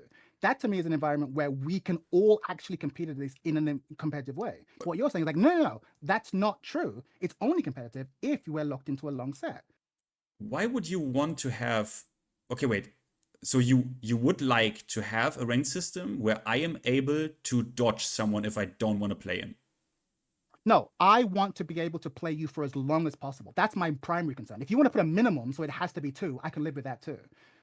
But my point is like that only existing in quick match. I don't understand what the big problem is. I mean, that we have that with quick match. Why not just stick with quick match then? Because if we just do it randomly against everyone, then I'm only going to I'll be matched up more often than not with people who I can beat 10-0, 8-0, 12-0. I want there to be like, no. If you're going to have this long set, it needs to be someone in your skill bracket, at least approximating it. Because you're right, I could just boot up quick match and never go into ranked, ever. But then I'll just have 20 win streaks. I'm playing against Tekken Kings. That's where I was moved down to after season 1. But I wanted to be like, no. We can't match you against this noob because it's not fair. I still want there to be matchmaking based on skill. But that's kind of the system that quick match has going on right now. It doesn't. It's based on your rank. So in order to have what I want, I actually have to play rank up to a certain point. Then I can have the system I want. Yeah, that's true. That's what I'm trying to say. Like, so if you want to have a different system where it's like, okay, you have ranked mode and then you have you have like deathmatch mode or whatever that also has a competitive tracking skill, let's say skill-based matchmaking element, then we can both have what we want. That's what it really sounds like. To clarify real quick, because I haven't played Tekken since season 3 came out, is quick match changed now? Are you able to set the level according to your specifications in quick match now, or is it still hard stuck? No, so now that they've removed search range, but now because they've changed the algorithm in season 3, it's not based what's it called? Prowess doesn't matter. It's searching based on your rank. So if I reach, now that I'm like GOD with Xiaoyu, it'll match me up with people GOD up to GOD 3 or down to Emperor in quick match if I choose that. But I had to get up to GOD in ranked first to do that. So you can't just say any? You can't just mark it to any player, any rank at all? You can just do any, but if you do any, then you're going to get matched with brawlers. Yeah, but then you'll also get matched with God 6s, right? Right. But what if I want to be able to have sets, but only with people in like this bracket of skill, at least adjacent to me? In order to do that, I have to play ranked, then go into quick match. No, yeah, okay, I understand where you're coming from there. Then in that case, we can just have an adjustment of it just sounds like quick match just needs. No way, but what about this, chat? What about the Street Fighter 6 stuff? Where you like you play a ranked set, and then if you like it so much, you can just say, hey, meet me in lobby. That now we're cooking. Fine, we can do that. If we want to be like, okay, we can have it play a first to 2, but then we can keep playing and there's no point on the line, fine. That could work too. Okay, So I would be happy with that. There you go. The problem is, I mean, I want to make your case now. The problem is, that no one does this in Street Fighter 6, right? Yeah, no one does. Yeah, no one does. Because but that's only because if you want to have that environment, there's another mode that's better for that. That's a player issue, though, no longer a game issue. You can just go to the what's it called? What's the middle room called? The big arcade mode where you just sit down in the cabinet and just play as long as you want. But the Street Fighter literally, after a game, it just tells you, do you want to play this guy in a lobby? And both can agree, and you get instantly teleported to a lobby and can play for as much as you like. But no one does it. Yeah. Because no, I'll be honest. If even I wouldn't do that because I don't want to be teleported to a lobby. I just want to keep playing the game. So even I wouldn't partake in that personally. Huh. But it only takes there's just a seamlessness that I want. I just want to continue playing. And of course, my opponent doesn't want to play, then that's fine too. Okay, well, I don't know. I just genuinely think that with the rank system being the way it is, I do agree that it could use a couple adjustments here, like being forced to stick with the match, stick it out with at least being forced to play the first to 2 is not the end of the world for certain people. I don't know why anybody would have any complaints with that. but I think it should change to maybe a first to 3. Fuck, first to 5 after with a caveat, like only the first 3 matches matter for the rank, and then the next 2 are optional. I don't know. They could adjust it to make everybody happy in this instance, right? I wouldn't mind a first to 3 first to 3 environment with a caveat to 4 or 5 after that. You know, that would work for me. But I don't know if Chad, you seem to love the deathmatch concept, so wouldn't probably work for you, I guess, or. It's fine. If you want to lock into, I mean, I think with each subsequent game you're kind of pushing it. I think first to 2 is probably, if you're going to lock someone in and you're going to force them to play and you're going to have penalties for not playing, I kind of think you have to limit it to first to 2, personally. Just for time constraints. I mean, obviously I know there are games like fucking Dota that go on for like however long, but I think as fighting game players, first to 2 is probably the optimal thing. If you're locking everyone in, that's fine. That's fine. Yeah. That's perfectly fine. I just really think that as someone who spends a lot of time thinking about like the health of fighting games and the community in general, I think this idea that the tournament play is the only way to play or the primary way to play. Again, I'm not saying anyone here is producing that point, but it is a prevalent point, I think, is what is leading the genre down to a really dark path. But I think for most of us, if we think about our most positive, our most the environment that got us into fighting games in general, it's closer to the dojo format where there is a body of people that we're trying to be better than. It's less about the test tournament. And what I want to think about is I would want, and again, I don't necessarily know I have the solutions, but I think that this is my ideal fighting game, which is, remember what we were talking about when we started this, my ideal rank system would be trying to incorporate that rather than, I want a tournament mode though. If people want to prepare for the tournament, I want them to have that mode. And I also agree that they should be fucking locked in. I think if you're signed up for a competitive integrity mode and like people one and dunning pisses me off. Nothing makes me angry than one and dunning in rank mode. Well, yeah, it is super frustrating. It's super frustrating. So if you want to put a floor on it, sure. Yeah, it's the system mode is called fucking ranked. If you don't want to experience a high competitive, high octane environment, don't click on that fucking mode. That's where all the fucking pros are, or the sweaty people, or not the pros, but a lot of the sweats are, right? Sure. So, that's why I think being locked into a format and being locked into a first to 2 or first to 3 and taking a penalty for leaving, even if it's an accident, like fucking internet gets disconnected, whatever. It's not like that happens all the fucking time. And if it does, it's probably a you problem and you need to fix that. But if you're locked into a first to 2, first to 3 in a mode called ranked, where the fucking, the sweatiest people live, there should be no complaints from anybody. And if you're complaining, that's not the environment for you. Stick to quick match. I don't see why anybody would have a problem with being locked in a first to 2. It's so fucking stupid.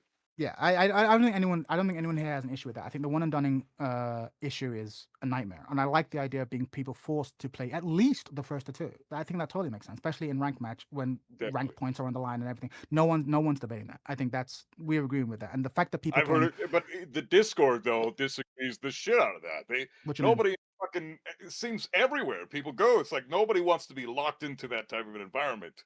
They just want to, cherry pick who the fuck they get to fight, and then they can run away if need be at any point, no penalty whatsoever. That's what most people want, it seems.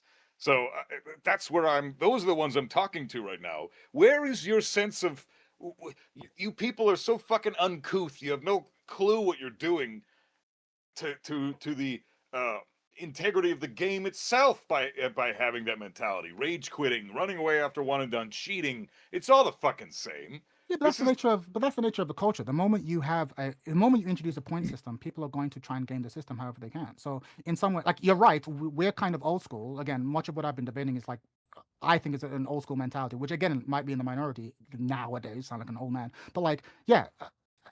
Even if you can one and done, I never would. Like, I had this game yesterday where I played against a fucking Victor. I was like, oh, I fucking hate this matchup. I hope you one and done me. Because I'm not going to one and done him. I hate this matchup, but I'm going to play it. Right? I'm going to play it. You are also someone who really hates one and dunning, for example. I hate one and dunning. I hate one and dunning, 100%. But so...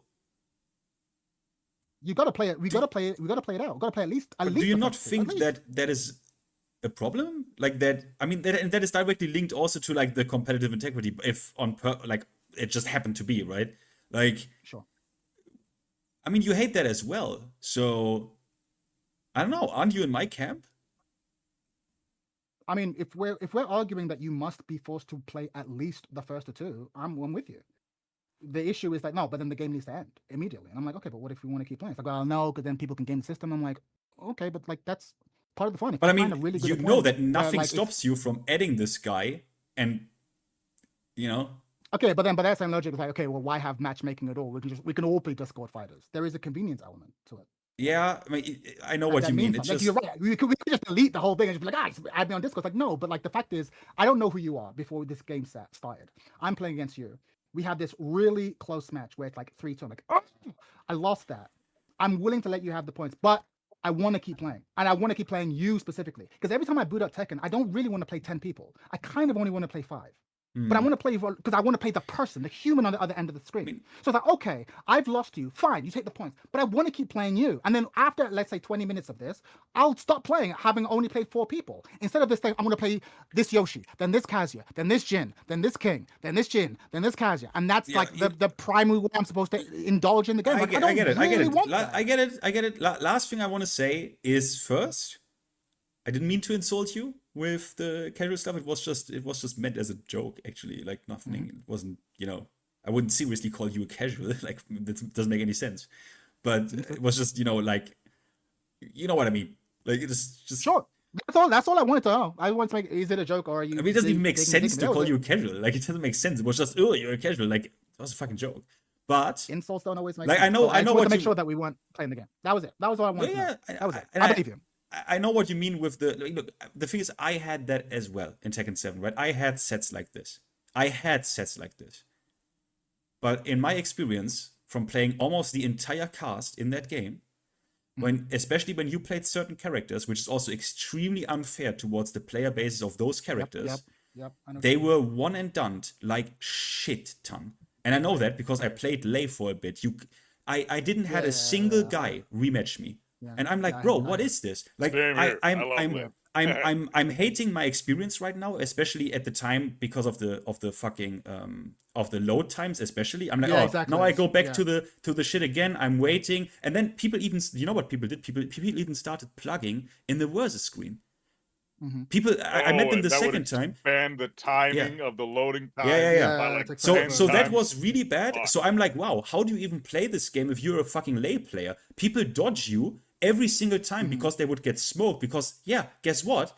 They should lose to you because they are not there yet. They should take the loss. They should actually now in a deathmatch. If we all for real are playing deathmatches until demote or down until demotion or promotion, bro, I would love that shit. But the thing is, you know what? People pick and choose, and that's not okay. That's just all I'm saying. Like, for me, that's not okay.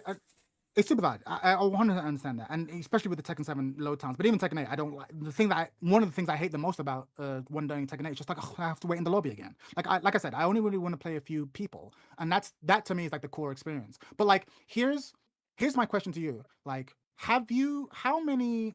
It's different because you're a content creator now. But like, how many randomers have you met through matchmaking that you've then added as a friend, felt compelled to add as a friend? Well. It's not a leading question. I actually just want to know because I think it's probably different for everyone. I mean, the thing is, we don't interact, right? So we don't interact. But here and there, people don't know it's my account because I have the stream. So people don't know it's me, right? And I like it that way because I get like unfiltered comments of like fucking hate and unfiltered comments of like, hey, that was cool, blah blah blah. And I also like this. So. It happened after they wrote a comment, then this as well, right? They write a comment, but like I have never ever like added someone up. I'm also like you. Then I just want to play. Like I want to play. No, totally. I think the reason I ask, and maybe this is to help make sense of my feelings. So in Tekken 7, I actually have quite a few. I won't say friends, and they're coming to my fucking wedding, but like I have quite a few Tekken friends who like randomly you encounter them in ranked, and it's like every round came to the last hit. You ended up playing them 20 minutes. I didn't know who this fucker was, and you add them after the fact to be like, hey, good games. But by the way, you could duck this move. I'm like, oh, okay, I got it. Cool. I've not had that interaction in 8 at all. Oh yeah, that's true. In Tekken 7, okay, sorry. Yeah, I need to correct myself. In Tekken 7, I had that. Yeah, that's what I'm saying. Yeah. And for me, the ability, again, as cringe as it's probably going to sound, that ability to form relationships in Tekken, because wow, this battle was actually really close. We're actually evenly skilled, or like or like we were back into each other. I beat you 3, you beat me 3, I beat you 2, you beat me, like that back and forth, and been like, you're really cool, and I'm still friends with them now in Tekken. I've only had that in 7 because we're able to have a long set and have the back and forth, and that doesn't, for me, exist in 8. Yeah, it doesn't exist. You are completely right. It doesn't exist. That is, you're right. But I really didn't, I once had a time where in Tekken 7, I called myself the format I want to play. So I called myself first to 5, like FT5 or FT3, because I wanted to play that. People also did, like we did. But you know what happened also? I added people to tell them, hey, we had a great deathmatch, right? Like me on Jin right now, we had a great deathmatch, right? Yeah, you probably don't remember this, but last week I had a slightly different name. You went and dumped me when I played this character, you fucking son of a bitch, and now fuck off out of my friends list, you cunt. That happened actually a few times. Sure. Well, I can't attend to the second part of that that relationship because I've never had that. But the first part of being like, hey, this person's pretty, and there are people I'm still friends with now. Like, and they didn't know I was a YouTuber, or they found out I was a YouTuber. I was obviously a lot smaller back in Texas. Like, no, this person's pretty cool, right? And the death of that in 8, sorry, is, I think, really tragic. In a way that I think a lot of Tekken 8 players don't know and probably will never experience because they've not had that. I think that was a really big deal. And I think that sort of interaction is, I find, only possible through the long set type thing. You're right. If I'm just playing in the first 2, I beat you, I leave, or I lose and I leave. And I'm like, I actually think that the experience of encountering worthy challengers, again, I'm speaking like fucking Ryu now, but like encountering worthy challengers and being like, hey, that was a really good set. That is actually more valuable than whatever arbitrary fucking PNG. That's what I'm desperately trying to defend. No, yeah, you have. Look, no. This point is valid. I wouldn't put it in my but then we're talking like two completely different things. Like competitive integrity on the one hand, and the social aspect on the other. But I agree. Look, you're right. Like I nearly said their names. Like I don't want to use their first names, but like I have met a certain, it doesn't matter, like Serjan, it's like he's a Steve player, like really, and he invited me to the Discord, right? And to this day, I'm buddies with these guys. Like some of them started, like I wouldn't even have gotten to meet these guys. Yeah. Like you're right, this happened, and only because I think, funny enough, I played Leo at that time against his Steve. I still remember the stage even. You know this, right? You remember the stage even, like what stage it was. So no, you're right. But on the other hand, if you also, right, if you play like Lei, the amount of experiences you have like this are significantly lower. Sure. And maybe that's different because I played Leo in T7, so I can't speak to. I mean, I got quit sometimes, but not all the time. I'm sure it would have been worse if I played Ling and stuff like that. But yeah, that is the thing I'm trying to defend the most though. Because like you said, I have friends who I have met in real life. I met them at Comic-Con and stuff. And the only reason I made friends with you is because we had a good set in ranked. So we were fighting 4 points, right? Imaginary points, but still points. And we were fighting our asses off. And like it was just a battle. And then you see them again in ranked and be like, all right, cool. Me and this person are playing until one of us gets promoted to board. And you're right. For every one of those, there would be 6 one-and-doners or assholes who are just trying to game the system. I 100% agree with that. But for me, the positive aspect that I just described is worth defending, and that's why I've been struggling to like really trying to articulate that, because it's more than just the points don't matter. No matter what system we do, but like the interaction you have with other people is what matters. And I think you can have better interactions over long sets. I have found that. And you'd be like, well, you can just do it in quick match. Yeah, but I also think an added part of the fuel is for there to be something at stake, whether it's money or points. Like that's the cocktail I'm trying to preserve. And like my issue isn't that I don't want you to get what you want. I want you to get what you want. My fear is that in order for me to get what I want seems to have to be thrown away. And I'm like, I think the game and the community loses so much more. Like I literally have dozens of people who I have met IRL through Tekken because we had a ranked set that was meaningful enough for me to be like, that was sick. Or you are cheap as fuck, smiley face, right? Do you know what I mean? Like, but I've not had a single interaction like that in 8. Not a single one. Yeah, I mean, I had also, I don't, magic. yeah, I mean, you know, right, Obelion, funny enough, right? Like, he's like my kind of guy, like my detective and shit. And we actually knew each other. We didn't, I remembered, and he as well, because it was just one set we played in Tekken 7 before we like, now it's so funny, like basically you always find each other again. And I played Julia and had the shovel equipped and just did the shovel move over and over again in combos. And like, you know what I mean? Like where she pulls the shovel out and just bonks you with it. Yeah. And he was like, he even wrote like GG's, but what was that play style? And I'm like, bro, like hold the shovel, bro. Like you're getting buried, bitch. Like that's good shit. And just like that, this dumb video game got you an actual friend. For me, I have similar stories. Like the one that comes to mind for me is there's a French player, obviously he speaks English, called Double J, Asuka player. Fucking hate Asuka. And we would have wars, bro. Every game, 2-3. Every single game. And we were super close. And I took a break at a certain point. And I came back. And he had leveled up significantly. He was breaking every throw. And I remember being like, whoa, you've become one of those players who can legit break throws. Like, what the fuck happened? I was like, yeah, I just practiced for a bit. And then when I started, he doesn't play Tekken 8 anymore. But when we started playing Tekken 8, he showed up. I said, Double J, is that you, Double J? I'm meeting actual fucking people. And the point I'm trying to make is that's what matters. And like in our pursuit of like fucking simulating, my fear is, maybe I'm wrong, but my fear is of it's exclusively pursuing trying to simulate Evo from the comfort of our homes in our online game modes. We're losing something that is infinitely more valuable. But my position is so much harder to defend because it's so vague. It's based on anecdotal shit about making a friend and making stuff like this. But I'm like, the long set, I believe, is the premier way to indulge, not just Tekken, but in all fighting games. But the way we consume fighting games as viewers is tournaments, and that's taking over everything. And it just bugs me, but I understand why it's happening.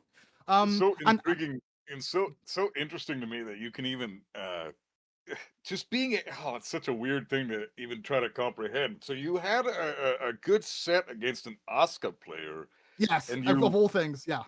Of all things, and you made friends with him. I must be a racist towards Against waifus?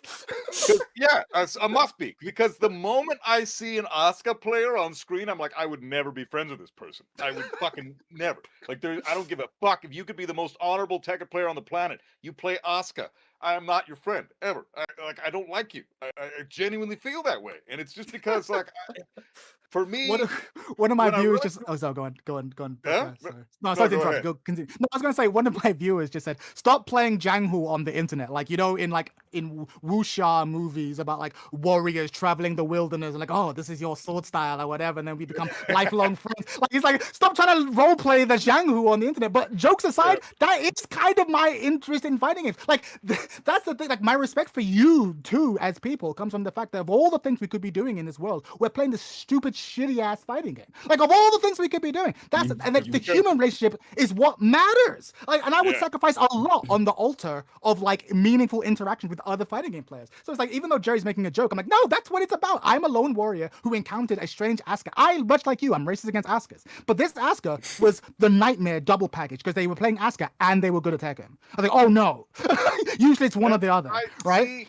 See, that's what's so fucking hard to comprehend because I just can't. Like, here's the thing, Asuka players, as a rule, just generally as a rule, this is like going back since Tekken 5 days. Sure. Every single fucking Asuka I've ever seen, from the most casual player to the top tier hardcore pros that do it for a living, they all don't feel like they're very smart human beings. Like, they look like they're stupid when they're playing the fucking character on the screen. And I feel like if that character speaks to you and you're like, this is the oh dude, she's 17, she's wearing a schoolgirl outfit, got this stupid fucking bitch voice that I just can't stand listening to, that's my character right there. If that's the shit that appeals to you, then I have a problem with that. Like, that's for me. I fuck with Asuka. I am too much of a fan of Dimeback to ever allow this Asuka slander to go. Yes, there are brain dead Askas. Yes, the majority of them are brain dead. But when you find the good ones who actually play Asuka for the right reasons, I want to play defensively, and I want to be able to get paid maximally for the reads. And this person is reading me, and again, it's really close. I'm like, in a way, they're a puzzle I'm trying to solve. and I'm failing to solve consistently. And I'm like, I'm trying to, it's addictive. And they're doing the same thing too, because they probably don't feel comfortable in the Leo matchup. So we're both just trying to study. And again, the points are going back and forth. We're like, oh, we're just playing. We're not agreeing to a deathmatch, but we're like, bro, we're like 12 games in, bro. like this is a really long set. Oscar, I feel like with Oscar players, the only puzzle I'm trying to solve is how do I out-dumb this guy?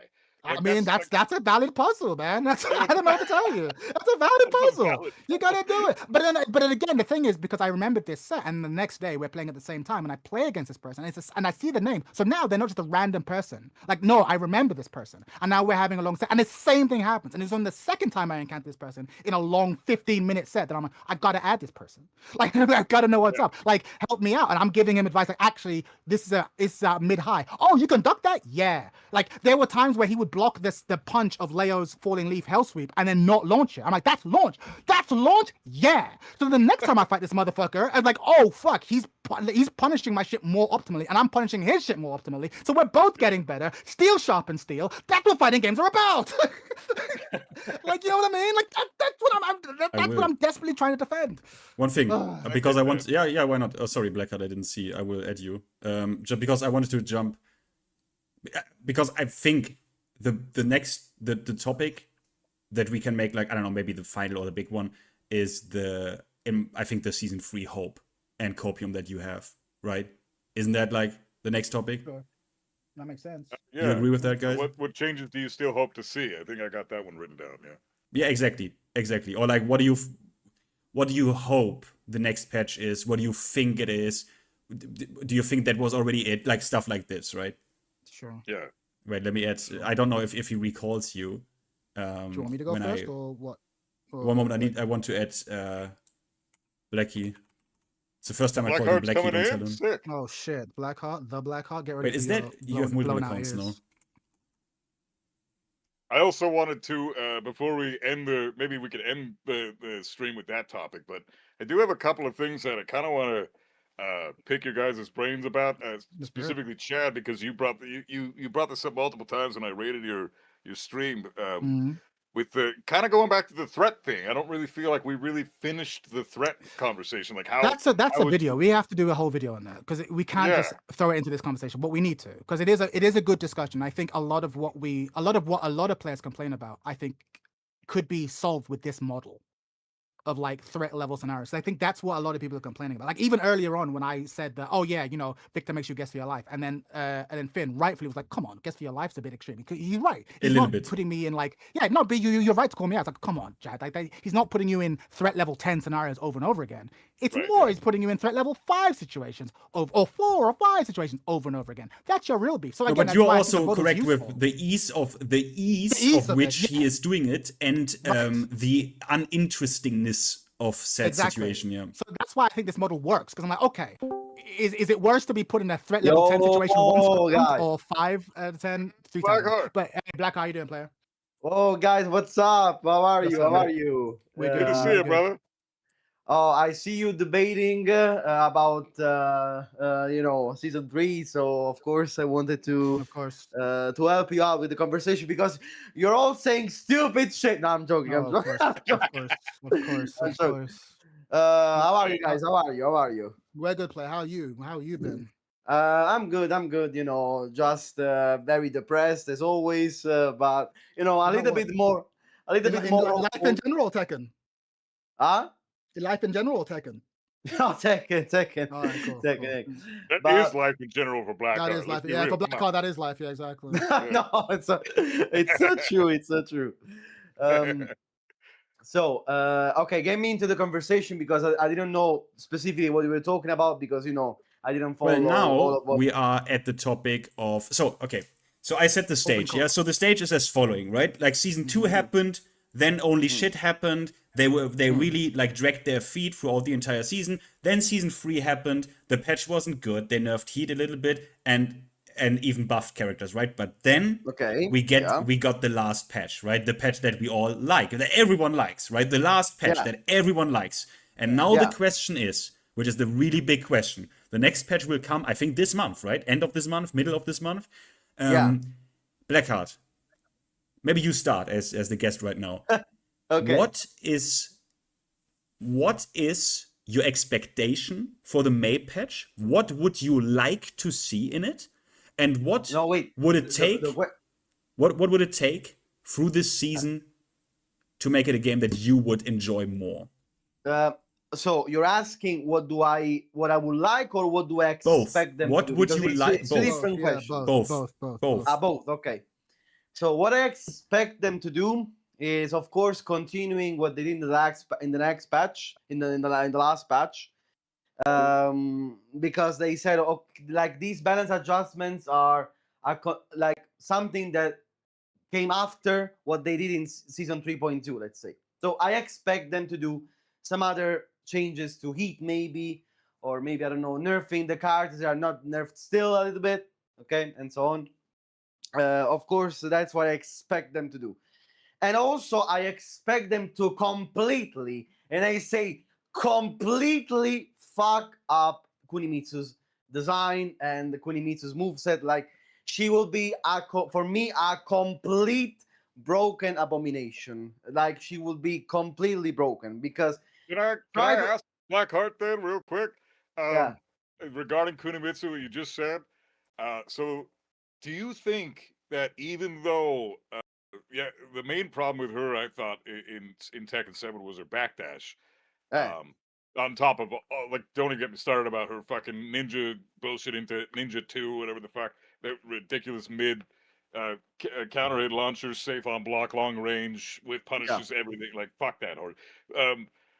But besides that nonsense, potentially coming back, do you think she's still going to be a broken piece of shit, despite the fact that backdash no longer really exists? I think that she was broken not only because of her movement. Like, she was broken even, for example, in her poking tools. For example, she had a completely broken 2-2 just to do a thing. Fuck yeah. Or, for example, I don't know, remember also her kunai, full screen kunai that was safe on whiff. Like, if she whiffed from 3 kilometers, you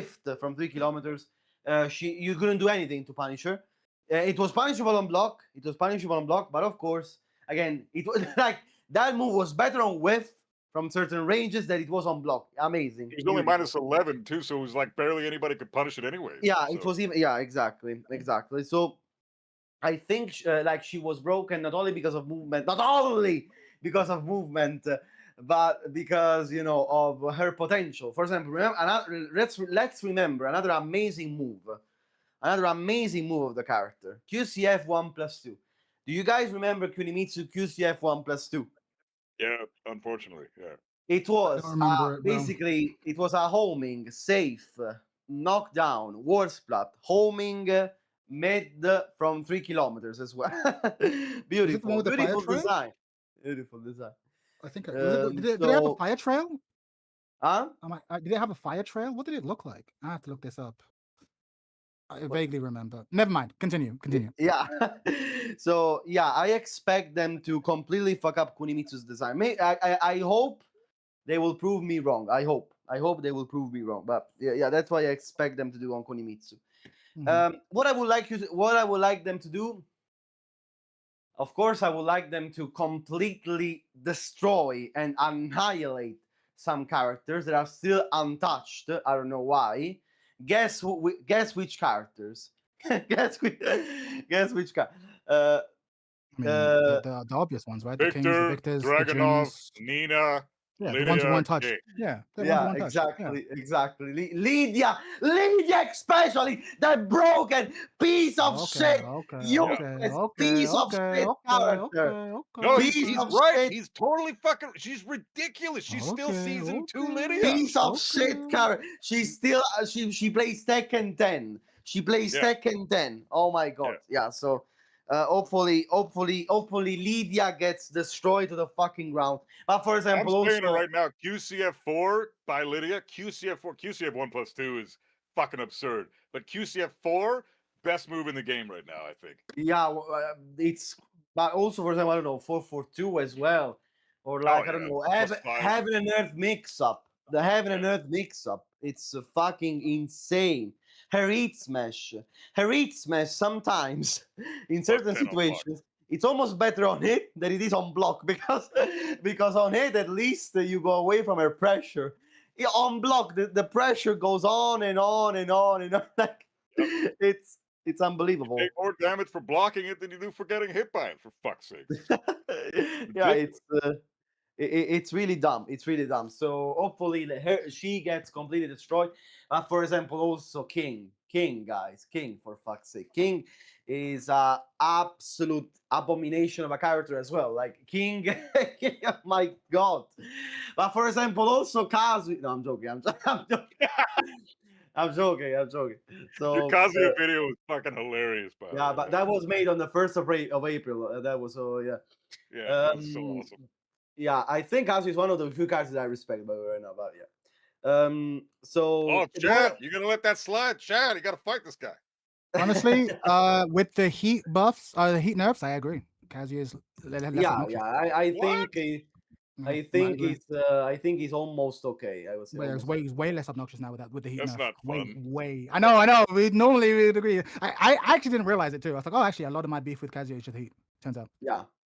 Even though honestly, guys, I don't know about you. I don't know how Buff Guy feels about that, but I think we should still tweak a little bit more about him. But also other characters like him.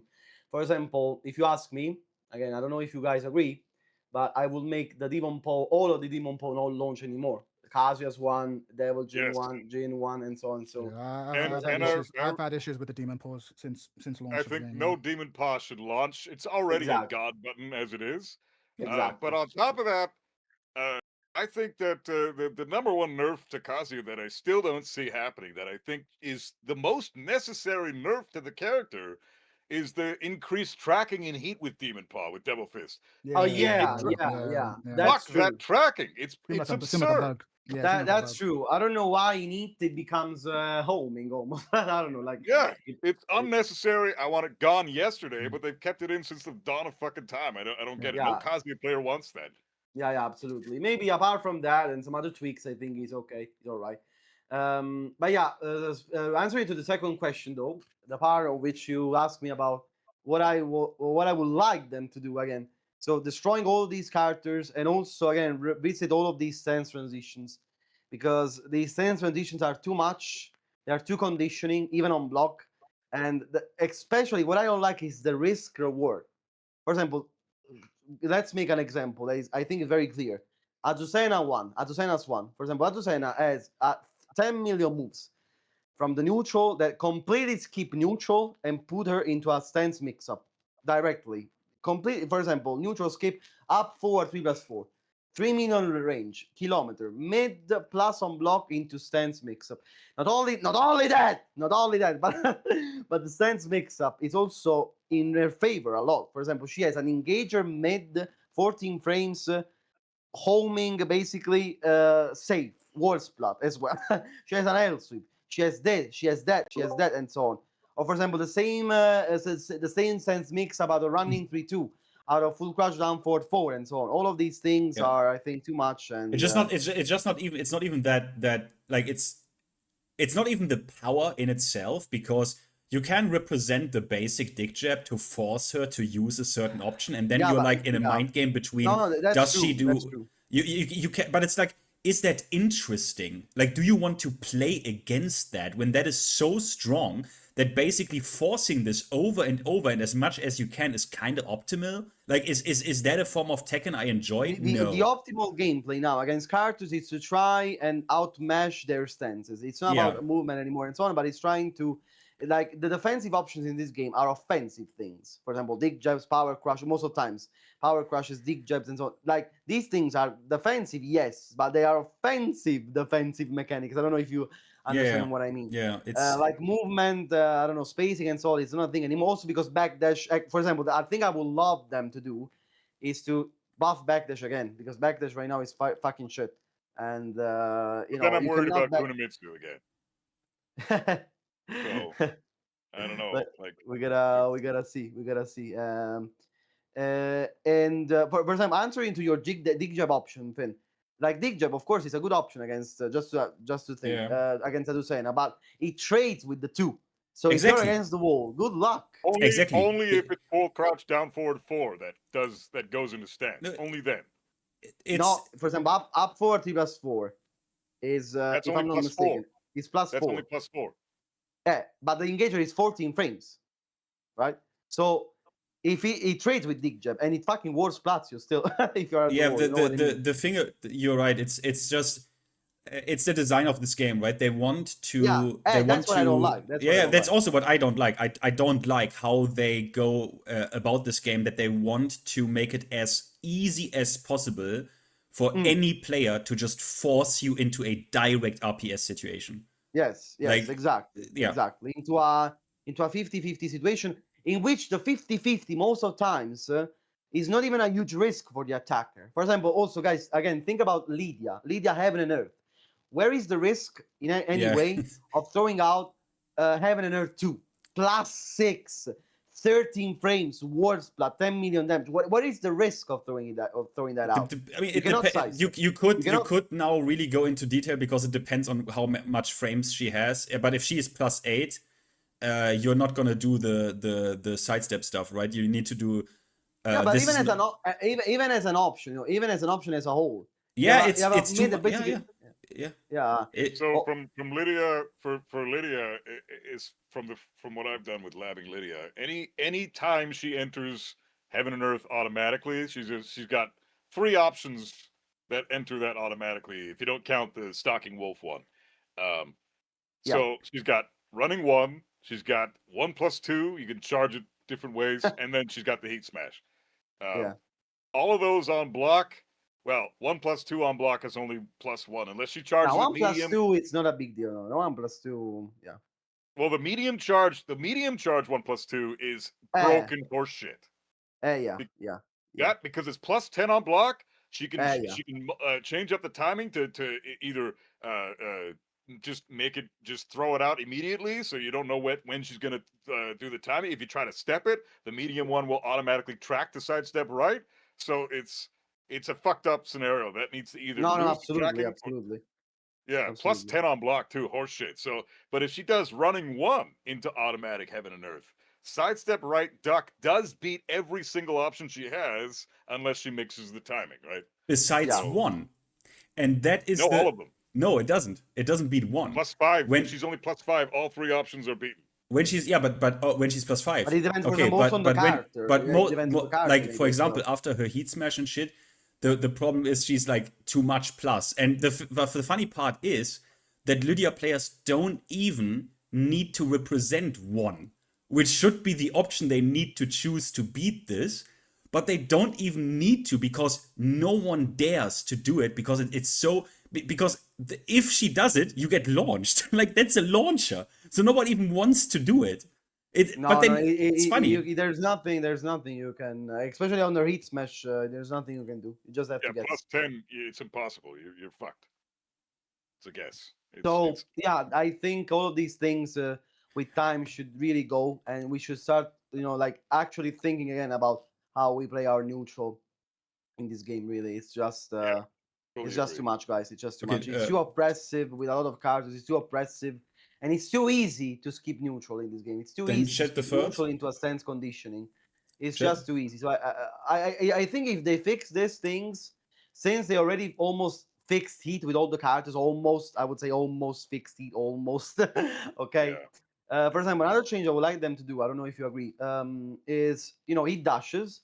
I think all the characters should have. Like if we take to the extreme, no Heat dash launcher. If we want to make the reasonable, maybe I don't know route, maybe 1 Heat dash launcher per character on the slowest or maybe the most situational Heat engager. The rest of all the Heat dash launchers should just go now. For example, I don't know, King still launches out 4-1, Lily still launches out 3-1, and so on. All of these things I think should go. I think still launches got a Devil Fist, the demon pole, all the demon poles, for example, Lee 4-4-3, Warang 4-4-4. I don't think any. I'm gonna do you one better than that because I don't think any Heat dash should launch at all. Even better, of course. The reason being is if Heat dash was say neutral on block, then I could see 1 launching, but only 1. Like you were just describing. But because it's always +5, which I honestly think is okay if none of them launch. +5 is fair if none launch. No, I agree. Maybe, yeah. Maybe we can also nerf for example, I don't know, eating gauges from +9 to even less, and heat dashes from +5 to even less. Probably will be even better. Who knows? Who knows? I don't know if they'll do all of this stuff. Of course, I hope so, that they finally understand that this direction is not liked by players, but who knows? Like in the last patch, they tried and they succeeded in nerfing a lot of the bullshit heat stuff. So I don't know if they'll continue on the heat part, they'll continue nerfing the heat part, because now I also fear something, guys. I fear that they think that heat is the only problem in the game, which is false. It's not the only problem in the game. So I really hope that maybe they understand that there are a lot of problems in the game. You know what I mean? So a couple of the main issues that I would like to have changed is number one. This isn't number one on my list, but it's the first thing that came to mind is the power crush system needs to be reverted back to how it was in Tekken 7. I really liked power crushes being 8 frames to armor instead of 7. That 1 frame makes a world of difference. It's crazy. Yes. Because there are so many moves in the game, especially down forward ones, that leave you at -3, which means it sets up your power crush now, but you couldn't do that in Tekken 7. Being -3, your power crush is cannot get beaten up. You cannot jab check the down for ones because there's a power crush, yes. But exactly. The dumbest thing, in my opinion, buff guy, the dumbest thing they did with power crush, you probably agree, is that at least in Tekken 7, if a power crush absorbed an attack, yes, that's what I was just gonna. Yeah. And the power crush gets blocked. It was unsafe still. The frames were absolutely the same. You can fucking punish it. Yeah, now they become fucking safe. Or sometimes I think even 0. Like sometimes. Well, it pushes you away. There's pushback too, so it resets the fucking neutral. You can't do shit. That is so dumb. That is so dumb. Ridiculous. That needs to automatically go. The other thing I would change is heat burst being plus on block is some of the most bullshit. I've never seen such a broken concept in a fighting game. A power crush that's plus on block that launches airborne opponents, and then it not only that, but you fucking get to now in Super Saiyan mode. So you steal your turn back, you armor through any kind of pressure your opponent has earned with their plus frames. It's fucking 6 frames. You can do it from stance, which makes it 6 frames to fucking armor, not 7, which is even more bullshit. It fucking launches airborne opponents. It's the most busted horseshit and it still somewhat tracks to both sides, depending on when the input is inputted and where the opponent is on the screen. It sometimes tracks.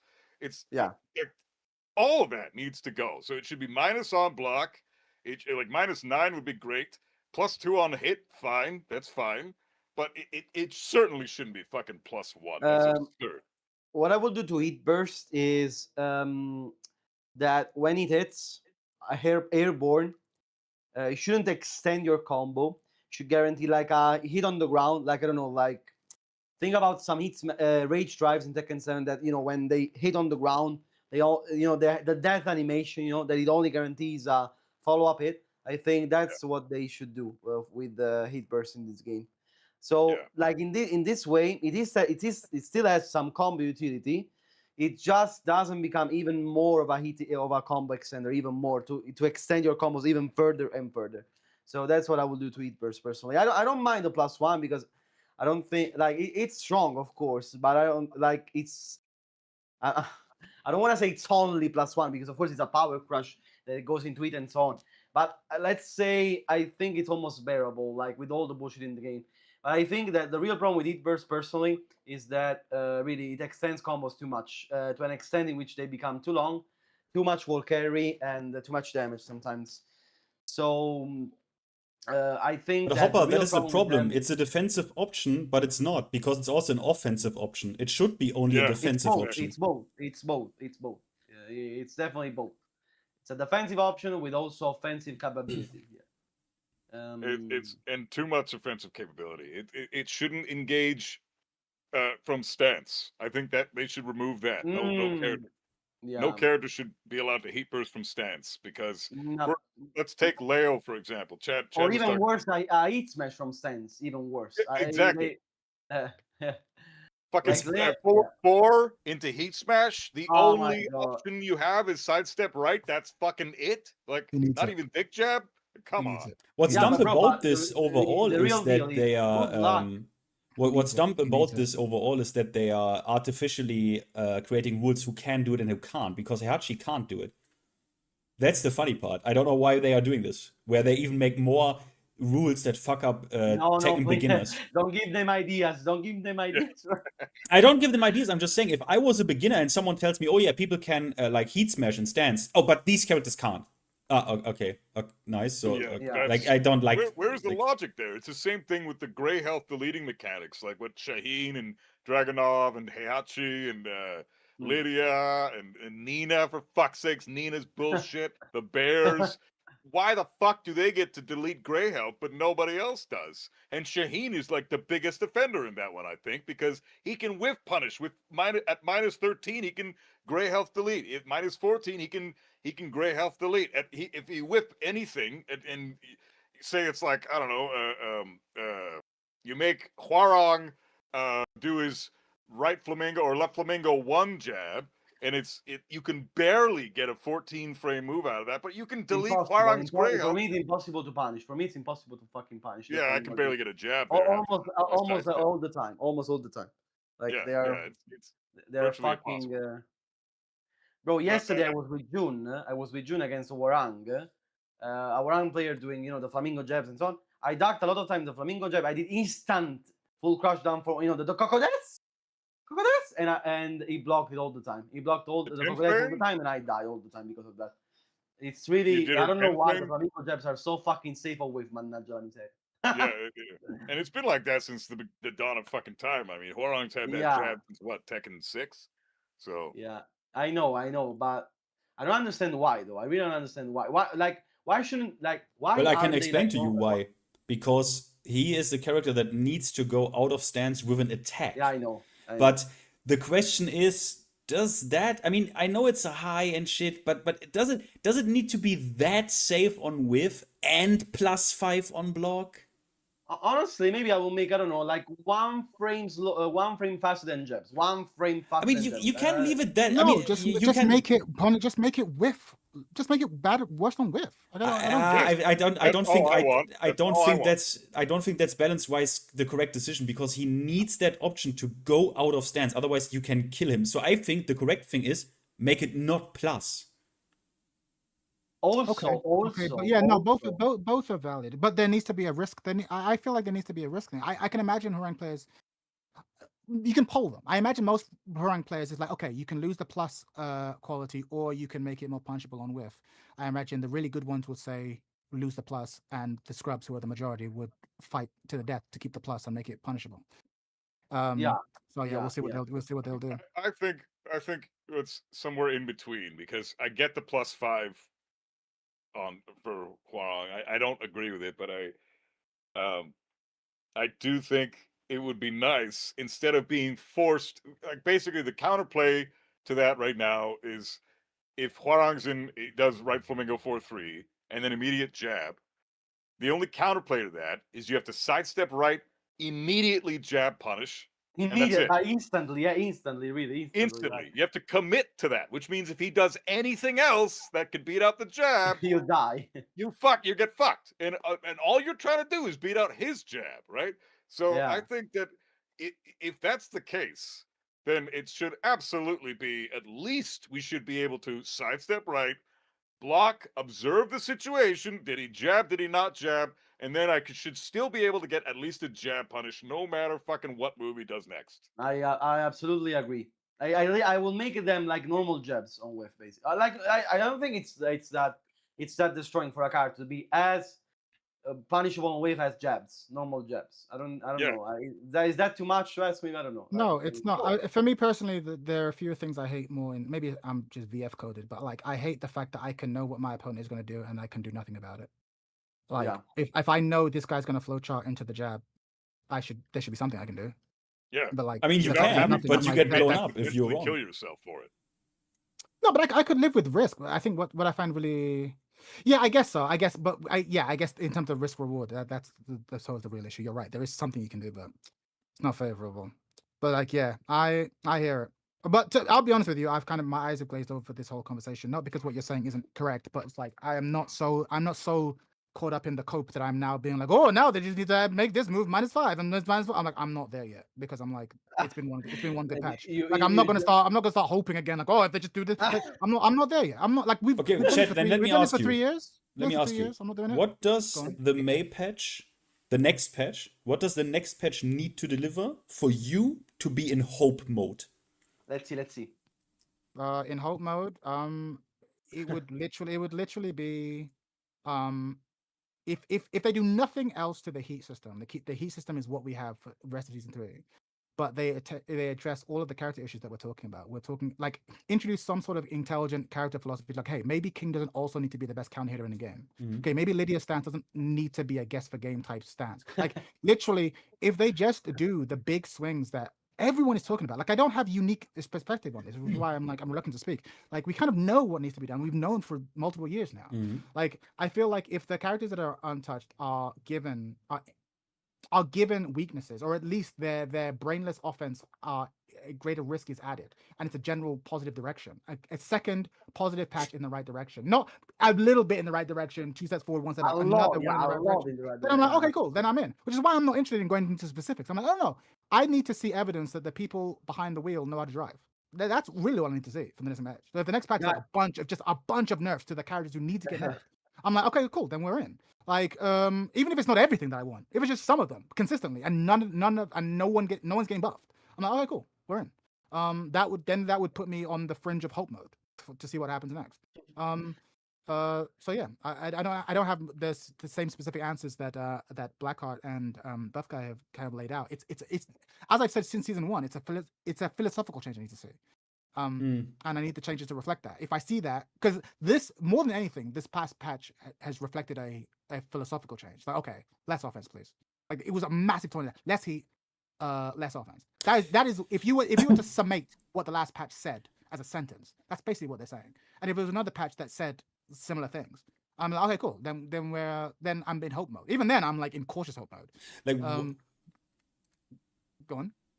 Why we had this in a voicemail a little bit. Why I am in a little bit of a hope mode, but not to the extent that I'm like fully convinced they're gonna like transform on this game. On a scale of 1 to 10, how much hopium, for more or less, how much hopium you have? I mean, well, if you, it depends. Like why I am, like, okay, when season 3 dropped, I was literally at -1. Like I was literally at -1 hope, yeah. But yeah, the reason I'm now not at -1, but like significantly higher, is because this patch, and I said this to Chet as well, and he was also like, yeah, is because what they addressed with this random patch suddenly is literally season 1 shit that what is in the game for so long that you would think if they are not going to change that in season 2 or even at the end of season 1, that is for them staple, not negotiable game philosophy and game staple. But they changed this. They finally did change 1-1-1 law. They changed launch. A lot of people are saying that the last patch was breadcrumbs, but it's not. It's not brain. It's not.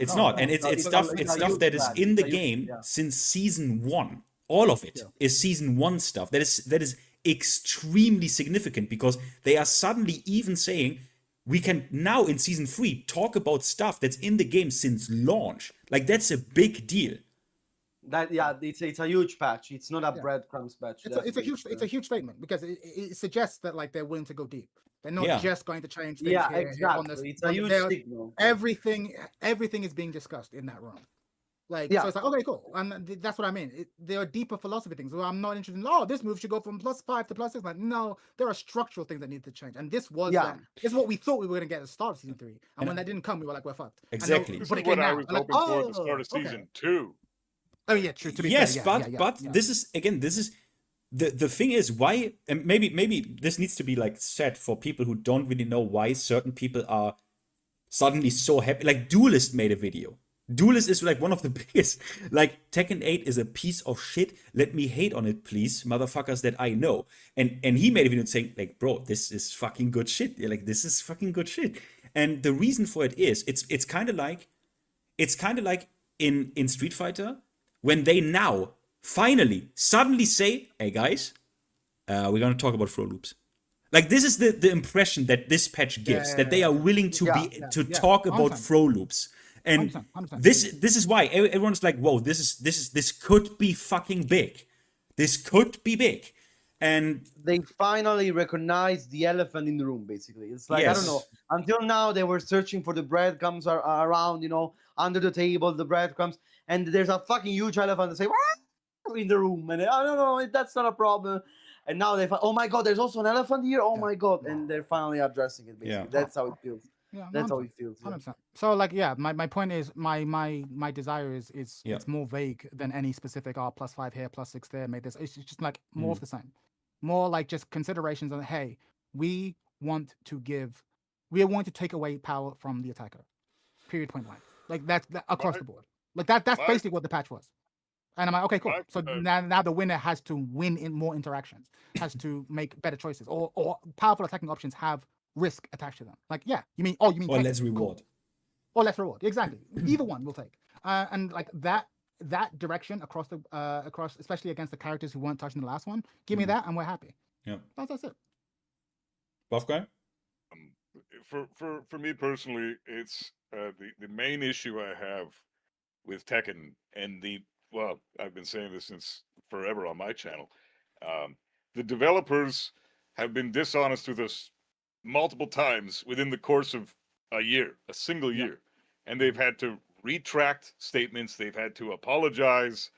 This is the issue at hand. Not necessarily problems with the game, but also the environment they've set up for the community because of their dishonesty, because of their hostility towards certain members of the community. Like, for example, taking Rip off of the commentary duty. Like Spaghetti as well. As well. Spaghetti Rip has suffered the same fucking fate for no real good reason. They were just critiquing the game that they fucking paid for, and they just happened to be in Bandai Namco's pocket. Which they are now through the patch agreeing even with them. Yeah, exactly. So where the fuck did that come from? This environment that we exist in currently, Eris addressed it on the last Heat Speak. It was beautiful what he said at the end, how Bandai Namco should be ashamed of themselves. They really should.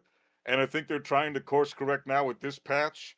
And so what I need to be in hope mode is more evidence besides this one amazing patch. I'm still, like, Tekken 8 is still deleted on my PlayStation. I'm not downloading it again.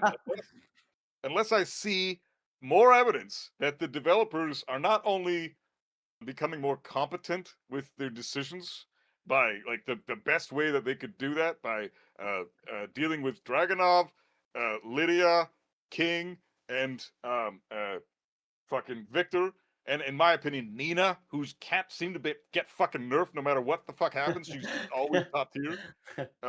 Those 5 characters being addressed coherently and in a way that makes sense that, you know, everybody can kind of agree with.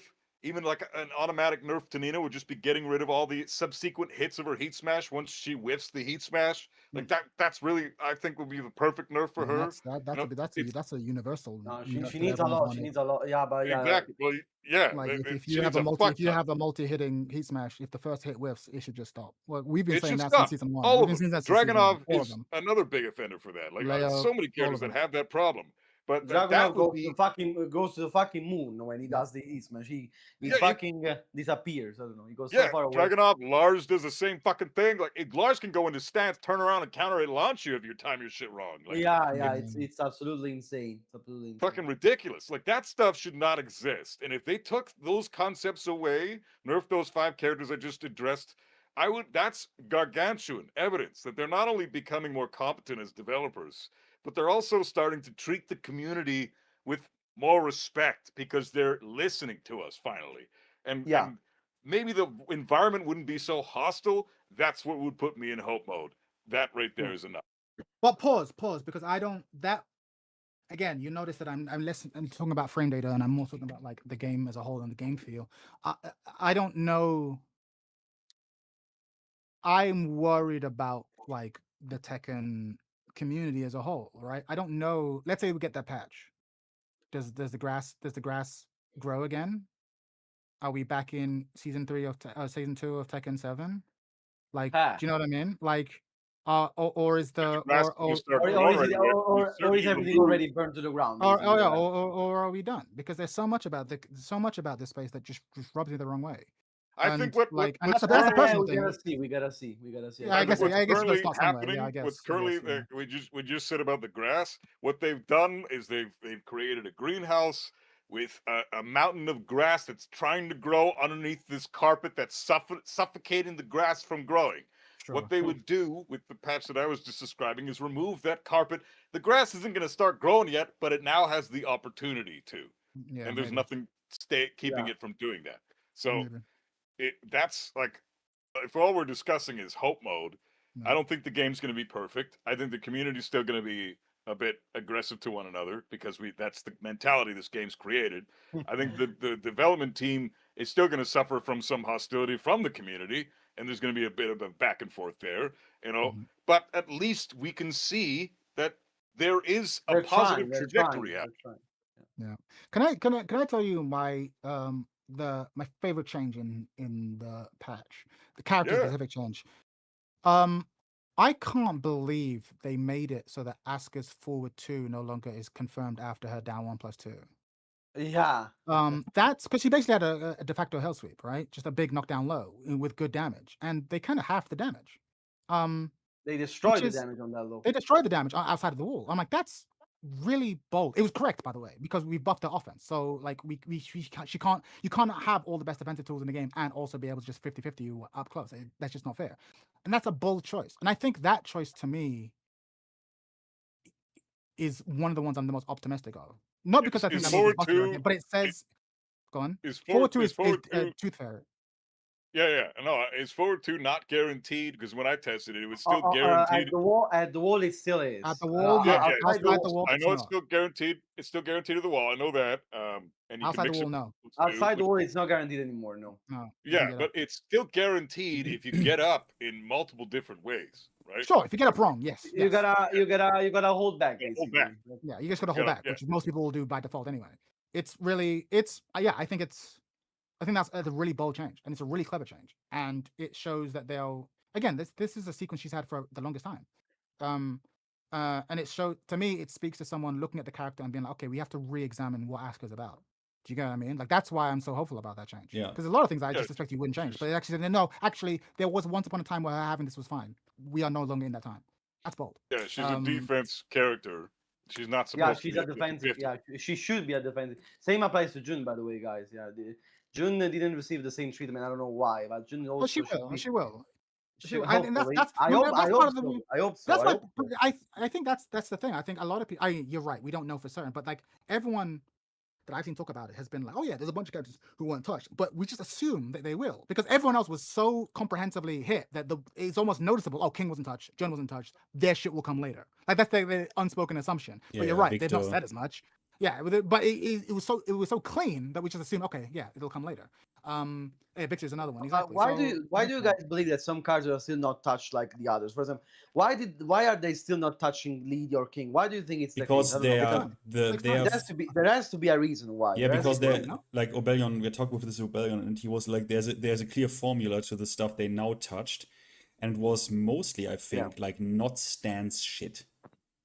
I think, I literally think that, right? Didn't they address no stance stuff? I don't know about that because they didn't address all of the moves that regain heat once they connect.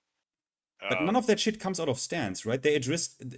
Am I remembering correctly? Like in this recent patch, they only addressed things that don't like come out of stance and heat stuff that's under a certain that's over a certain speed threshold. Yeah, I think you're right. I mean, the only example I can think of in my characters is like Xiaoyu's sweep got changed to now be a corkscrew launcher rather than a full launcher. but that's a relatively easy change on a development standpoint. So yeah, I think you might be onto that. Like there's a formula, there's some formula they have to address these things in my in my opinion. Because Leo, nothing got done to any of Leo's stance moves.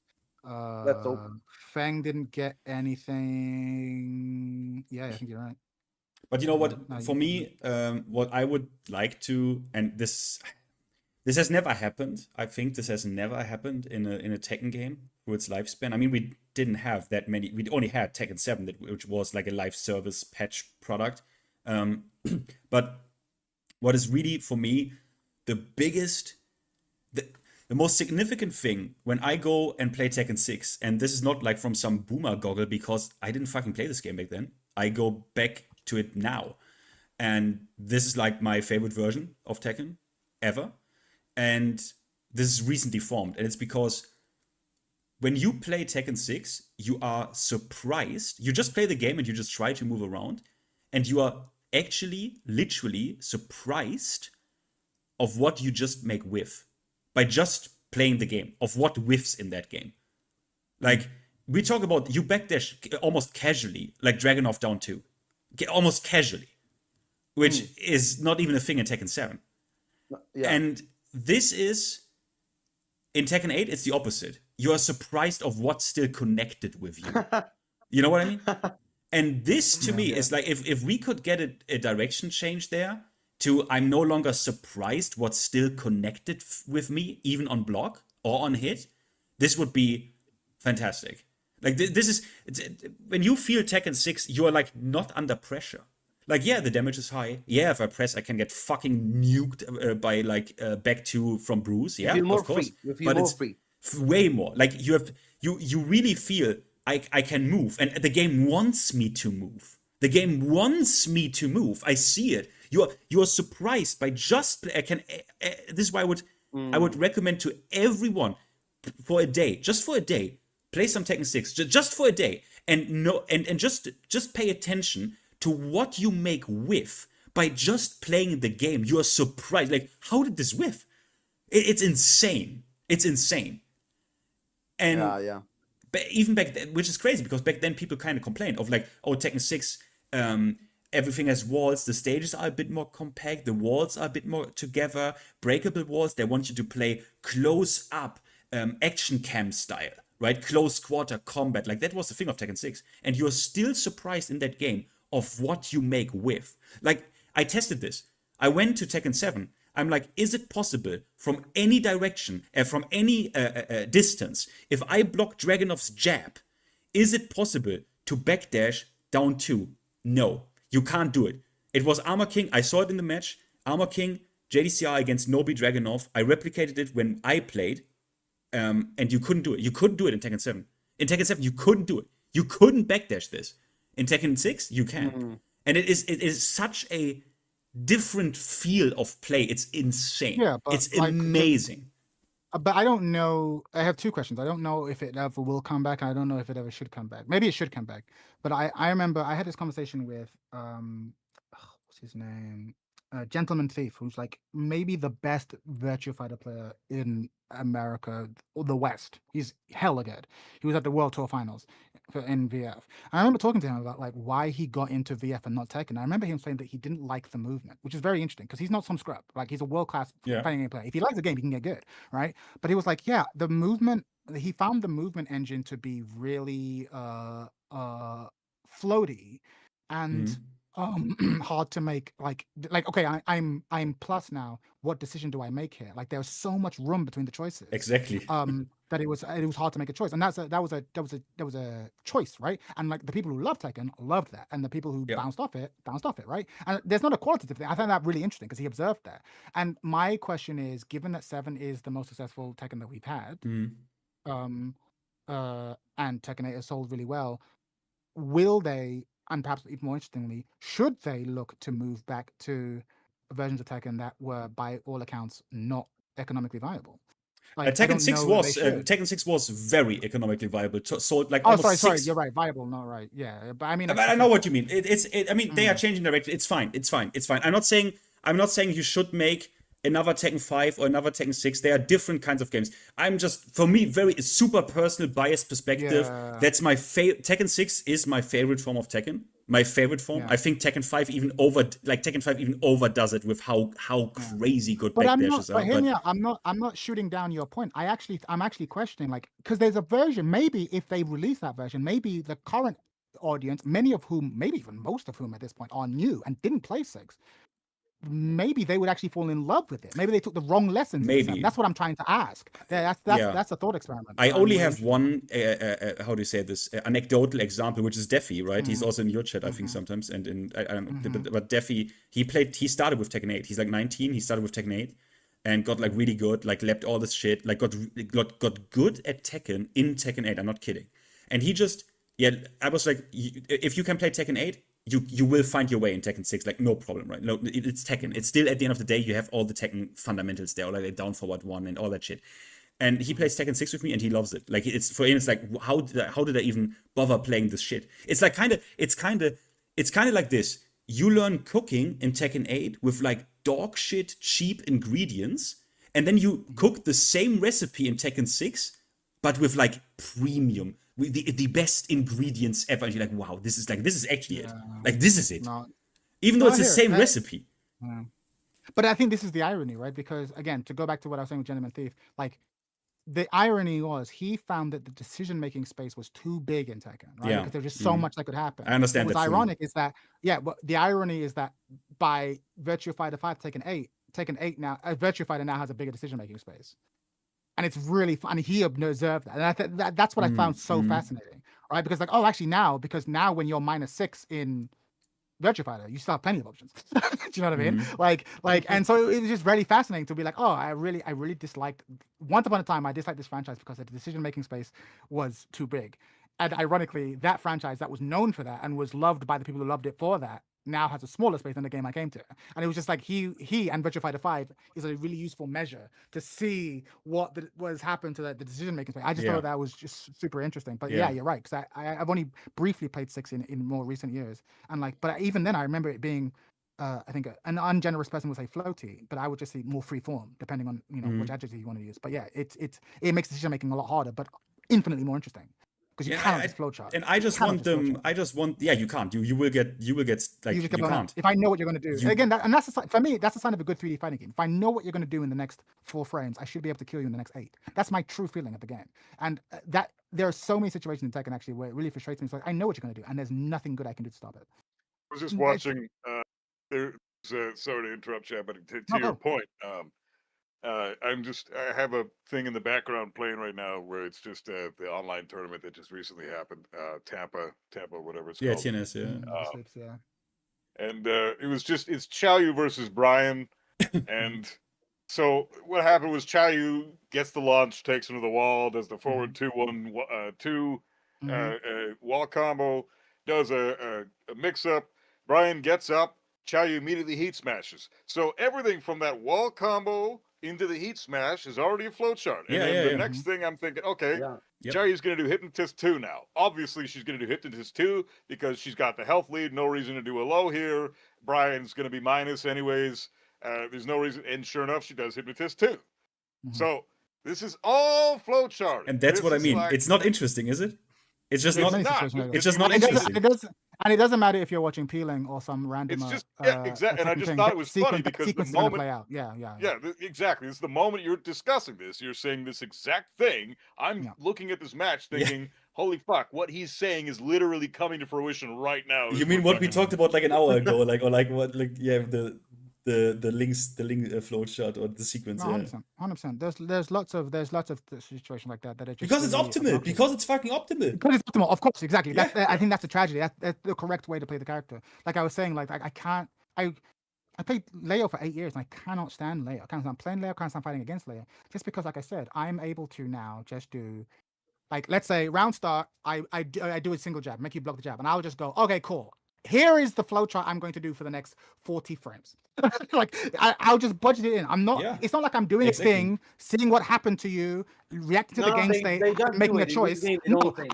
I'm just licking off this frame, this setup. Forward 4 into KNK 1-4 block 3 into forward 4. I've decided it, right? And if you do the right thing, you survive. If you do the wrong thing, you're going to get hit by one of the options in this sequence. And the sequence is framed in such a way as to be plus on block. So if I do the sequence and you are standing up, okay, cool, well, I'm +6. Time to run a new sequence. It's like, oh, yeah, this is. I think this is a game is. in which you're right even when you're wrong. Sometimes yeah, exactly. Yeah, it's. You know, this is I think the biggest thing, isn't that the biggest shift in philosophy from like any other Tekken game? The fact that in this game, previously when people said, "Oh, you need to learn how to defend," the answer most of the times in Tekken when people said, "You can defend against this," and what they meant is movement. That's why we are playing a 3D fighting game. Your main defensive tool is the movement.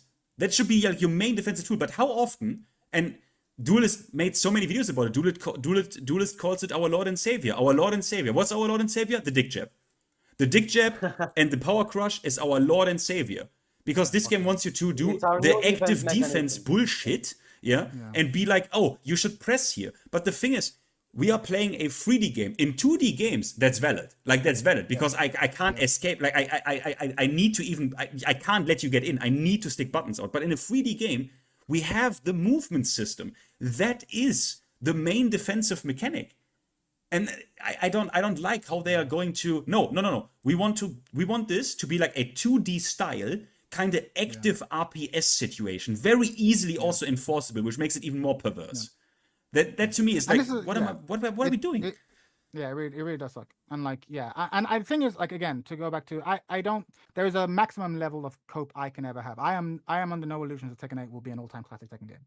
Like, I'm under no illusions. Like, I just don't, I think this can be a fun game, right? I think this game can be a legitimately fun game that you enjoy for years. I think they can get there if they want. I just think what, like Era said, I think what Tekken means is going to change, and there's going to be a whole new generation of people for whom Tekken 8 is Tekken. What are you talking about? And they'll talk about Tekken 7 the way we talk about like Tekken 2. You think we're getting Maybe we're getting replaced then? We're getting replaced. I think if anyone is being, maybe I'm being too much of a doomer, but I think if you look at the community and the commentariat, the way people talk about this game, it is clear that we are in the minority and a shrinking minority at that. Yeah. And so but then I want to ask you, why are they now trying to please this minority then? Because in the last because they have more money. No, I think it's not. I think it's not working out. I think that's not working out. The elitism and the traditionalism in Tekken. I'm really proud of this, by the way, that our community is like this. The elitism and the traditionalism in Tekken in the community is so strong. Like, we are still like, go into any chat, talk shit about me, and you are for sure like getting 10 people will swarm you immediately. Like, the traditionalism is so hard that people get like converted. Like, they come in as like Tekken 8 like scrubs, and they will, you know what I mean? Like, they will be formed into a traditionalist. And I like that. I think we're having a good barrier against it. We are fighting this fight, which is why we achieved it. That in season 3. We are winning. We will win. Trust me on this. I think maybe you're right. But I think I also want you to consider that you are seeing a slice of the population that vibe with your shit. Yeah. That will inevitably be the people that agree. I think if you instead go get a slice of the Moonsault Slayers comment section, or just Twitter in general, or if you want to be really horrified, just go, as this whole conversation started, go read the Discord. And I think that is the majority. And what you have is a slice of minority that are fighting the good fight, fighting a losing battle. And there's something to be said for that. But like I do, because I think more than anything, it's the shift in the community that because like Tekken used to be a place that, I mean, to be fair, I'm lucky. I have followers and a fan base that I really enjoy hanging out with, and they were the ones I missed the most when I started playing Tekken 8 for like that couple of weeks. Like, they're the reason I'm still playing. So even if the game's in a bad state, I'm grateful seeing them and bantering with them and having a lot of fun. But I'm under no illusions that like my slice of the Tekken 8 fan base is the majority.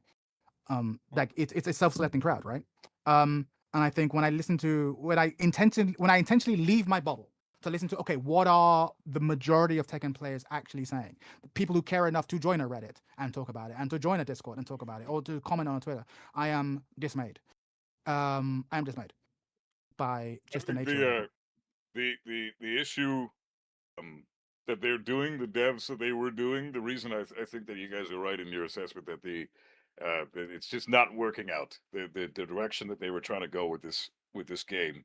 I've heard so many people try to play devil's advocate in podcasts and in YouTube comments and whatever for the company themselves with the vision that they have in mind. Yes, I understand there is a vision there. They want to hold to it.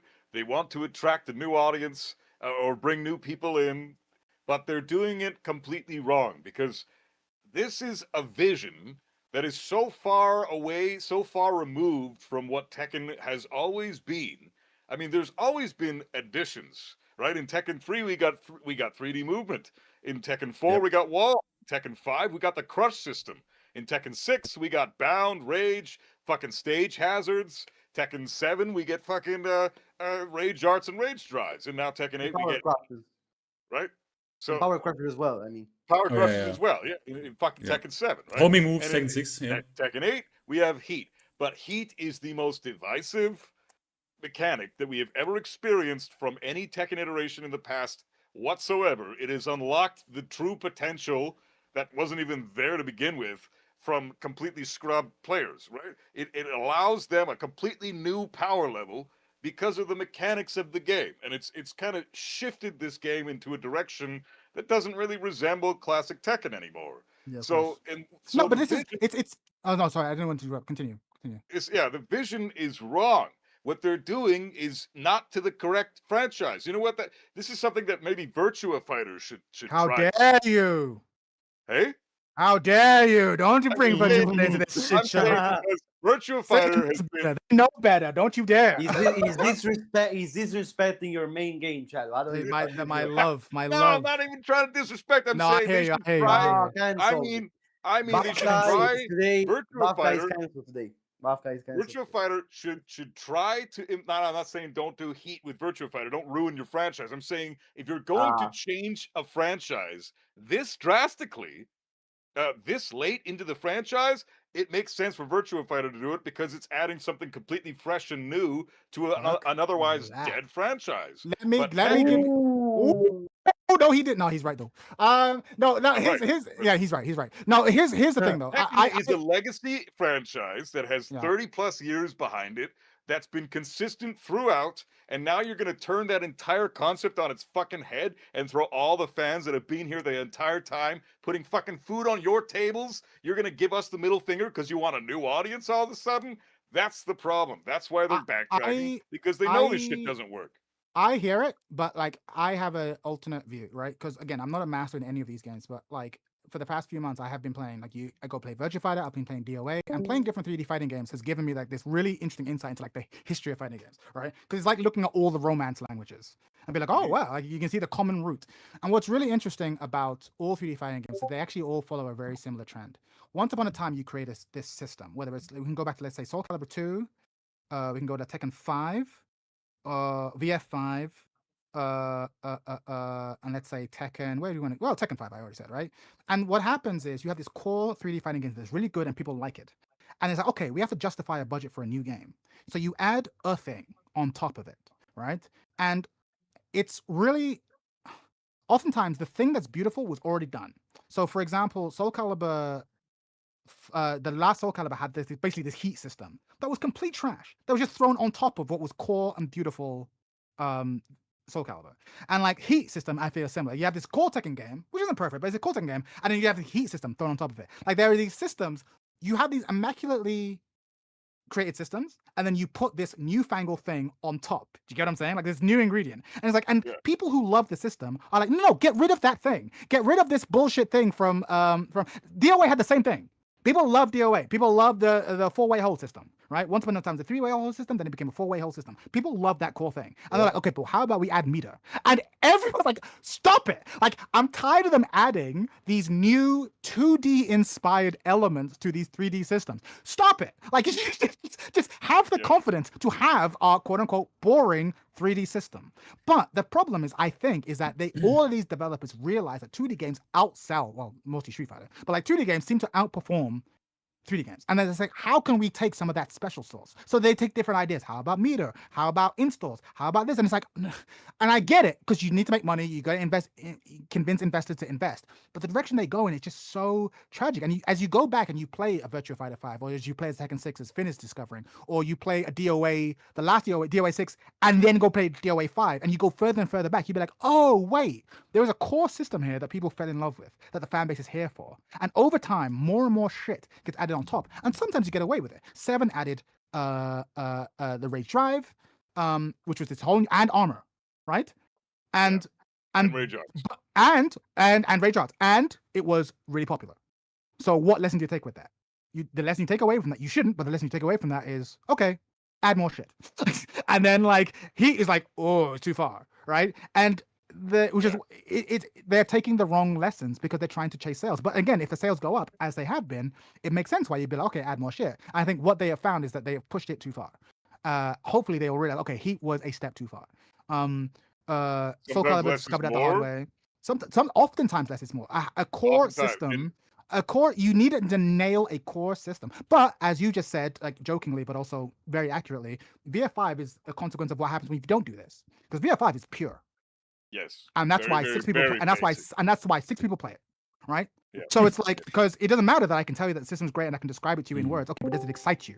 Do you lick your lips when you see it and you want to play? No, right? But if I show you the slow-mo thing, if I put a Kuma in it, if I put this fucking, he goes fucking Super Saiyan mode, okay, the Gen Zers perhaps, or a higher number of Gen Zers are perhaps interested. So I understand the forces that go into this poor decision, but it's really tragic because you have these games that have these gorgeous systems in it that just get overwrought, which is bullshit thrown on top. And I want to make it known that I have nothing but respect for Virtua Fighter, and I wasn't meaning to say that. Yeah, people are very sensitive when it comes to that. Well, I just know that there's some dumb fucks in the comments down the road, saying something. So I just didn't make you guys aware for people watching this in the future that are going to rip my head off in one of my streams down the road. Lol. I'm not fucking, you're going to do it anyways, but I'm not ripping into Virtua Fighter. I think Virtua Fighter could genuinely benefit. No, you're right. Change as drastic as Heat without all the bullshit that comes along with Heat. Yeah, I want to modify what you're saying because I think you're right. Virtua Fighter does need to add something. But I also understand that Virtua Fighter fans look at what happened to Tekken, look at what's happening to Soul Calibur, and go, please don't give us a bar. Get what I'm saying? Please don't give us an install. Because they've seen where this goes. And like the one good thing Virtua Fighter has going for it is like, but our system is fucking godlike. No one who has truly engaged with the system and has learned it to a decent level can dismay the system. You might say I prefer System X to Virtua Fighter system, but it is so well designed. And so like people are terrified that, but what if in the pursuit of them, when they're going to give us Heat, or they're going to give us fucking Super Drive or the Nova thing. So you're right. You are right to say that they should add something, but I think VF players who will get very defensive are right to be like, okay, but like if we're not careful, we'll end up in your situation where we have Heat, and you shouldn't just add something to add something. You shouldn't add something so you have a bulletproof to put the bullet point to put on the back of the box. But they do have to add something, so it's a difficult line to walk. I need to introduce someone because one thing I need to introduce someone because I just got Koenji with us. Which obviously some of you know because you probably downloaded his mods. And also one thing, Koenji, can you hear me? Yes, I can hear you. I need to ask you something. Everyone. Didn't you make a overlay mod for Guilty Gear Strive as well? An overlay mod for Guilty Gear Strive? Yeah, it said your name on the game banana thing. I did like UI stuff for Guilty Gear Strive, but the UI. Yeah, it was mostly to take over from a friend that was basically updating it before. Because it desperately needs an update. People want an update. I'm just telling you. Oh, I mean, I've been chilling from Guilty Gear Strive, but I was hearing the conversation though. I came in mad late, but yeah, I've been just trying a bunch of different games, right? Because I just can't be bothered to play Tekken. What's your at the Squingy, start of season 3? What's your take? What's your take on the whole thing? With season 3, the patch, what do you expect? Like, what do you expect? What's the worst case? What's the thing you think is gonna expect? What would draw you in again? Tell me. I think, honestly, like, I think what season 3 has kind of showed me is that I'm just not the target audience for the game. So Well, even though you're doing it's quite well at the Foundry, right? Recent win against Cloud, if I'm not mistaken. yeah, I've played. I mean, I've played against Cloud a lot of times in Richie. I tend to get like I'm able to kind of like take games off of Cloud. Richie obviously is a whole other story, but even that I've stopped playing at my locals as well. It's quite funny because the commentator said like the way you play that you have a really good. Well, they didn't say you're the target audience, but they said you can play this style really well. Yeah, I try and play a style that's quite defense oriented in T8, but like the problem with trying to play that sort of style in T8 is that you need to really sort of like understand where you can, for example, like step and all that stuff, and obviously that game doesn't really give you a lot of opportunities to move and all that stuff, or like opportunities where you can like, for example, like, you know, mash in a situation where it's not going to kill you, it's not going to explode you and stuff like that. And it's like, yeah, you have to really sort of be on board with like how you pick apart these situations and lab these situations. But there's just so much stuff in the game where it kind of feels like, again, you're sort of like guessing in these situations, and it's just very unfavorable, or like, again, just really sort of odd balance decisions that I'm just like, yeah, I can't really be bothered to play this game anymore. So are you a Kazuya man? No, I played Miari. So oh, Miari, okay, yeah. I mean, you played a What bunch is of Miari? I don't know. shit, I right? don't know what is competitive Miari look like. I have not seen. What is that? What is competitive Miari? What? A lot of down forward 4, and Nice. yeah, it's a button that does everything. It basically it's really good against like if you're playing against Asuka as well, because it comes out in like sort of like immediate timing situation. It can just basically just kill all of like her sort of parry options that she might have to like use in a situation. So it's like it's very powerful against like certain things. But yeah, it's just a lot of down forward 4, sidestep 2 depending on the play style. While running 3-2, you can use it for space control or for pressure as well. So like that's kind of like the thing that's really cool with the character. You can play her in, there's like a couple of different ways you can kind of like pilot her. So I have a question regarding that. Then sidestep 2, I thought initially when I saw it in the trailer that move was going to be godlike, because it's like +4 on block mid, comes out of a sidestep, has initial jab. You can beat out some jabs depending on the character on the initial hit. Great fucking move, but then I labbed it and sidestep left, duck blows up the entire stance on follow-ups, no matter what, even if on certain moves, even when certain moves are delayed. So what's your take on that? Like when somebody, has that been applied to you in competitive play before? How do you deal with that? The thing with sidestep 2 in general is that you can, even though it's a sidestep move, it's like you can step it as well. But it's like, it is one of like, if you're trying to play her, I guess more, you're trying to do like the T8 philosophy of aggression, right? It's one of the better moves to stance, like use like kind of like the stance stuff afterwards, because she is like plus for the transition for it. Whereas down forward 4, which is the move that I prefer to use, is not. So you have to, like, if you're using down forward 4, you're mostly using it for, you're kind of playing against someone that is quite passive and doesn't want to really press into the stance, or you're using it for like the space control aspects and all that stuff. But you can use it, like you can use sidestep 2 in a way to, like, again, like with like the follow-ups and stuff, you can use it to catch like if people are stepping in a certain direction.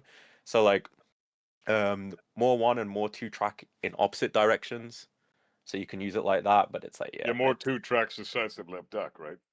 Yeah. Yeah.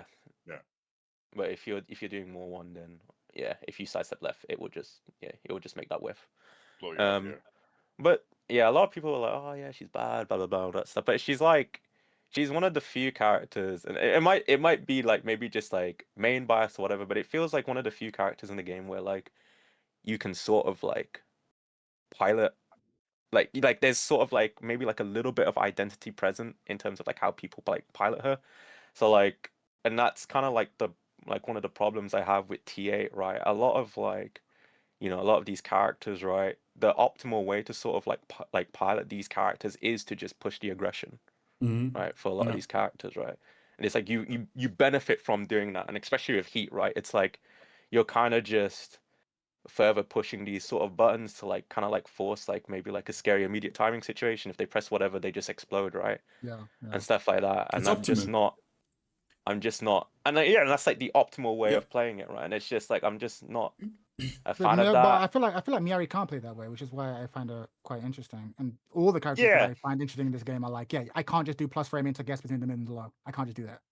So that's where, exactly is, and that's where that sort of nuance of, okay, so what is the way to play her, right? So you kind of try and figure that out, right? You gotta and poke, it right? would, basically, and it's like it was what was his name? Can't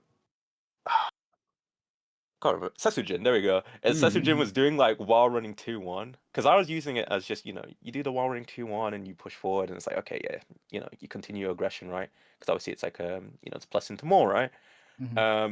But she has one of the few, like she's the only character with a while running 2, or like with a slash kick style move where you can actually use it as a space control tool. So you do it, and if you don't transition into stance, if they try and jab, you blow them up because their jab is not. They can't. The jab doesn't reach you basically. Like it puts you at like a distance where. Okay, I see what you mean. Yeah, so it's like you can, if you're wanting to play that style, right? Again, you can do that. It's just that she has like a bunch of tools where you can kind of pick and choose what sort of play style you want to do, right? And like all the Tekken games, sort of had that, right? You had characters that were sort of geared towards, playing sort of one way, but if you as like the player, right, you could pilot these characters in all sorts of different ways, right? You could express yourselves with these characters, right? I think like how much success have you found with her demon paw? Because I know she's got. That shit's strong. That shit is very strong, and I've heard so many comments. I was just scouring the Discord the other day. So many people are bitching about her demon paw being super linear, and I when I tested it, it was no more linear than like Devil Jin or Kazuya's. So I think the reason why they kind of like scream it's linear, it's like the tracking feels similar, but I think she takes longer to recover if it whiffs. So like, what I mean? It's like, it's one of those things where like when it does whiff, it's like, oh my god, it feels so bad, because they just kind of explode the fact that it whiffs. But enough of the Marizu glaze. I need your shit about season 3. About season 3? Yeah, sorry, my bad. I'm just curious because I like learning about characters, but yeah. I mean, and no one like outside of like a few players, not a lot of people play her as well. Yeah, that's my point. I know nothing about this bitch. Yeah. But I mean, that's true. No one in the tournaments even stick with her, right? CBM tried her out, but I don't know if he wasn't like, it didn't stick with her, right? Kira still plays her, I think. And her movement is god tier. What'd you say? Her movement is god tier from what I've seen. I mean, her backdash is shit, and I don't like it. Her backdash is bad. Yeah, exactly. Her sideways movement, but her backdash is terrible. Yeah, if you're not backdashing, her built-in evasion is fucking god tier.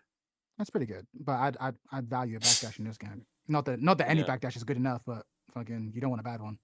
You definitely don't want a bad one. She has situations where like other characters can backdash out of the way of like kind of like certain strings, and then she's just kind of stuck in the mud, right? Yeah.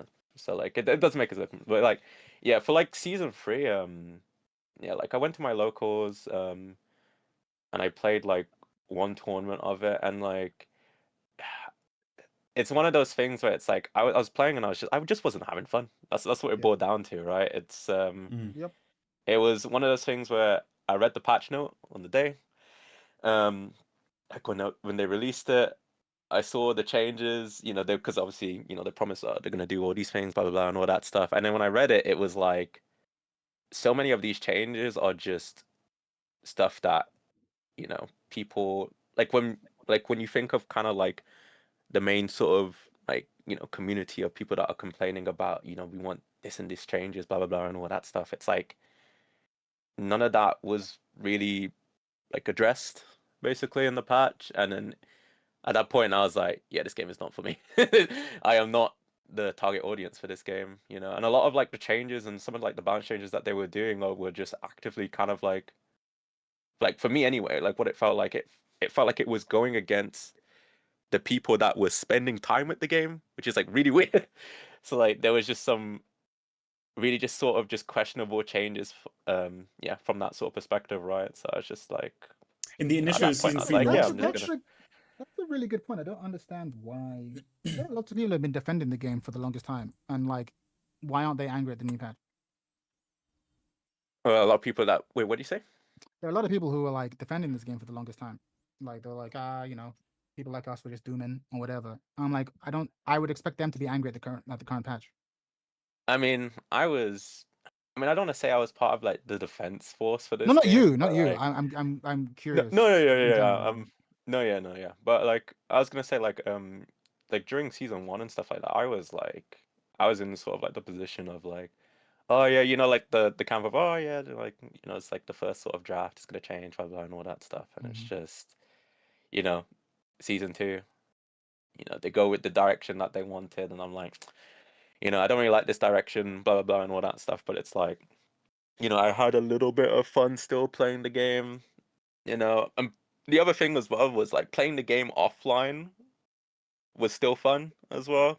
Playing the game online and like online and offline are like two completely different environments, you know, for this game. And I feel like, you know, when you're not playing with delay strapped on your legs and all that stuff, you can potentially play a little bit more effective defense as well. So that's why I kind of enjoyed playing the game offline. And then again, season 3 rolls around and it's like, we're gonna give Victor like this new move where he forces you into a stance, and you know, you have to guess for your life and all that stuff. And it's like, again, I couldn't be bothered. But So what like, about the me. recent patch then? Did that does it give you anything? Do you have like a little bit of hope your menu? Well, it didn't get me back on the game, so not really. But what would be needed to get you back into the game, or to at least produce a bit of hope your menu? When they say they're gonna do certain changes like back to basics, it's, you know, it's kind of doing, I mean, here's the thing as well. When they say back to basics, they could mean a lot of a lot of Tekken games kind of like play differently as well. Like there's like certain aspects of it where I'm trying to think of like the best way of like kind of explaining it, right? But like Tekken 5 is like, you know, it's like a very different feeling game to T7, right? Yeah. And stuff like that. Even so to T6 like, actually, yeah, you're right. Like even to T6, right? Yeah. They're all kind of unique in their own sort of part, but like in their own sort of ways, right? But like they have sort of like in terms of like how they sort of execute on the vision for like those games, like it ends up being something that is, you know, enjoyable and something like, you know, you can express yourself in and all that stuff, right? They would need to have that sort of direction back, because like I feel like problem with this game currently is that they just don't know what they're doing in terms of balance. Yeah. It feels like they have, you know, they don't have any sort of direction of what they want to do. Yeah, and it's like, I think it was like the conversation we was having before, right? The fact that they even had to make a portal in the first place. Yeah. When they've literally had like 25 years of balance like experience, right? Like I'm talking like not even like, you know, Tekken 3, blah blah blah, and all that stuff, right? But like, you know, you look back at like Tekken 5 when they did the PS2 version, they're like, damn, we fucked up on some of the balance changes for this. So we're gonna do, you know, T5DR, we're gonna remove a couple moves, blah blah blah. We're gonna make this a more balanced experience. Like I'm talking like since then, right? Yeah. They have like a track record of like 2 decades worth of like knowing how to balance a game and make it somewhat playable with all these different sort of amalgamations and experimentations of different types of Tekken. And you know, they couldn't come up with anything. Yeah, for some reason Like, it feels in-house? for this. It feels weird for this game. I It genuinely feels. believe that the team that implemented all the changes for Tekken 8, they haven't been around since the old days. They were new. They're not. On the They're team. new. They are very much new. They have very. to be. There's no way around it. It's so evident. It feels very much new. Yeah. It feels like for this game, the previous team, like let's assume it's a new team that made this game, which is probably correct. Like at least when it comes to the balancing, it feels that previously throughout their development experience, there was certain rules formed of like certain fail safes, like we don't go over this power level, like we don't step over this door. Exactly. And this limit didn't exist anymore. Yeah, but like there's I don't know, I was gonna make a YouTube video about it months back. There's a video that really makes me understand how all the decisions it was made. It was by Lord Speedkicks, of course, and he was doing a video of him against a Dragunov player, and he was showing how to shut down high level Dragunov. And it was like, and he was just talking through it as he was doing it in slow motion. And it was like, Dragunov doesn't have an option to make me guess here, basically.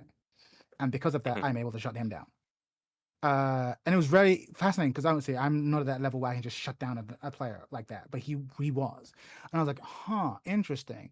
It seems to me that it's like, oh, the way you counted this character in the past was this way, so we'll give them really strong options that stop you from doing that, right? Yeah. Like, whereas before the weaknesses were intentional. Because it's like, okay, well, we want being able to defend against everyone to be a bearable thing. And like, as I've consistently said since season 1, their goal was clearly to make everyone irresistible. If your option against this character is to step left, we need to give them really powerful options that will kill you for stepping left. If your option here is to be like, well, you can just stand block because they don't have a good low, we need to give that character a really good low. Like, whatever the weakness was, we need to make it so that you cannot do that defensive counterplay. They were specifically attacking defensive counterplay. With the goal of it being, well, if you cannot defend safely, you must attack, and that'll make the game more engaging to watch. I think was probably their premier concern. Like they want the game to be engaging to watch. That could lead to, that might lead to better sales in the future. That might lead to better esports or whatever. Like again, I don't know. I wasn't in the room, but that is the thing that makes the most sense to me. Constantly trying to make everyone irresistible to defend against, which had massive balancing repercussions, had massive way on just the way the game felt. And the amount of like stress you just constantly felt that you were in, unless you were constantly attacking, constantly skewed what the game rewarded. And the question has always been since season 1, okay, are they going to walk that back? And this last patch, honestly, was the first patch in a long time that has indicated a willingness to walk it back. A willingness. A willingness. Yeah, they always could. But do they want to? And like you often pointed out, it's like, oh yeah, we'll give you this nerf, but then we'll give you this compensatory buff. Like, no, just create a hole and then don't fill it. Do that. They don't fill it. Do that. Yeah. You know what I mean? Or like, here's this stance. This stance is unusable because everyone ducks the high. So we'll add a mid, so you can't duck. It's like, oh, like Chad, do you think that they'll ever remove block 3+4? Not in this game. I don't think they will in this game. Yeah, exactly. And this is my point. There are some things like you can't take the genie out of the bottle. There shouldn't be a low from the stance. Bok is allowed. Okay, Bok is allowed to have a safe mid at a plus on block high because there is no low. that's the thing. So you can stand block and there's no risk. The introduction of a low makes the rest of the stands really unfair. All of a sudden, that safe mid is really problematic. That's like really, really problematic. Because before you could just stand block. Now you can't just stand block. But I'm not just, I'm going to duck on block? Like, what are we doing? Like, it was. And it adds to that stack, right? It's one of the moves that because so obviously crazy. I have to verse, You gotta deal with Oh, Leo. you Yeah, have you gotta to go deal. through You gotta it. deal versing with. Leo You religiously at have the to deal with local. the Leo. Yeah, exactly. I can't lie. When I was like proper, like when I had that drive, it was fun. Like honestly, even in season 2, I enjoyed it. That's Right. crazy. Which is crazy. Yeah, I know it's crazy, but that was like when I still had that sort of competitive drive. Obviously now it's like, you know, I'm tired, right? But like, it was one of the things where, like, because of that move existing, right? And this is the thing, right? Like the way how Bandai Namco is like, okay, you know, we've put this move in, and for some reason they're like, we don't want to delete this move, for whatever reason, right? And it's like they would rather like sort of like tweak the numbers on that situation. But as you said, the move shouldn't even It be shouldn't there in the exist. first The place. existence of it is the problem. Exactly. It's like it doesn't matter what any sort of tweaking they do on it, right? But I knew this was coming in season 1 because they gave one of Leo's precious heat engagers is the power crush from Stance. And I remember looking at them and I'm like, who's gonna mash into Bok? Like no one's gonna. That's a bad move. Like that's a bad. Like this is a bad move. Whoever designed this is an idiot. Like I remember thinking that. Like this is a bad place to put the power crush because there's no reason to push a button here because there's no low. Just wait, right? Like there's I just didn't get it. And like now they're like, we hear you, Chad. I'm like, okay, cool. So you're gonna move the power crush and put it somewhere else? No, we're gonna add a low. Like that is not the solution to that problem. That is not what you want. But you can see where they were going with it. It's like there's lots of situations like that. Power Crush was initially implemented to beat out dick jabs because dick jabbing was a reasonable thing to do because of the plus on block high, right? It beats out that plus on block high, no big deal, and then you can still whip punish after that. But then it would also beat out every other option too, so they kind of had to give the Power Crush. But I agree, it was a wrong move to implement. I think there was a purpose for it because you dick jab, you eat the Power Crush. But even that, I'm like, are dick jabs so scary that we need an option wholly built to defeat it? Do you get what I'm saying? Like I still know in the past it wasn't needed. So pardon? In the past it wasn't needed. In the past it wasn't needed. That's my point. So I'm like, so I still think if every character is only going to have 4 like, let's say power crushes. Oh sorry, heat engages.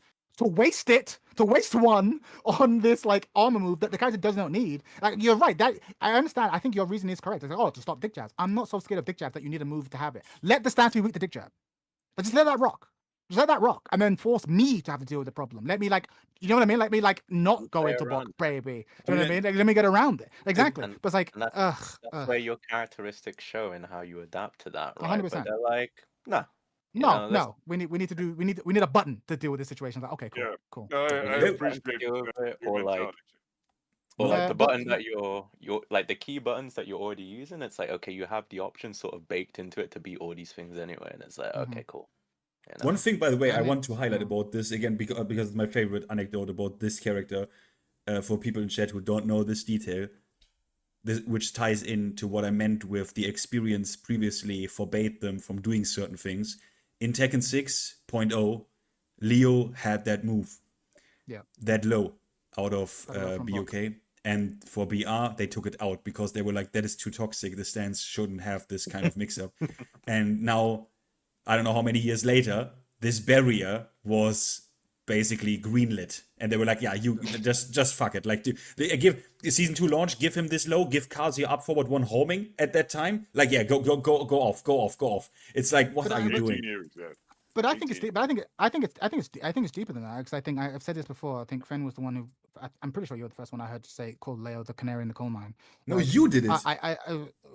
One of us did. I remember hearing about it in the conversation with you, just being like, with Leo, I think the introduction of 3+4 from K&K is like the beginning of the end. The reason I say that is because, like, if I make you hold forward 4, I've not done anything clever, right? So the mix-up I get from it should be kind of weak, right? Like that's a reasonable thing. The options I get out of it should be kind of meh. And like, again, K&K 3+4 is not the most dangerous move in the game. But the introduction of a hell sweep from that stance, I always thought was like super problematic, right? And it kind of issued in this sense of like, I have this sense of like mixes have to be earned, and I have a sense of how strong things can be. And again, this could be a subjective thing, maybe I'm wrong, but I remember just watching like this sort of like slop creep if you track Leo's stance over the course of Tekken 7's life, you see it happening. Once upon a time, the most scary low out of stance was 4. Right. And even as a counter hit, it didn't give you much. Do you know what I mean? And then over time, we added more and more. And now we're at the point where KNK has a plus on block, admittedly high, but a high plus on block option that leads into block potentially, or not if you don't want to. And then also, you know, the Hell Sweep low, which was introduced in like I think season 4 of Tekken 7. Like you just watch this happen. Like so, Leo really is like you can just track the degradation of Tekken. It's so dumb. You can even do this with Horror, so like as if Flamingo down forward 4 wasn't good enough. Like that wasn't good enough. Like give him a mid. That's slightly advantageous, but even like it is covered by the frame advantage on hit. Like what all right. Like it's not enough. Like it's never enough. It's never enough. Down forward 4 is my favorite move out of Flamingo. Like it's my favorite move because it's like so good risk reward. Like your plus on block, it's a counter hit launcher. It's fucking +8 I think on hit. It's so fucking good. But no, it's not enough. It's not brain dead enough. It doesn't cover enough options because God forbid it could lose to parry. Like oh my god. Like what? I don't get it. But I think the question is, are they going to reintroduce holes that they have worked so hard to patch out? And because you're right, it's not enough to just be like, okay, we'll make the low from box stance not as advantageous. Like, no, it shouldn't exist. So now what are you going to do? Not exist. Now you have to make adjustments to the mid to make it work. Do you know what I mean? Or to the high. You have to make adjustments elsewhere in the kit to make this work. You fucked it up. You fucked up you had a perfectly good triangle before. Now you fucked up one of the angles. So now you have to touch the others. And it's a pretty easy way. There's a pretty easy way to nerf the entire stance by deleting the tracking on Buck 3+4 altogether, and then because Buck 3+4. What else does he have? Buck 3, 1, Buck 2, Buck 3, which is just the low sweep, right? No, that's Buck 3 is the high plus on block. Big sweeping kick that tracks. Homing move. Exactly. So you have that as the tracking option, and so, but that's the thing. It's a slow move. So I think a perfect way to just sidestep right duck, and you beat the entire fucking stance. What's so fucking hard about that? Like, just delete the tracking of the low, sidestep right duck, or sorry, I guess it's Buck stance. So sidestep left duck beats the entire fucking stance. Richie still made it work in Tekken 7. I recently rewatched his Golden Letters run. Like he made that shit work. Like it's not like you couldn't it's not like you couldn't use the stance or like option selected completely. You had to. Or like that was the point. Yeah, but if you were you just couldn't use it just straight up as a fucking mix up stance like immediately, right? Like even out of neutral, I go, how many Leos do this now? Where they go like into block because they're like, yeah, motherfucker, like and he's just using the low as a low poke, like almost out of neutral. Like it's fucking dumb. Leo has always been a poor stance dancer because you don't have the frame to just do the harangue shit. Whereas now he can actually do the harangue shit, where I just go plus into plus into plus, and you have to decide when you're going to push a button. And good luck, because if you are wrong, you just die. And like that's no bueno. Whereas before, if you wanted to stance dance, you would have to frequently go into minus to do it. So you're pretty confident they're not going to push a button. Whereas now, there's so many plus and block options. I just hate plus and block options from stances in general. I'm just really not a fan. But again, it's a philosophical thing that they are just not about. So we're going to see what they need to have a philosophy of what they want the game to be. And it's clearly not the old philosophy. And I'm not really sure that I like the new philosophy. And they keep flip-flopping because they keep being like, oh, you're right, guys. We'll go back to basics. And then they don't go back to basics. But then they do? Question mark? They don't and so... it. Yeah. But I think, ultimately... Oh, sorry, I was going to say, I think ultimately they do just want to make the game that they want to make, right? So, in terms of listening to, feedback and all that stuff, they'd be like, okay, we'll tweak a couple things, but, we still want this to be like this. So, that's what it's going to be.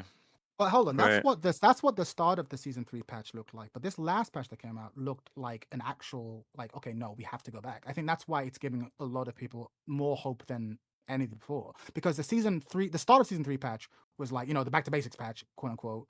It was it was a ton of buffs. And like the only nerfs were like only nerfs to the people that were like obviously needed nerfs, because like you would have had a riot in the streets if you didn't, right? But like it didn't speak to like an actual philosophical belief, like, no, we agree this needs to be addressed. That's why I remember saying it in my video when I was watching it, like the first person I'm going to go to is Bakaram, because I think people aren't talking about Focke Ram, but I think Focke Ram has issues, and I'm like, and I think. And I'm curious to know if they have a philosophy about the character. But lo and behold, the character is pretty much untouched. So because people aren't complaining about it on Twitter, they didn't change them. But I want them to have opinions. No, I don't. No. I don't. You think so? Because think about Deviljin. Everyone is like, oh, like come on, you know he needs a down forward one, like come on, like all these motherfuckers, yeah, and like, oh, you can't nerf him. Boom, top, bottom one. Oh, we heard you. Lee is a problem. We are nerfing Deviljin. Like all these memes, right? And they really like. They slapped him. Like, they said, okay, back to 3, no launch. And Morning Crow 2-2, no launch. And the heat change affects him, like, a lot, right? Because he, like, the launching helps people heat dependent. Yeah, so, I think they don't actually care that much about what the player base thinks about who should get nerfed or who is bottom one. Like, I don't think they care about that shit. I have to agree with you. I think you're right. For the most part, they don't. But I think they also know that there are certain high consensus characters where like, we have to give a token effort. We cannot release a Season 3 patch and not do anything to Anna. We actually just can't. We'll just die. Right? You know what I mean? Like, I feel like those were begrudging changes done, but they wouldn't have done it on their own volition. That's what I'm trying to say. But so I think that's what I'm trying to say. I think you're right. They have their own vision and that they care about mostly. But I think there are some that are so egregious. So like everyone was complaining about Asuka. Fucking everyone. Everyone was complaining about fucking about Anna. Everyone. Yeah, so it was like, and then there are others. Okay. I don't know, man. Like, because you know how much people complained about Akuma. It would have been really fucking easy to like give the people what they want and just honestly remove the full launch out of Down 3. They never did that. They knew that was the thing about them. Yeah, they knew this is the thing, or Down 2 into full launch, right? They knew this is the thing. And they said, the character is a bit too strong. He is top 1, definitely, right? He is top 1, but this is the character design we wanted. We actually put some thought into that, and we like stick with it. But you know what I mean? Like I think they have more authority over that shit than people think. I don't think they are getting swayed that easily, because otherwise you can't explain Deviljin to me. They really got in. Like they got in. They said no exceptions. You will suffer. No exceptions. Yeah, but Deviljin's toxic as fuck. Like, he is, but Deviljin is such a weird spot because he's like, in terms of actual Tekken, he's really in a bad spot. But he's so toxic, you can't make him strong. Like it's like I don't know what you do with Deviljin. I actually don't know what you do. Like he needs a rework, like a full rework, not like what we call a rework in this game. I mean a real rework, like back to the drawing board. As someone who's oh god, they're probably gonna compensate buff him. No, they're probably gonna do it. They're probably gonna compensate buff him again, right? Of course. Well, buffs, nerfs, it's all irrelevant, in my opinion, to Deviljin, because the character design as a whole is a fucking joke. It's a mess, I hate this Deviljin. I fucking hate. I've been playing Deviljin pretty reasonably high level since Tekken 6, and he's been one of my all-time. Then you should hate him in that game definitely more. Oh yeah, he was fucking busted in that game, but it's. Like there was no reason to play Kazuya Heihachi. Deviljin was in that game. Yeah, yeah, he was ridiculous. I mean, like his whole sort of like design direction now is like, I mean, before he was like, okay, he's like T3 Jin, but you know, like built on like as like the foundation, right? Yeah. And that was kind of like the basis for him, right? But it's like in TA, it's like, okay, he's like a devil, you know, so we're gonna make him fly around. You're gonna make him fly around and do that's my point. The Morning Crow fucking stance makes him look like a fucking clown on the screen. Yeah, that is like an idiot all the time. Morning Crow 2 is like one of the the scrubbiest bullshit probably in this entire game. Like just this one move is like, you look at this move and you like show this move to like a Tekken 6 player. Or like a Tekken 5 player. Bro. They'd be like, huh? Bro. What do you mean? Like, that's not Tekken. You're not from the future. Get the fuck out of here. You know? Just full screen homing mid save and was a launcher. Bro, imagine you could go back to like that time, like in the arcade days where you're just playing for pride and just be like, ooh, I'm the ghost of fighting games future. Invest in Street Fighter. Trust me, it'll be worth it in the long run. Invest in Street Fighter. Like that's the advice I would give. It's such a shame. Don't give your life to Tekken, they won't respect it. I can't lie, Deviljin was so cold in T6, man. Yeah. Like, dude, the white eyes. Yeah, nah, he was clean. I mean, even just play style as well. I liked how, you know, like his CD4 worked, right? It's like you basically had Yep. so much confidence that you was going to hit this motherfucker with a Yep. low that he was like, I'm risking my life every single time I do this, and I'm just gonna bam, power low, power low, power low, power low. And it's like that shit is cool, right? It's like if you watch like Tekken Crash gameplay, Oh you yeah. know, how they utilize that Even shit. Power Like House it's super cool. Yeah, it's like God. I mean, but he now was. it's like It you is just do it and you get a absurd that launcher. that Yeah, in it this was super strong. game, like when people in Tekken 7, oh yeah, up forward 4, like we need to talk about that shit. It gets hammered in Tekken 7, yeah. But when you think about in Tekken 6, he has full prime up forward 4 intact and back 4 normal hit, just full knockdown, war splat, guaranteed follow up, counter hit combo. It's so fucked up. Like this, it's so fucked up. It's just so fucked up. Yeah, he's a funny character in that four? game, but he's so dope. He's such a sick character. Yeah. Back 4 is the steel pedal though. Yeah, and in that game, What were you talking about? yeah, in that game it's normal hit, knockdown, back 4, just. Oh, in that, It does that like yeah, like you. It doesn't do the hit. It's like you just normal fall hit, over, full yeah. knockdown, guaranteed follow up. Tekken 6 Oki, by the way. It's real like Oki. back Men's 1-2, Oki. best 12 frame punish in this entire game. But it's sick. Like even in that game, right? He didn't win far from it, right? Because Tekken 6, like the damage is so high. If you play any motherfucker and they play like, I don't know, neutral correctly and get the biggest reward, which is the launch, they will fucking kill you in that game. Like Yeah, you just die. Yeah, you just die. Even Feng with the right combos does like 60-70%. Better get up right too. Yeah, what was the you're losing maximum the rest of health it. in Tekken 6 was 180 at that You time, had right? 180, but shit just did like fuck ton of damage. Like shit just did Rage did- insane damage. Yeah, Rage was even stronger unhinged. too, right? Rage was 20% increase, not I think 10%. I think 30%. It was a 30%. crazy. It It was was a obscene. crazy increase. But like the thing is that like you could, it activated so low. The you Dante could, like, point, huh? Yeah. You could basically punish someone, and like it would basically just like they would die just basically from like a basic like 12 frame punish or something. Like it just would not activate. It's true, so, it like, activates at 11%. But the thing about this is, it's a bit crazy that Rage is so kind of scary in that game that it forces you to like passively play around this, just the existence of it, that I maybe actually need to cut my combo short here because this guy is not gonna die, and if he hop kicks me and I'm wrong, I'm fucking dead. Yeah. Like even like I'm just explode, yeah. If you eat like a Devil Jin Hell Sweep in Rage, you're like, what the fuck just like you eat 2 of those, 50% gone.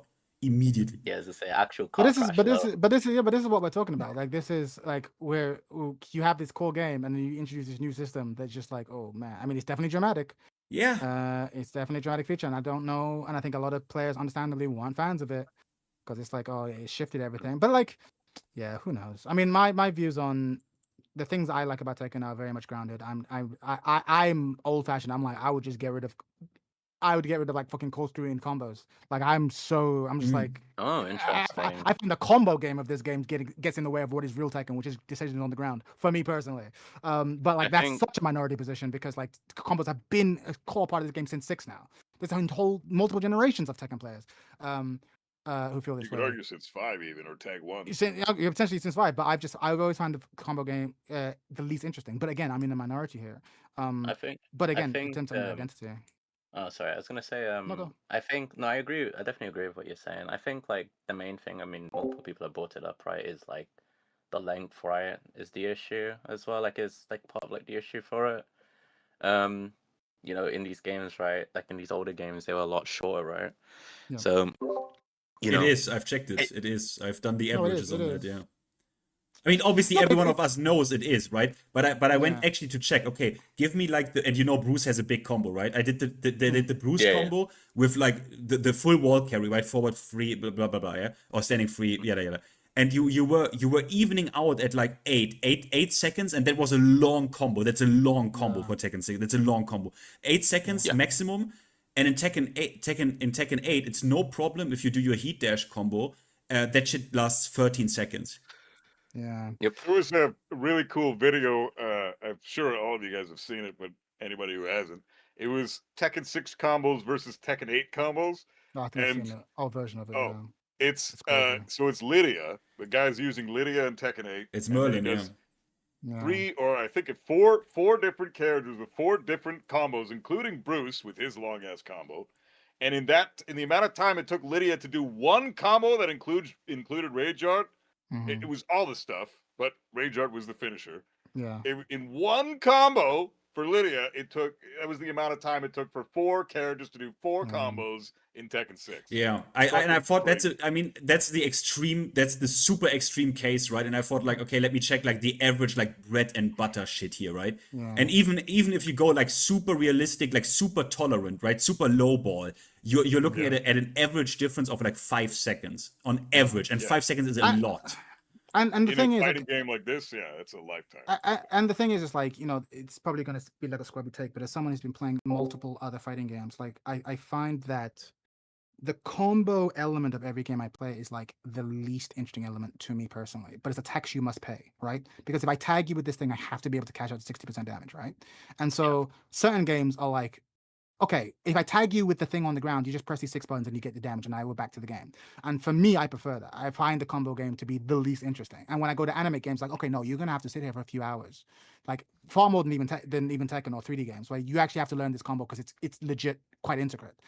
It's like, ugh, I just find paying that tax really frustrating. And what's really funny is that Tekken 8, they wanted this game to be more approachable, where you get into the actual meat of the game faster and you play more. And yet so much more of the game is just spent watching cinematics and dealing with stuff that I think isn't core part of the game. And to go back to what we were looking at earlier, it's how you can end up in this situation where you have a Tekken, a God of Destruction 1 Lily, who, okay, they've mastered their Lily combos, right? And they know their frame traps enough and enough setup, so they're now able to fight their way all the way up to like this super high rank, because they're able to avoid the actual Tekken game. And just be carried by the non-Tekken game, which for me is like the combos and these fucking setups and what percentage of the player base knows how to deal with this string. And again, that is always going to be part of the game. But I'm like, so much of like what passes as Tekken isn't Tekken. And I know a lot of, especially new players, get really frustrated when people are like, oh yeah, real Tekken starts at Tekken God or God of Destruction or whatever. But it's because up until that point, everyone's kind of just knowledge checking each other or doing like everyone's just kind of, pretty much knowledge checking. And then eventually you will reach this beautiful point where you can reasonably assume that your opponent will know the matchup and you'll know the matchup. So now you're making choices, right? Now you're actually now it's player versus player. But it takes so long to get to that point in this game, far more than most other games. And and I'm just like, I thought that what they would focus on is shortening that, limiting the amount of that stuff so you can just focus on the actual player to player stuff. And like you mentioned Lily. Go on. Yeah. Yeah, it's just funny you mentioned Lily, God One Lily, because I think I just recently saw a video of from K-Wis where he was. Yeah, exactly. That's what when you went to get a drink, that's what Finn showed me. That's why I'm referring to it. Yeah, that Lily player who didn't know how to deal with that basic ass string. Like, that's how you get to the 4-2. Yeah. Oh man, that was like, in God One rank. It's embarrassing, but the point I was making is like, okay, but like, you don't have to play Tekken to rank up in Tekken. No, not in this game. Not in this game. Not in this game. You don't even have to. Not this one. And to be fair, it's always been the case. That's what green rank Tekken was like in early games, right? The green rank hell, because no one knew how to deal with everyone's shit. So there's always a ghetto, right? That's always been the case. But like, the whole point of playing Tekken is to get past the ghetto, so that now you're not just gimmicking me out with law shit, and I'm not just gimmicking you out with Leo shit. We're actually making informed choices. But it takes so long to get there, and it's harder than ever, I think, to get to that point in this game, because there is so much of that horse shit. Even though we have the best replay feature ever, and maybe the best training feature we've ever gotten, it's harder than ever to get there in this game. It's super frustrating. I was gonna say, you are 100% correct on that. And it's also, again, the reason why I've just kind of said, yeah, I'm just not doing it anymore, because not only is it like hard to get to that point, right? But when you reach that point as well, it's like a lot of the situation. Wait, what do you say? You still have to guess. Yeah, exactly, right. So a lot of these situations just boil down to you being, again, like, the people that are really good at doing it will put you in situations where you just have to guess, right? And it's like, do I pick the option that is going to blow my legs off, or it's going to blow like my chest open, right? In a situation, you know. And that's one thing, guys. It sucks. Because I want to, you can obviously continue to talk about the Tekken shit as well after it. But I think because we kind of like reached the point where we even talk about Tekken 6 now, I wanted to get one topic in there as well, which we at the beginning glazed over. But I even have a tweet from Koenji archived for this part, this segment, which is, because I think this should be of importance to each and every one of us as just fighting game players. DOA 6. DOA 6 Yes. So yes. Now I put it. Well, I can put it also in the group call here. Like I'm first this and this, then you have the information, which is also what I'm going to put on screen. Now, how do we introduce this? Well, I mean, I can introduce it. You introduce it, okay? Quite simply. Like, okay, Dead or Alive 6 came out how many years ago? Now the original run. 2019. 2019. Yeah, So it's been a minute, and still in uni. it launched in a poor state. You couldn't even do lobbies originally. That had to be patched in. There was no crossplay, still no crossplay. There was no what's it called? Netcode, good netcode. Rollback. There was no rollback. Really bad state, and it died pretty much after a year. They stopped supporting it. The DOA fan base, being the hardcore lovers that they are, stuck with this game and have tried to keep it alive in their own way. They then announced, earlier this year, or was it late last year? I forget. But they announced that, okay, there's not only is there a new Dead or Alive coming out, but we're doing a Dead or Alive last round, which is often then they give to like the Ultimate Edition, right? Or their BR, like it's going to be the new and improved version. And they didn't announce anything. When they first announced it, they didn't really show anything. All they showed was a new photo mode. And they also said, unfortunately, that the KOF characters who were in the game were no longer going to be in the game. So there was a lot of mixed feelings. Like, okay, but is it going to have crossplay? Is there going to be new features? Is it going to have, what are they going to give us? Is it going to be worthwhile? And there was a lot of debate at the time, whether it's going to be a cash grab or whether it's going to be the real thing. And for me, I really like the DOA community, at least the fighting game part of it, not the Guna part of it, but the fighting game part of it. They deserve a win because they've been getting fucked for the longest time. And a couple of nights ago, the opening night of Evo Japan, or the night before, they booked out a 30-minute segment on Evo Japan. 30-minute segment on Evo Japan, where we're going to talk about the future of DOA. We're going to give you more details about DOA 6. And so people were up. Emery Reigns was up. The fucking, I have Emery Reigns on screen right now. Yeah, right. People were excited. They are ready to hear some news. Maybe rollback. We're praying. Maybe crossplay at least. We're playing. Maybe new characters. We're praying. Like we're something. Yeah, let's see what's up. They get up on stage and they say, "Check this out. New trailer comes out. Those KOF characters who we were going to get rid of because the license ran out. Good news, they're still in the game. You're gonna have to pay for them again though. But they're still in the game." Okay. And also Ouroboros new update to the lighting engine, right? So the game's gonna look slightly prettier. And we're like, okay, cool. The trailer ends. For one stage. He starts talking. They're on stage, right? And then the trailer ends, and they're like, okay, and that's what we have to show. This is really cool. And get excited. Those characters are going to be back. The game's gonna look great. Okay, cool. And they give each other handshakes, and they bow and they walk off. And like, wait, what? And this whole thing I described is 2 minutes. It's 2 minutes. So they booked out 30 minutes, and they told the DOA fan base that there's a 30-minute segment. And it's like, wait, you've just shown us that you're going to do a lighting engine change. Characters that were already in the version of the game will be in this new, quote unquote, new version of the game, but we'll have to buy them again. Yeah. And that's it. Nothing about the netcode, nothing about new characters, nothing about new stages, nothing. This is it. This is it. On Evo Japan, the biggest stage, the biggest moment. You get us all to stay up to watch this. And that's all you tell us. To say that the DOA fan base feels betrayed is an understatement. Like, forget the feeling we had for season 3. Because they have been in this state since 2019. Yeah, it is atrocious. I'm so sad for them. I'm so sad. This is because, like, funny, like chat a little bit more than me, definitely. We dipped into DOA recently. Like, I go into the shit, right? I read free step dodge. I read like the art, like how to learn this game, like what's going on here, and it's a really, really cool, fantastic system. It's obviously like the straight up like kind of RPS system, but it's like super cool, right? Like, this game deserves just to be playable in a good way. And the thing about this is this what they do here, well, what they have done with DOA 6 already, with normal DOA 6, is one of the most egregious things that would, if the game would have been slightly more popular, what they did in that game when it comes to monetization would have gone viral. If the game would have been more popular, this shit would have been like a viral thing where, like, mainstream gaming YouTubers would have like reported on. For example, the hair color change. Like, Koenji probably knows exactly what I mean. Where they wanted to, they said you're gonna pay $1 to change your hair color, and you even to then change it to a different one need to pay another $1. To change and you it can back, you to change to change it back. So if it starts off as black and you want to go blonde, you pay $1. If you go, you know what, I want to make it black, you have to pay $1 again. You don't unlock blonde.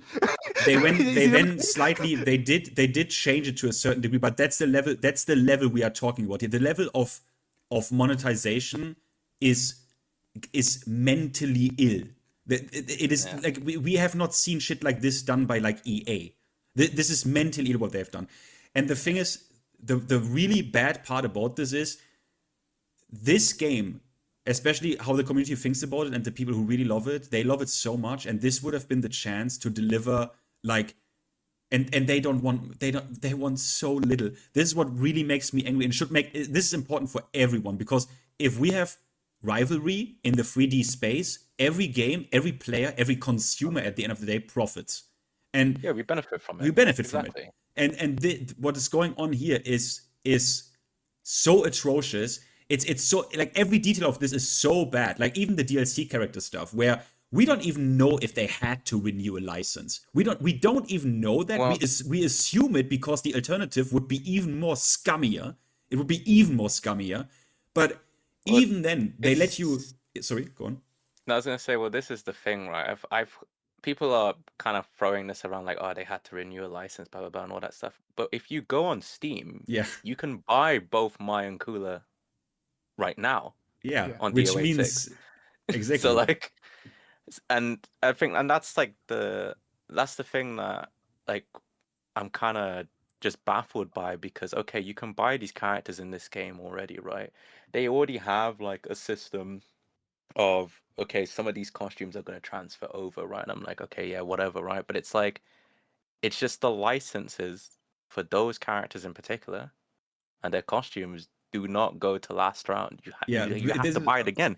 Okay, I guess we need to, because someone is asking, okay, so Kula Diamond and Mai Shiranui, they were collaboration DLC characters for DOA6, and Mai was already also a DLC character or part of last round in DOA5. In DOA6, these were two DLC characters. They were DLC, Mai and Kula Diamond. Now, they are going to release what should be the definitive edition of the game, DOA6 last round. So to really drive this point home, this should be the definitive edition of the game, and people actually they don't even really care. Like, the diehard DOA fans don't even really care about this now. They just want the basic features like rollback, good online features, maybe a rework of the lobby, and honestly maybe a 2.0 thing, Strive kind of style for the meter system. That's all they want. But even when it comes to the DLC stuff, which should be included in the definitive edition, they are ripping you off. It is not even funny. So these two characters, now in the definitive $40 version, which you will be able to buy like next month. It's a $40 version, should be the definitive one. These two DLC characters are not included, even if you had them previously. You need to buy a new license. It is specifically stated in the fine print. You need to buy these two characters again, and even worse, even your collaboration, your costumes for these characters, you also need to buy again. Like, it is unbelievable. It's a cash grab. And you know what's in it? And I knew it would be like this, because again, I dipped my toe into the DOA poll, and some people kind of thought I was being like, because I was there, and you're already here being negative, bringing that toxic negativity, because I was like, yeah, this is a cash grab. But I remember saying, like, look, they've announced that they're releasing some new costumes for certain characters, right? But they have announced that only the most popular 5 female characters are going to get costumes. I'm like, hang on, it's been however many years. Surely everyone should get a costume. That's not enough. That was the case for $5 as well. This is what I'm saying. I'm like, at every corner they are like skimping. At every corner, I'm like, okay, new costumes. I'm like, okay, new costumes. Okay, it's not much, but something. So, well, actually, new costumes for the 5 most, loved characters, i.e., the player base who spend the most money on my game. Like, okay, what? And for this whole time, they've not announced anything gameplay related. It's all been lighting engine. It's all been DLC, female characters in the game, and it's all been photo mode. Like they've not been like, here's the frame data changes that we're doing. We're improving training mode. Here we're improving the netcode. There hasn't been anything about the combat system at all talked about, which tells you everything that they think about their player base. It's wild. And when I pointed this out, they're like, you're being negative. It's like, I'm not being negative. You deserve better. Like, this is crazy. This is absolutely crazy. And I just want to point out what Safe the Creator said, because I was thinking this too, and he's correct. Just because you can still buy cooler and stuff in the old game doesn't necessarily mean that they're lying about the license. Maybe they are, but of course, licenses are typically for the set product. But that's so the thing. Example, we don't know that, and the fact that yeah, people jump to like already make like excuse. Sometimes we get in this mindset, right? We are on Twitter, and you kind of just want to find a reason why it could be a certain way. I get that thinking. But honestly, in this case, I don't think it's appropriate. Like, you should even ask, like, did you need to renew the license here, or are you ripping me like really bad here? And like the main sort of like, because like again, the main reference point I'm having for this is how other games sort of like handle like license renewals, right? So like, for example, you got like DBD with like the Stranger Things stuff, right? So you had like Stranger Things collaboration stuff, and they took all that stuff out, right? For it was like a good couple years, right? But when when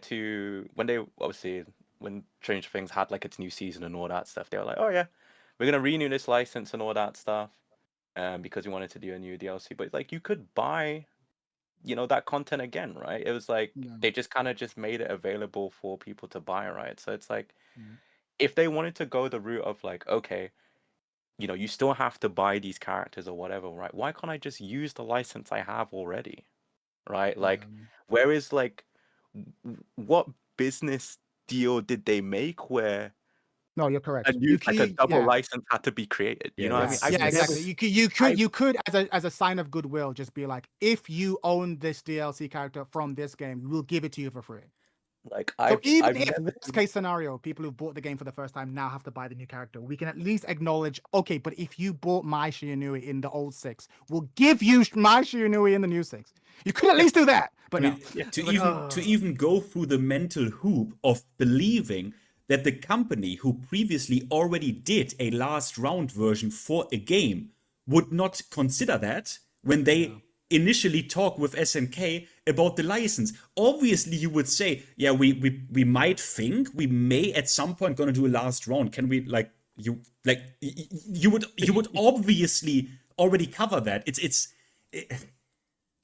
But it tells you everything you need to know about where they're positioned in the game. They are not trying to make a fighting game for fighting game fans. This is for DOA fans. Yeah, but to me, it's not correct. It's not correct, but it's not correct. But even from like this standpoint, look, for the people who don't know, there is, let's call it for what it is. It's a porn game. It's called, I think it's, they have weird titles, Venus Vacation, Extreme Venus Vacation.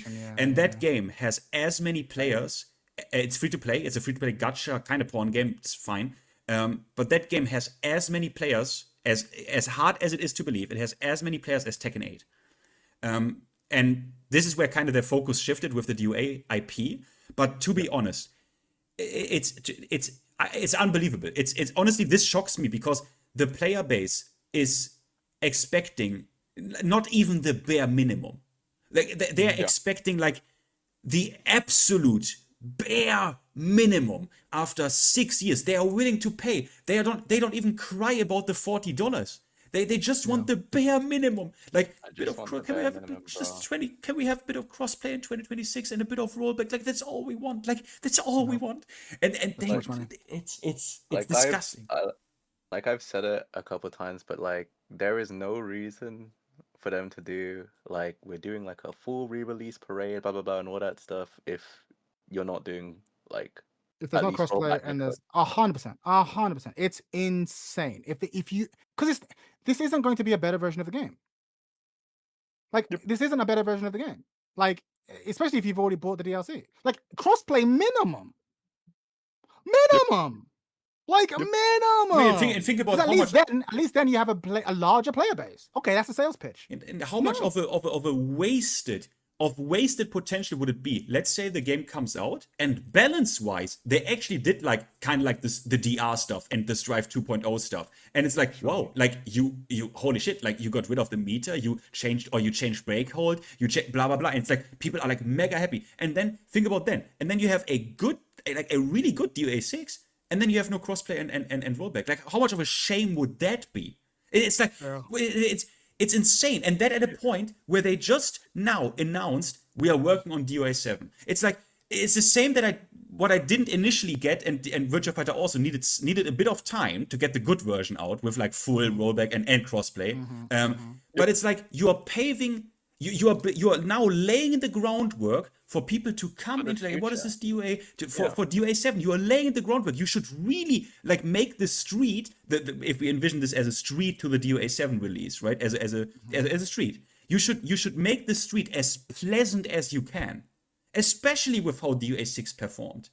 Yeah. It's the disrespect is and every fighting game player should be. That's the word I think is the key word. It's disrespect. It's super disrespectful. It's super disrespectful. It's because they know how hungry their admittedly small but incredibly passionate fan base is, and they are banking on that. Which when you make a DOA last round, like.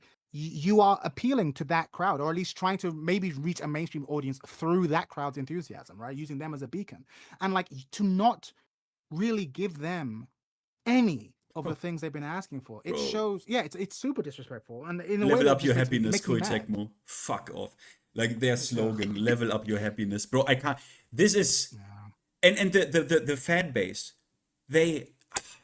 because I went back and watched a lot of content, right, about like they had like one world tour, and they got, since I don't know how long now, they get treated like absolute shit. Yeah, like the organization of that one world tournament they had with the launch of DOA 6, complete catastrophe. It's and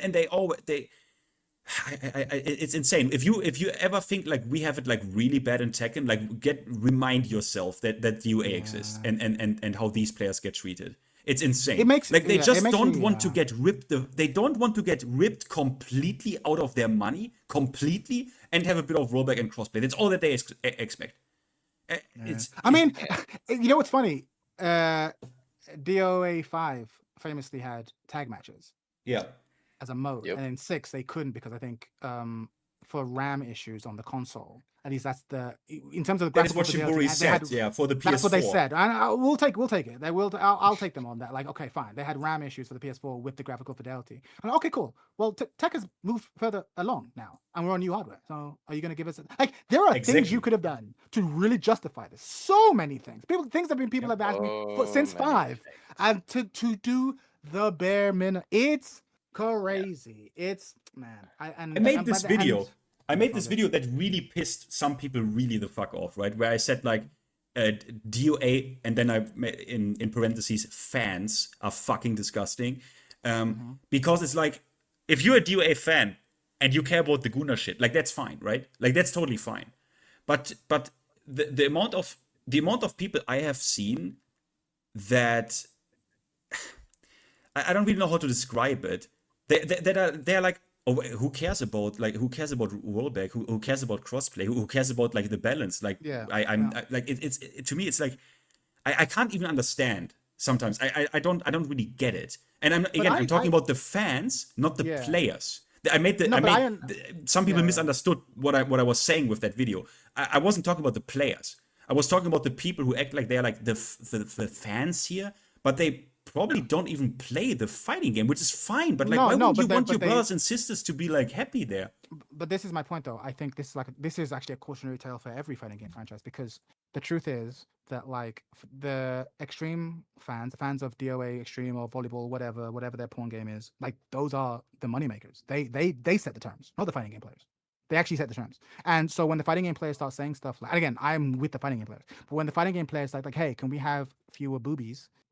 So that the fighting game scene can take our game seriously, and we can like, we can stream it without being monetized, so I don't have to be a +18 stream in order to, you know what I mean? Once we have these conversations, all of a sudden the DOA extreme people are like, no, we like DOA because it's one of the few franchises that has the balls to be shamelessly sexy. So it's like they have created this mess on their own, and so it's like again, I'm not agreeing with them. I stand with you on this, but like the fighting game players are caught between a rock and a hard place because the people who control the destiny of their franchise are not the fighting game players. We at least don't have that problem. Tekken is a fighting game franchise. They can make a movie. It doesn't matter. But DOA is no longer a fighting game franchise.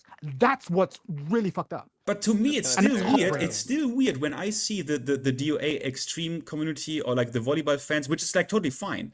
When they are actively, I don't even know how to describe it, where who cares about this, or like fuck rollback, like blah blah blah. It's like and I mean it's fine. And the thing is, one side, the like fan side, we have the fans and the players, like Emery and Sakurai, like these are the players, right?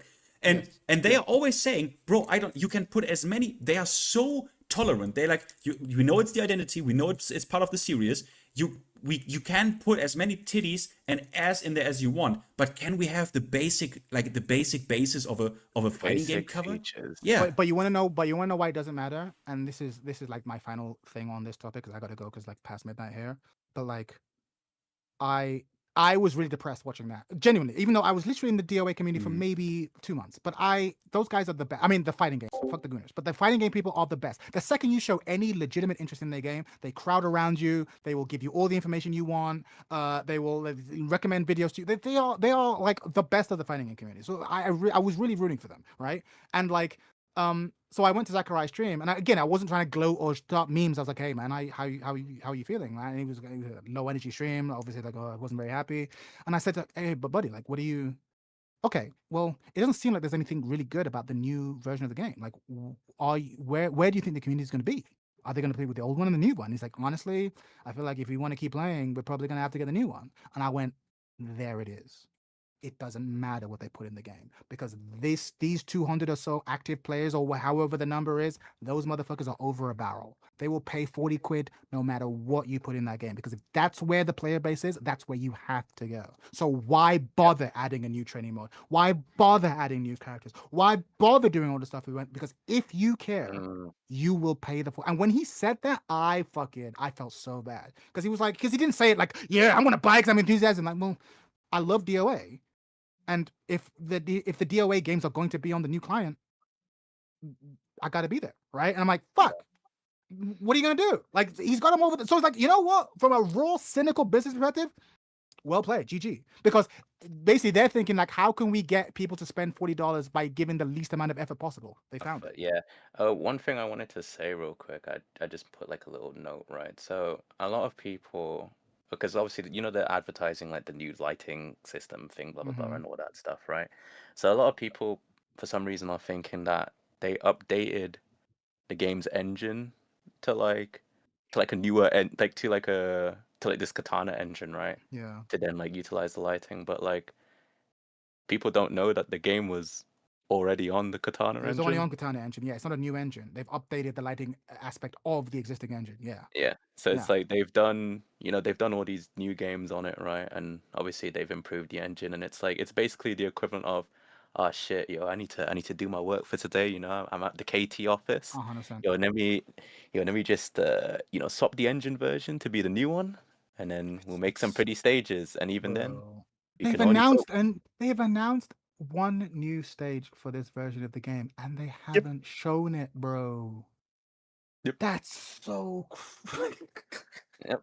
They haven't shown it, bro. What are we doing? And it's like, yep, we can't do the other lit stages until after release. £40, please. It's been 7 years, bro. It's crazy. It's crazy. Yeah. But hey, look, it is what it is. But like I said, when he said to me, like, "Yeah, we're gonna buy the game," and I see people in the chat, or at least in my chat, being just like, "Okay, but like, you know, you shouldn't buy this version of the game." I'm like, no, but again, we had a similar thing in Tekken. It's like, okay, but I'm part of the community. If my friends are here playing this game, I have to go where they are because I want to play the game. Like, and it's like, oh, you just gotta walk away. Okay, cool. But a lot of time, if I walk away, I'm not just walking away from a poor piece of software. I'm walking away from people I built a relationship with, which is the thing. Which is actually more valuable than the frame data and all that stuff. So it's actually not that easy. Especially, you know, if you talk about Zachariah, like, okay, but he's like a YouTube content creator. So there's some, I'm sure he doesn't pay rent with it, but like he has a certain amount of money he makes from this. And so you can't just walk away. Like if this is where the scene is, that's where I have to be. Or I leaving the scene it's a lot easier to do. I think people who are only slightly invested is very easy to be like, just walk away. He is even more over the barrel than most people. It's such a I felt bummed out. I just felt bummed out, and he deserves better. The community deserves better. It's like, what are you gonna do? I was gonna say you could argue that, you know, him and Emery are pillars, right? So it's like they have to represent some sort of, like, you know, they have to keep a positive face through it, basically.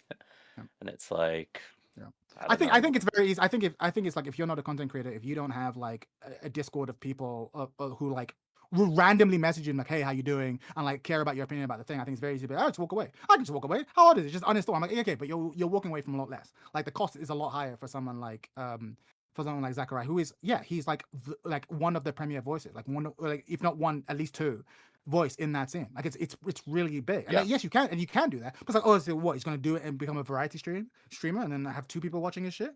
I mean, like, guys, and like, I don't know, bro. I don't know. It's very easy to say it. Like, imagine like Tekken 7 like flopped, right? Like imagine it just kind of flopped, but like we four, we are like still the same. Like we love that shit, right? It's our thing, and we stuck with it through thick and thin. And imagine the game flopped, but then they do a paid frame data, right? And we're like, yeah, but like come on, like, yeah, yada yada, and we have to pay for like hair color and shit, right? And then 6 years later, they are re-releasing Tekken 7. They are re-releasing it. It's called Fated Retribution, and they are putting reshade on it.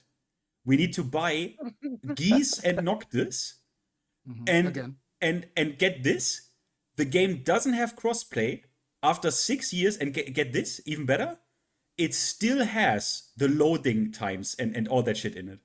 Awesome. Like, think about this is what they did to them. This is what they are doing to them. 100%. But anyway, look, it's been a pleasure. I've loved it, but it's been 6.5 hours. I gotta go. I don't know big about other fighting games besides Tekken. I'm just sitting here getting stoned listening to you guys. Sorry. I noticed you went quiet too. Hey, man. But hey, look, you started playing. You went playing the Souls games. Hey, I think you should have a couple month adventure playing other fighting games. I think you'd have fun. I think it'd be fun watching you apply that.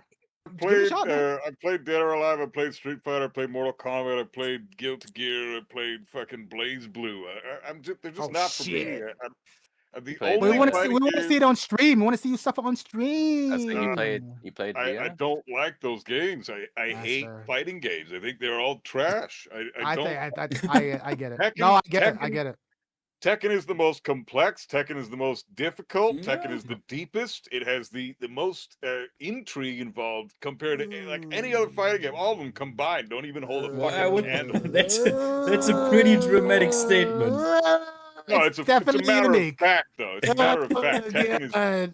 Oh god. Tekken 8, as shitty as it is, way better than any other fighting game ever made. No question about it. Damn. All right. Well, on that bombshell, I'm gonna leave you, lovely people. It's always been a pleasure. Great talking to you guys. And I'll see. Yeah, I gotta go. It's like 12:30. But yeah, until next time, gang. I'll catch you guys later. Peace. It's been a fucking blast, guys. Yeah, always. love. Till next time. It's been so much fun. Thanks for having me, guys. I appreciate it. We'll do this again as soon as possible. See you. Yeah, it's been good. See you both, guys. It's been good. I guess everyone is heading out. Yeah, well, Quenji, I'm still here. Let me ask you. I need to know.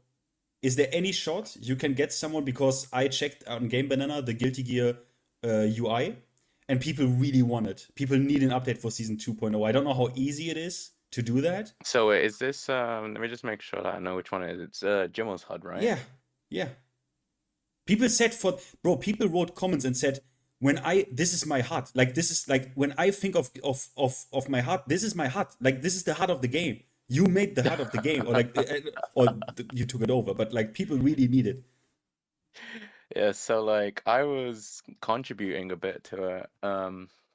So this was during not the season before, but the season like prior. Yeah. So I did like an update release for that. But basically the person that originally made the HUD mod took it back over and then did like an update for it.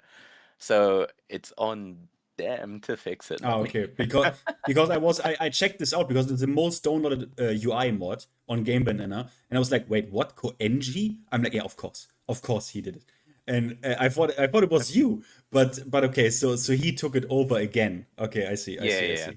I mean, I've been around in a lot of scenes. I did so like for uni, I did Unreal Engine stuff. Well, I did game design, but it included a lot of Unreal Engine, and you know, the way how I kind of honed that in was through mod work. So I learned a lot from doing mod work. Yeah. But yeah, not my not my rodeo. Yeah, maybe you can shoot him a message.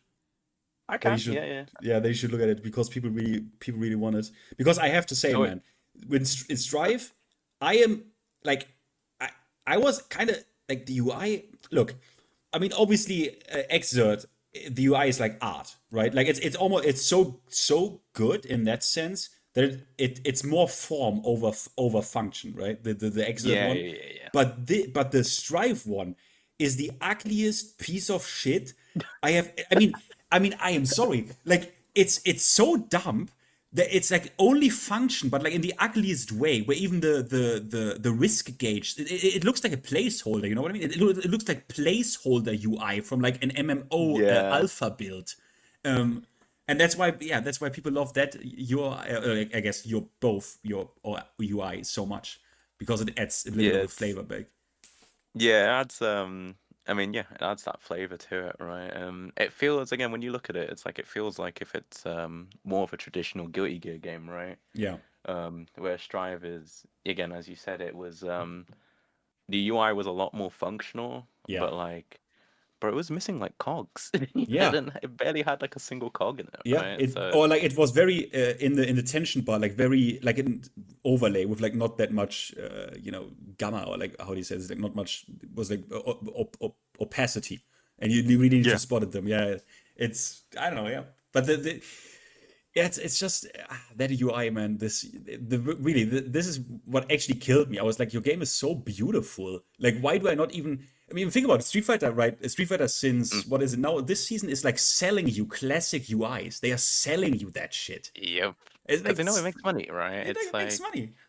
It's an easy money maker. Like Strive, why are you not selling me your UIs? It's like it's good, especially when they're done well and interact, and all of the things are accurate. I mean, in Street Fighter 6 they even added certain things, right? Because obviously Street Fighter 4 doesn't have the drive gauge, but they built that in the style of the Street Fighter 4 HUD, which is also like pretty cool.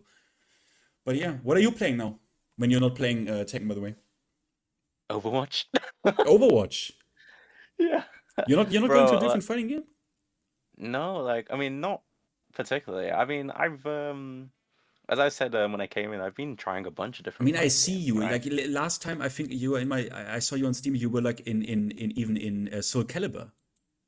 Yeah, I was playing a bit of Soul Calibur. Because I mean, that was the game that got me into fighting games anyway. Oh, okay. So I played Soul Calibur 5 like a shit ton. So that was like, I didn't know about like the FGC, but it was like, I was playing it, and I was like playing against like obviously people that were like, it's like as a kid I was like, damn, these people are like mad strong, like they're difficult, right? But I just kept playing against them when I was like 12, 13, and then it's like, oh, it's like you're playing against like Andy Rue, like Zero, and like top players, Harp and all this, and it's like, they're like extremely strong players in like Soul Calibur 5 and stuff, which was sick. It was really, really cool. But yeah, I've been playing all sorts, man. But like mostly I've just been doing like sort of like Unreal Engine stuff. But if I'm not doing that, I'm playing a bunch of different fighting games. I've been playing VF a lot. So I think VF is really cool. It's also like in terms of like aggression, right? I kind of wish I was here earlier when you guys are talking about it, but like that game compared to older VFs, from my understanding, like older VFs were very like kind of like defense oriented.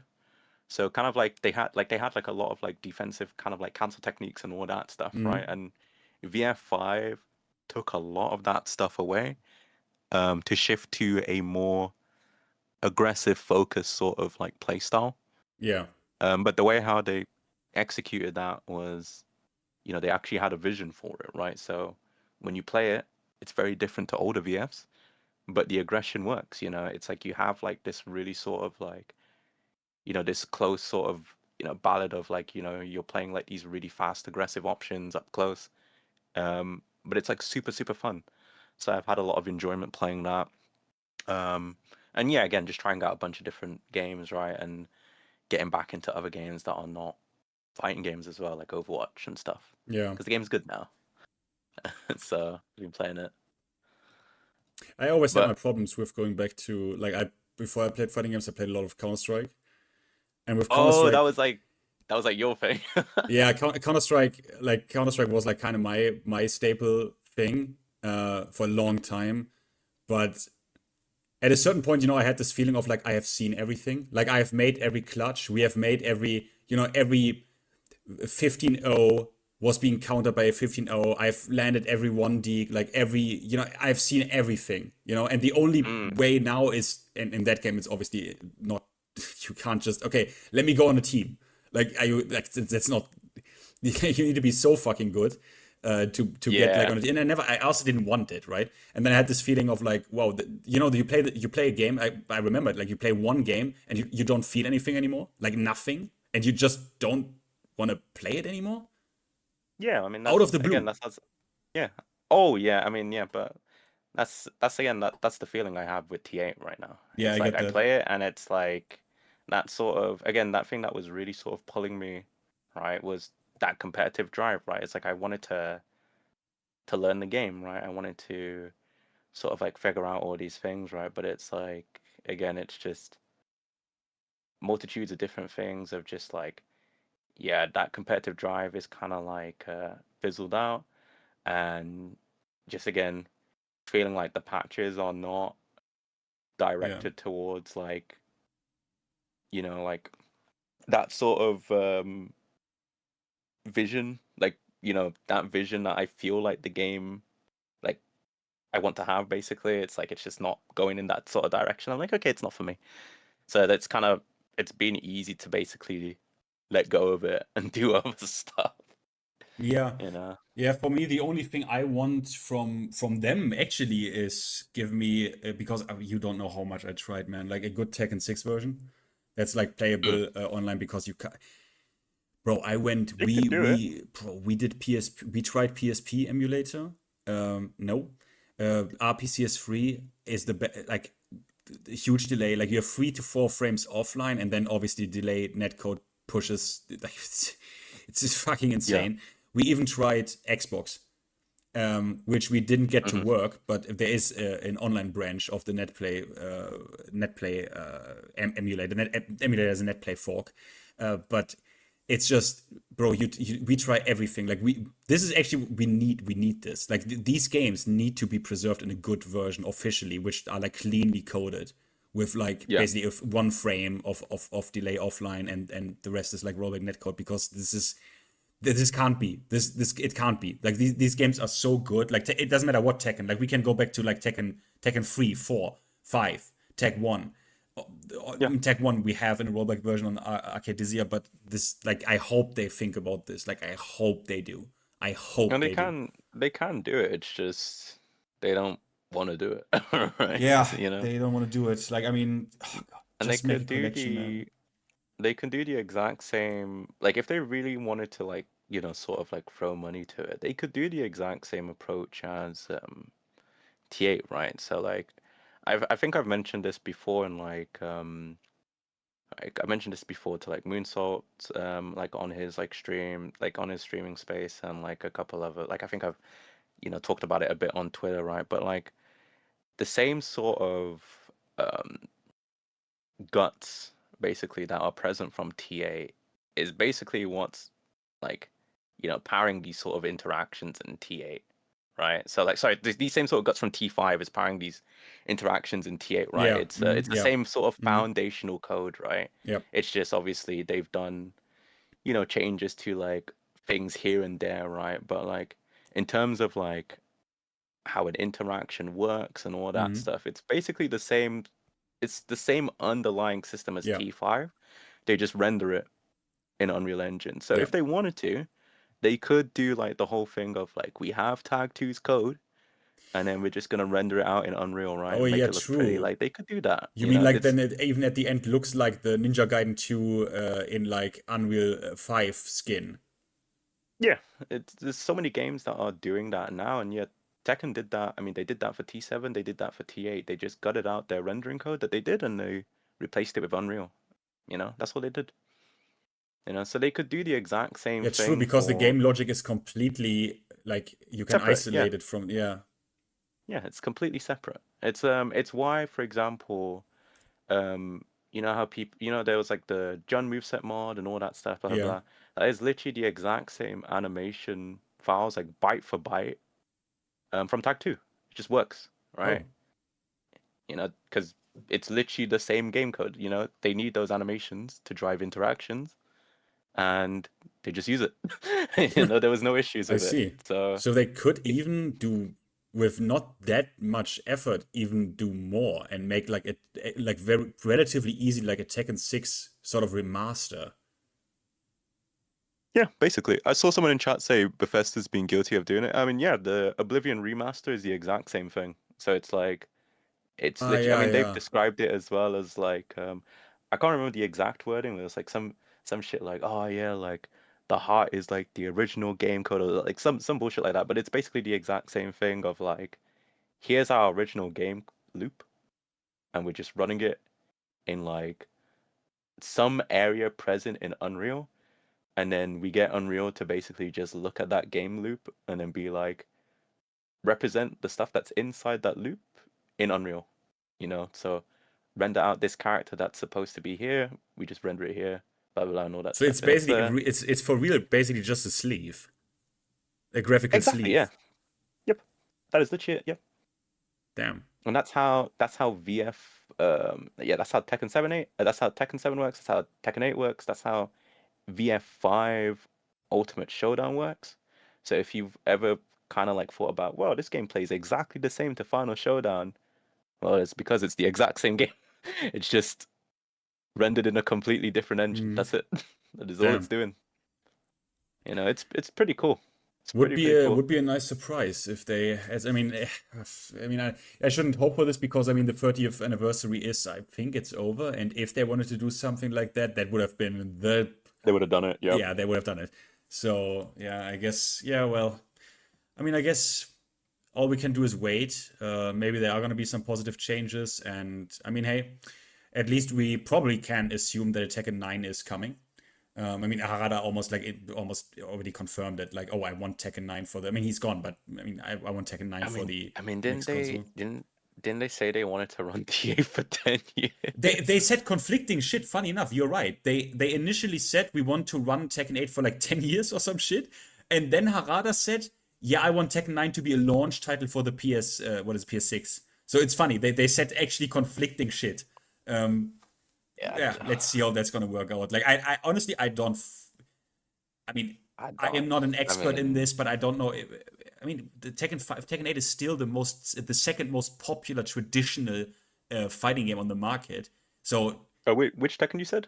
Tekken 8. Sorry, Tekken 8 is like still the second most popular traditional fighting game. With, like, I think tied now with, or at least with the 2.0 boost, tied with Guilty Gear. The Strive for a while. So, I guess if they want to do it, it's probably even doable to just pump out content for this for 10 years. They could have done it with Tekken 7. They could have done another full season. Would have probably... Yeah, for sure. But like, I mean, I don't know, man, because like, it's one of those things where like, you can kind of see like the cracks of like that 10-year plan, like, Yeah. you know, kind of like start to show, right? And like the big sort of like tell for me is like the animation quality for Yeah. moves, right? So like in T7, right? Because obviously T7 was like the first sort of like obviously like we've had arcade releases and stuff like that where they kind of do the live service thing, A little but like bit. not really. Yeah, Not not really. really, right? They would have like the big patch, and then you know that was it. Basically, you got Yeah. your big patch, right? But like T7 was like the first one where, Yeah. you know, we have like, okay, this is sort of like a live service, kind of not like traditional live service, but like, you know, there is updates that are changing the sort of like that are changing the game experience, right? Yeah, this is the And when they were seasonal experience. yeah, and when they were adding new moves to that game, it was like, you know, they were actually creating new animations, or if they were picking stuff from like their old sort of library of Tekken games, it was like it was very, very slim, right? Like they'd pick Yeah. maybe like one or two moves, you know, that I could think of, right? But the rest was like newly animated stuff, right? But like in this game, it's like they're splicing moves from like Yeah. other characters. They're like pulling moves from like really old Tekken games and giving it back to the characters, and they're like, "Yo, this is like a new move that we have," and it's like, "Yeah, you guys are like struggling this Yeah, time it's around." it's So, mega lazy in everything. Like also it's in form and function even, like both things where it's like you don't where they reach a point where we have so many moves, and over the years all of the move sets Mhm. evolved so much that I don't even blame them with struggling to even come up with like a move for a character. I don't even blame them for this, but Mhm. maybe that's the point where you should realize, hey, maybe these characters are already so developed that we maybe should have think about other stuff we can enrich the game with. Like maybe we don't need that. Yeah, but they think, you know, they're like, "Oh yeah, we need to continue this trend of new moves, right?" And it's like you know, they clearly can't do it in season 3, so Yeah, I don't know. It's kind of weird. It's a weird one, but it's sad on the fluff side as well, because I mean you could do like, hey, you get new rage art animations, because I mean the yeah. time of the rage art can be the same and the ending position can be the same, but you could give characters new rage art animations for me to just swap out, or a new win pose, or a taunt even, or something like fluff style, right? Like fluff is really like in new games, you don't have a lot of fluff. It's Yeah. I don't know. It's also something you think about. I mean, our battle pass is a fucking joke. Yeah. I don't know. Yeah, maybe you're right. Like the battle pass as well shows that they either they don't feel comfortable putting actual money in it, or they are so cynical that they want to, because they know people are gonna like still be fine with it. They like drive the minimal principle of like, we know we can get away with it, so we are just on purpose, even though we could afford more, putting the minimal effort in. Could be, but I mean, in terms of animation, doesn't make sense. You're right, because like these animations historically, like not all of them, a lot of moves were deleted, like with Kazuya's, which now is a sidestep 4, which previously was, I think, a back 4. I don't fucking remember what it was in Tekken, Yeah, it but was yeah, it was like it was a tag 2 move, right? And it's like, yeah, yeah. they're like, yeah, we're just gonna reinstate this and all that stuff. And like that in itself is like fine, but like Dragonov is not fine.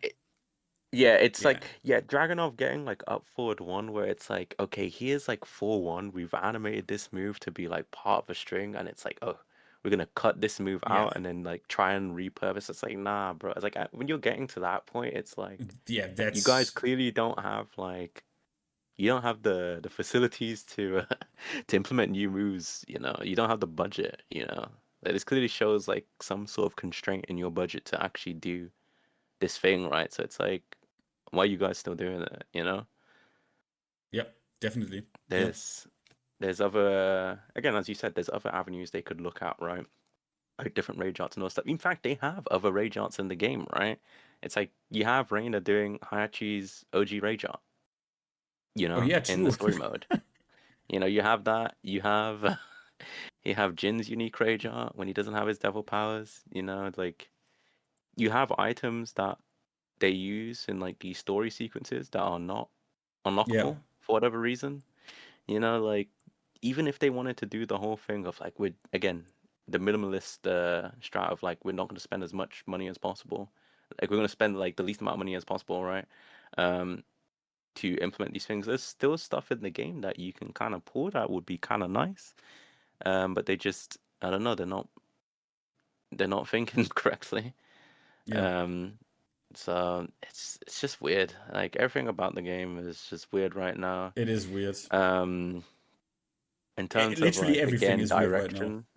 yeah, I was gonna say in terms of direction, like yes, like obviously this patch has shown some sort of direction, but like showed some sort of direction, but there's still changes in it where like I question if they know exactly what they're doing. Like I'm questioning if they're doing the changes because people are complaining about them, or if they're doing the changes with the fact that they actually have some sort of direction in terms of where they want to take the game, if that makes sense. Yeah, I know what you mean, and I think it's definitely because people complain, because they really now have realized, no, okay, we don't like it. This is the player base doesn't like it. The overwhelming majority doesn't like it. This is no way forward, and I think they have realized that it doesn't matter if they personally, like the developer team, they personally think that their vision for the game is the correct one. I think they've realized that it doesn't matter if the community hates it that much. It doesn't matter if they think if they are correct.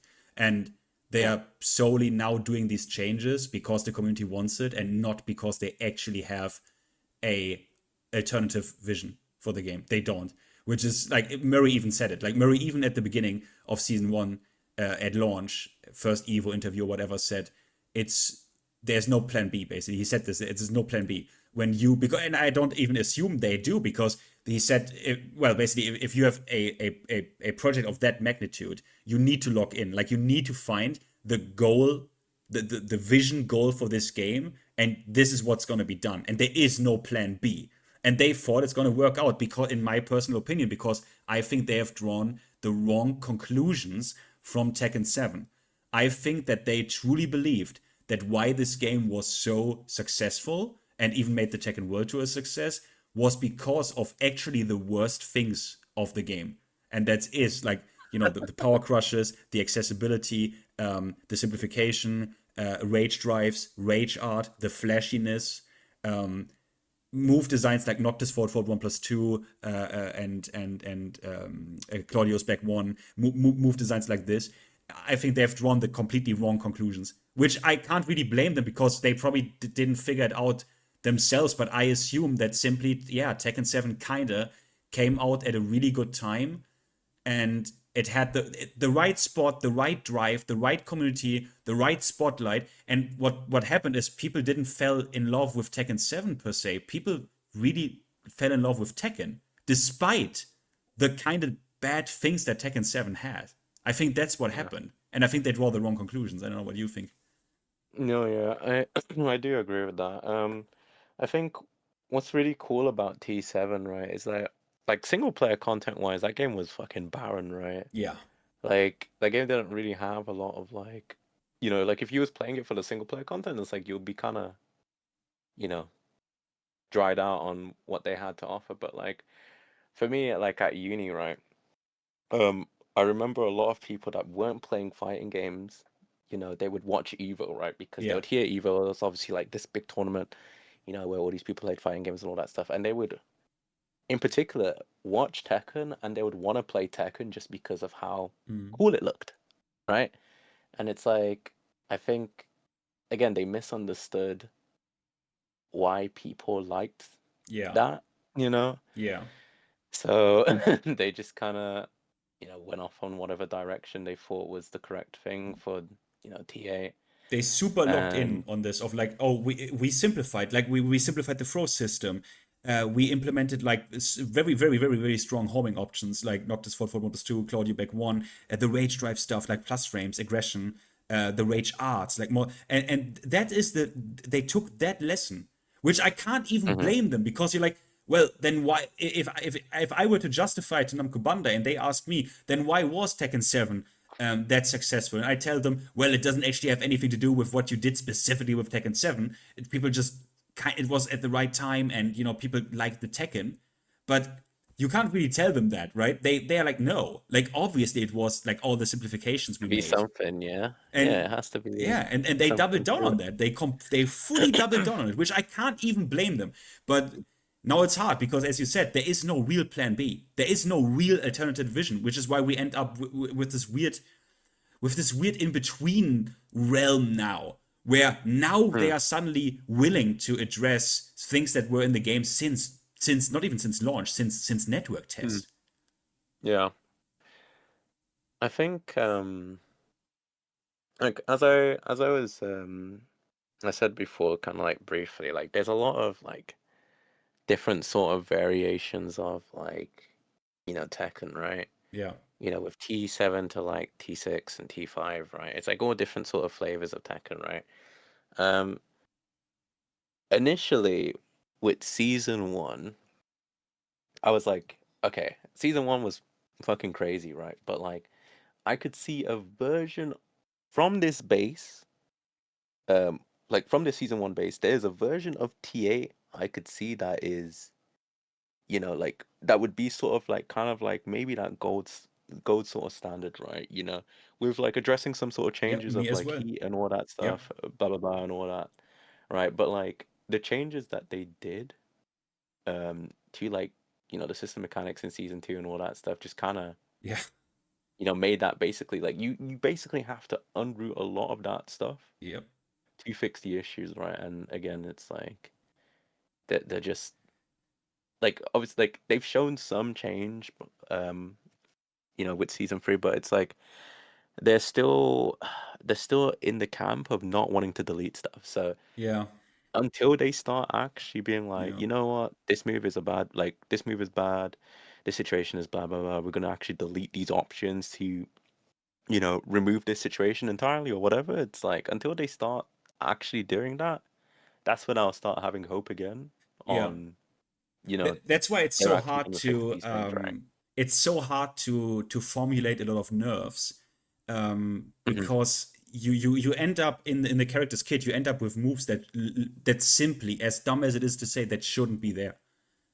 Yeah, and at that point you're like, yeah, well, we could either nerf this move into the ground where it would be literally ridiculous in what state this move is, or like we just remove it. Yeah, like I forgot to mention it, but when we was talking about Leo, right? Obviously you have Leo's forward 4, right? And it's like +9 on block, Yeah. right? Which is, it's always been like that, Yeah. right? Like that move has always been like that for like basically like since Leo was like since like a baby, since since Tekken their 6, birth, yeah. basically. Yeah, since their birth, right? But it's like because you can activate heat now from stance. Well, I say activate heat now from stance because you could activate heat from season 2. It's made that situation just extremely polarizing because if they do forward 4 into heat smash, you literally can't do anything. You literally, yeah, for people you literally can't do anything. You literally can't do anything. Yeah. It's a checkmate. It's literally a checkmate situation. And it's like the one option that you do have, which is you basically can attempt to sidestep to the right. And this is where his hop kick tracks. Yeah. Yeah. Well, not even that as well, right? But like if you try and sidestep to the right, you won't get hit in quotation marks. You can still get hit, right? Which it makes the situation even more funny because it's just inconsistent to do the option you need to do to beat it. But if you sidewalk and stuff like that, you will get hit and all that stuff. And it's just like, why is this? But like, why is this like this? You know, it's like again, if they didn't make it so you could heat smash out of stance and all that stuff, this wouldn't be an issue. Yeah, right? this is what like, this wouldn't be an issue in the first place. When I left it, I was like, okay, I can. What was it? I can sidestep right or sidewalk right. But the thing is, all of the other options like track there. Or like, at least I know the hop kick tracks 2 has to track as well in my opinion, like from my memory. So it's like, okay, like good deal. Like yeah, cool. I don't know. I don't know why they. This is where it has to be. It has to be that there were people there who don't really know what's cool about Tekken and that are like different fighting game players, and they think no, what's fun is the RPS, like what's fun is the guess and the correct guess and the dopamine when you, I don't know, steamroll your opponent with constant correct or incorrect RPS choices. Yep. And it's like I don't, like, guys, this is not, because all of the design of Tekken 8 to me is just they wanted to make it as easy to you to force the RPS on your opponent. Yeah, 100%. Right. With so many moves, and that's to me is I don't. We had the RPS; it was just more layered and not that crazy, immediately obvious like an actual rock paper scissors match. Yeah, oh my god. Like, yeah, there was nuances to it, and it was like, again, it was that thing of when both players really sort of knew what options, you know, you could do within these situations, right? You know, that's where the expression came in with how, like, you know, these players pick these options, right? You know, you could get access to, you know, again, using like, you know, a string that, you know, you normally might not be able to use because, again, you could play that mind game of, yeah, I'm gonna actually use this now and all that stuff, right? You could do that stuff, but it's like now it's like all the options and answers and all that stuff is just baked into, like, you know, the best options you can use in the situation, right? There's like, it's like, why wouldn't you use this option, right? Like, it beats this, blah blah, all that stuff. And if they block it, you know, I heat dash and, you know, I'm +5 was all. Yeah, exactly. So like... Yeah, baked in is a really good word, because when I look at these moves, like for me, like one of my pet peeves, because I think the design is so egregious. It's not about it's not about like how strong or how game breaking this move is. That's not the point, but the design of it, like Miare 1+2 from June, that to me is the design of it. It's like the word baked in is so perfect for this move as well, because what I previously had to do, like close distance, right? Move into my opponent. That's all baked into this move. It's all baked into this move. Like spacing is baked into this move, tracking is baked into this move, and it's even different changes on block. Yep. And that's the right word. Baked in. What you previously had to do manually is now baked into moves.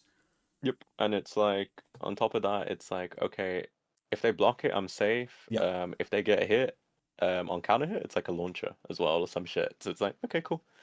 You know, so like there's so many moves in this game that are like that. And again, I just couldn't be bothered. So I was understand. like, you know what, I'm I just gonna stop playing. Which says a lot, because it comes from someone who like you I don't know to how many of the, probably almost all of them, of the Foundry tournaments, even your locals, like you supported this shit like so long. Yeah. I mean, I still go to my locals, right? I mean, the locals itself, like the people that go there, they're absolutely lovely. One of the other cool parts about the locals is that it's in an arcade. I play a lot of rhythm games, so like I just spend my time in like the actual arcade bit. But you know, I put my head in Tekken, see how people are doing, and all that stuff. But yeah, I was proper. I spent a lot of time with, you know, Tekken, a lot of time with Tekken 8 as well. I spent way more time than I should with Tekken 8. Like on Steam, I have like around 3,600 hours on this game, which is way more than I should have put, to be honest. But yeah, like I gave it like a proper honest try. And I wanted to spend a lot of time with it, but it's, again, it's just, it gets to a point where it's like, again, it feels like the team behind it, again, just has no real vision on what they want to do with the game, and the kind of like weird sort of like vision that they do have just kind of goes against any of like kind of like the previous focus visions that they've had prior. And yeah, a lot of like the balance changes and stuff like that they do is just, again, it feels like a bit of like a waste of time for people that put time into the game. So it's like, I'm just not gonna play it.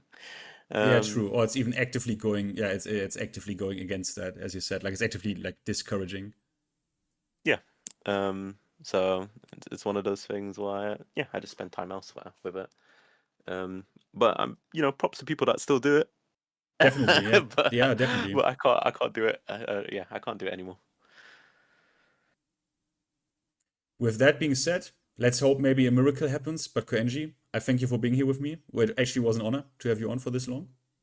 I appreciate it. Yeah, I was gonna say it's my first time popping in. I saw your message and I was like, yeah, I will try and get it. Yeah, and obviously we were still streaming, so no problem.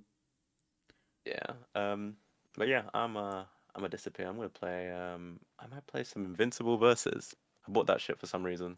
You did? I was like, I don't. Okay, I'm gonna please when you put some time in, can you do like a review on Twitter? Like, can you put something on there? Oh yeah, I can do. Okay, because I'm interested.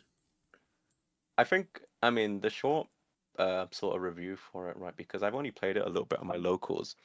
The price point is high, but I think the game is fun, and that's what matters. Like, I guess, you know, like if you're playing this thing and it's like, you know, you're finding enjoyment in it, then, you know, the value of that is, you know, dependent on you, right? So I like when I play it, it's like the game is like it's pretty Kasoge.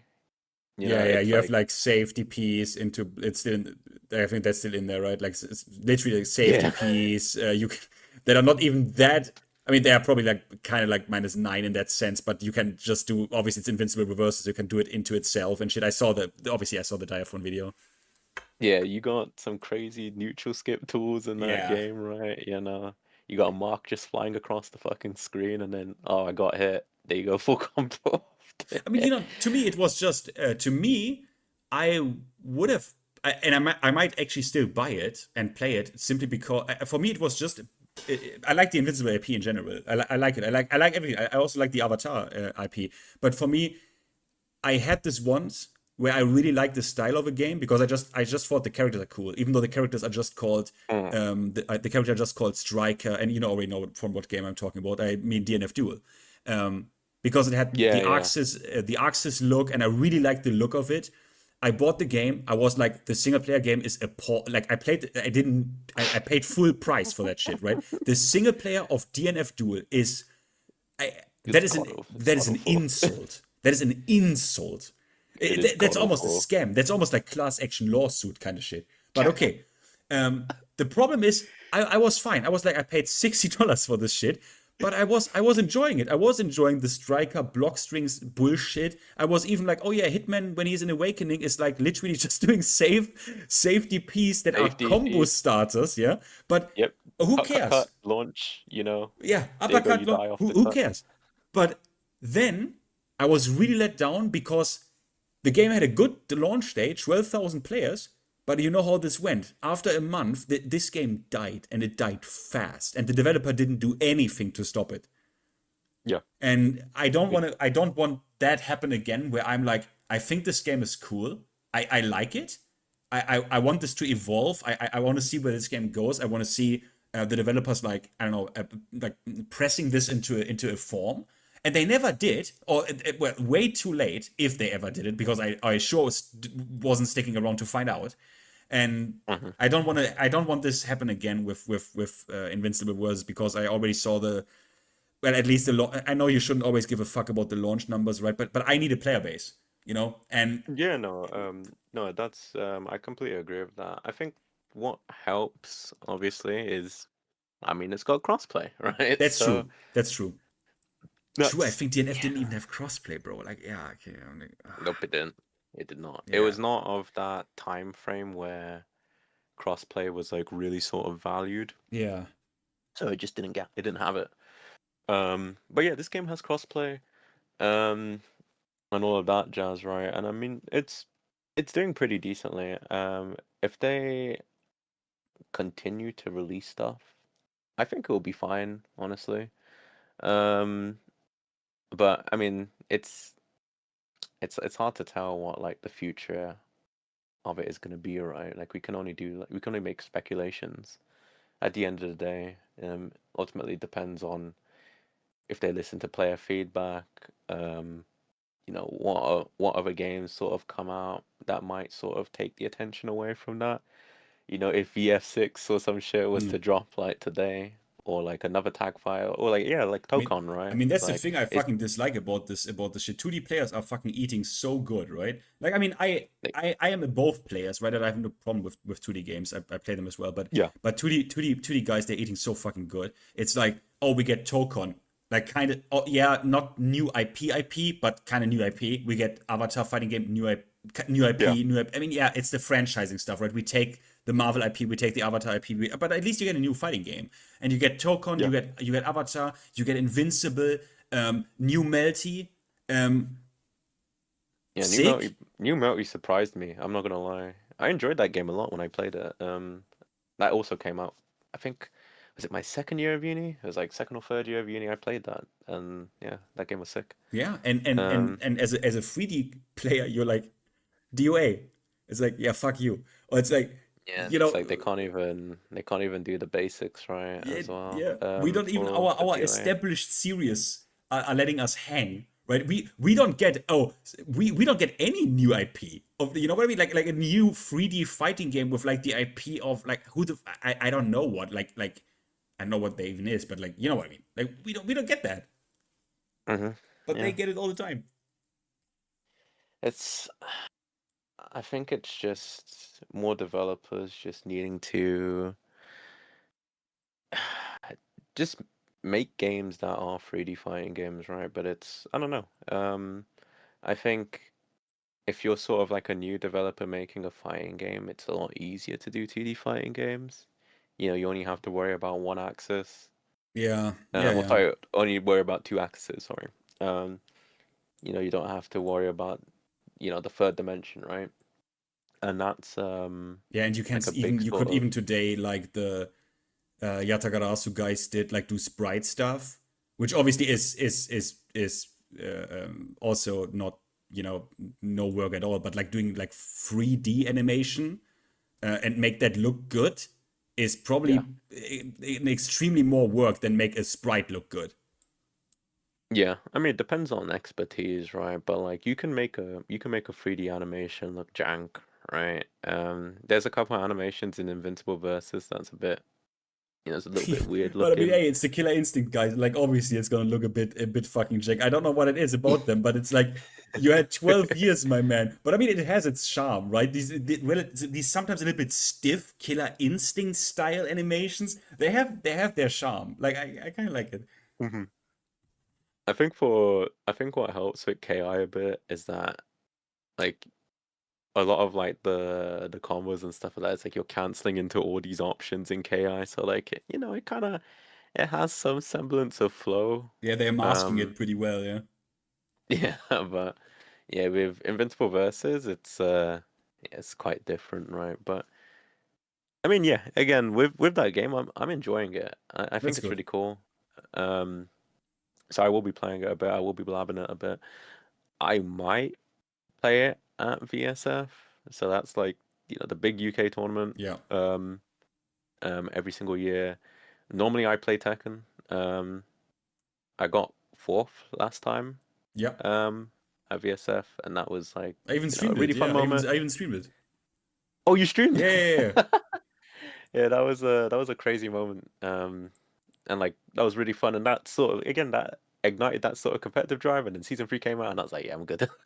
Yeah. Which sucks, but that's why I'm sort of potentially not going to be entering Tekken, I don't think, but I'm going to like pivot to like maybe either Invincible Versus or DOA or some other game. I would like, you know, I'll see what basically I want to sort of dive into for that. But yeah. All right. That is the plan with that anyway. All right then. But then I wish you a good night, Koenji. Yeah? Yeah, as I say, it's 1:10, so I'm gonna disappear and see what's up elsewhere. But thank you for having me on here. It's been absolutely lovely. If you're doing any more streams where you're, you know, of course, you're grabbing peeps on, you know, don't be afraid to reach out, because yeah, this was sick. Of course, no problem. See you next time, yeah? Alrighty, man. Take care, man. Bye-bye. Bye. Alright, guys. I hope you enjoyed your stay. This went actually way for much longer than I initially expected. Yeah, I honestly I didn't even know Evo Japan is in like a few hours, but I'm not gonna do that shit. You can fuck off to Mike, or I don't know 3DX, or I don't know who the fuck is streaming this. Which is sad because I thought it's gonna be tomorrow. Like, you know, it doesn't fucking matter. I thought it's gonna be tomorrow because I wanted to watch Tetsu, but I'm not gonna, like, you know how it is. It's gonna start at like 4 a.m. or 5 probably. And yeah, I mean, I just fucking hope Tetsu makes it. I mean, can you imagine how mad people will be when his Lydia rips through knee? Because if you watch knee, did you watch Tetsu versus who was it? Tetsu versus Kudans? It was Kudans, right? Like, people like, I mean, that doesn't fucking matter, man. It doesn't fucking matter.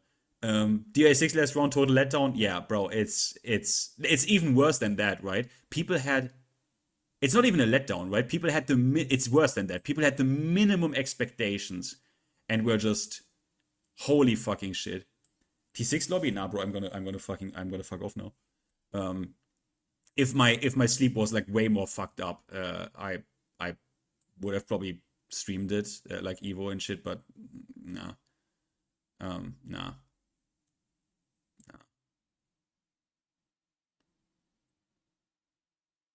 Wait, didn't someone ask something about? Wait, let me ask this one. You see, the later it gets, the more retarded my speech gets. How do you factor Tekken 7 being the first Tekken on PC into Tekken 7 success? Honestly, not really, actually. Like, not really. Not really a lot. Not really a lot. Like, Tekken 5 never came out on PC and sold like 11 million copies. Other games, Tekken 6 never came out. Well, PSP, but it sold like 6 million. Not really that much. Although I do factor it in how inflated the Tekken 7 sale numbers are, because the Tekken 7 on PC was part of multiple Humble Bundles, and the key cost like $7. So the game was literally gifted basically on PC, which probably drove the install base and the sale numbers extremely high, way higher than it normally would be the case, which you can see is true with Tekken 8. You can literally prove my assumption when you consider that Tekken 8 delivers the same amount of active player base that Tekken 7 had, if not slightly more, but Tekken 8 does that with 3 million copies, where Tekken 7 had slightly less players playing the game with 11 million copies. You see that this doesn't make sense, right? This doesn't make sense at all. How does that work? How does Tekken 7 sell 11 million copies and end up with slightly less active player base than Tekken 8 with 3 million copies? You see that this doesn't make sense at all, right? It doesn't make sense at all. Which means, what's the only solution to that? A lot of people must have had Tekken 7 in their library and never fucking played it once. And you also notice that this is true because you can confirm that with the achievement percentage in Steam with Tekken 7. You can check how many people even played to Brawler, or basically a single game, or did like 10 rage arts. The percentage number is way lower than the corresponding achievements in Tekken 8. Which means Tekken 8 has just a way higher player retention, and the copies of Tekken 8, the high copies sold of Tekken 7 is largely pretty much fake, which is not actually that surprising, but yeah. But yeah, sorry, I'm yapping. I'm fucking yapping. See you next time, and it was fun to have all of you around. So good night. Good night, good night.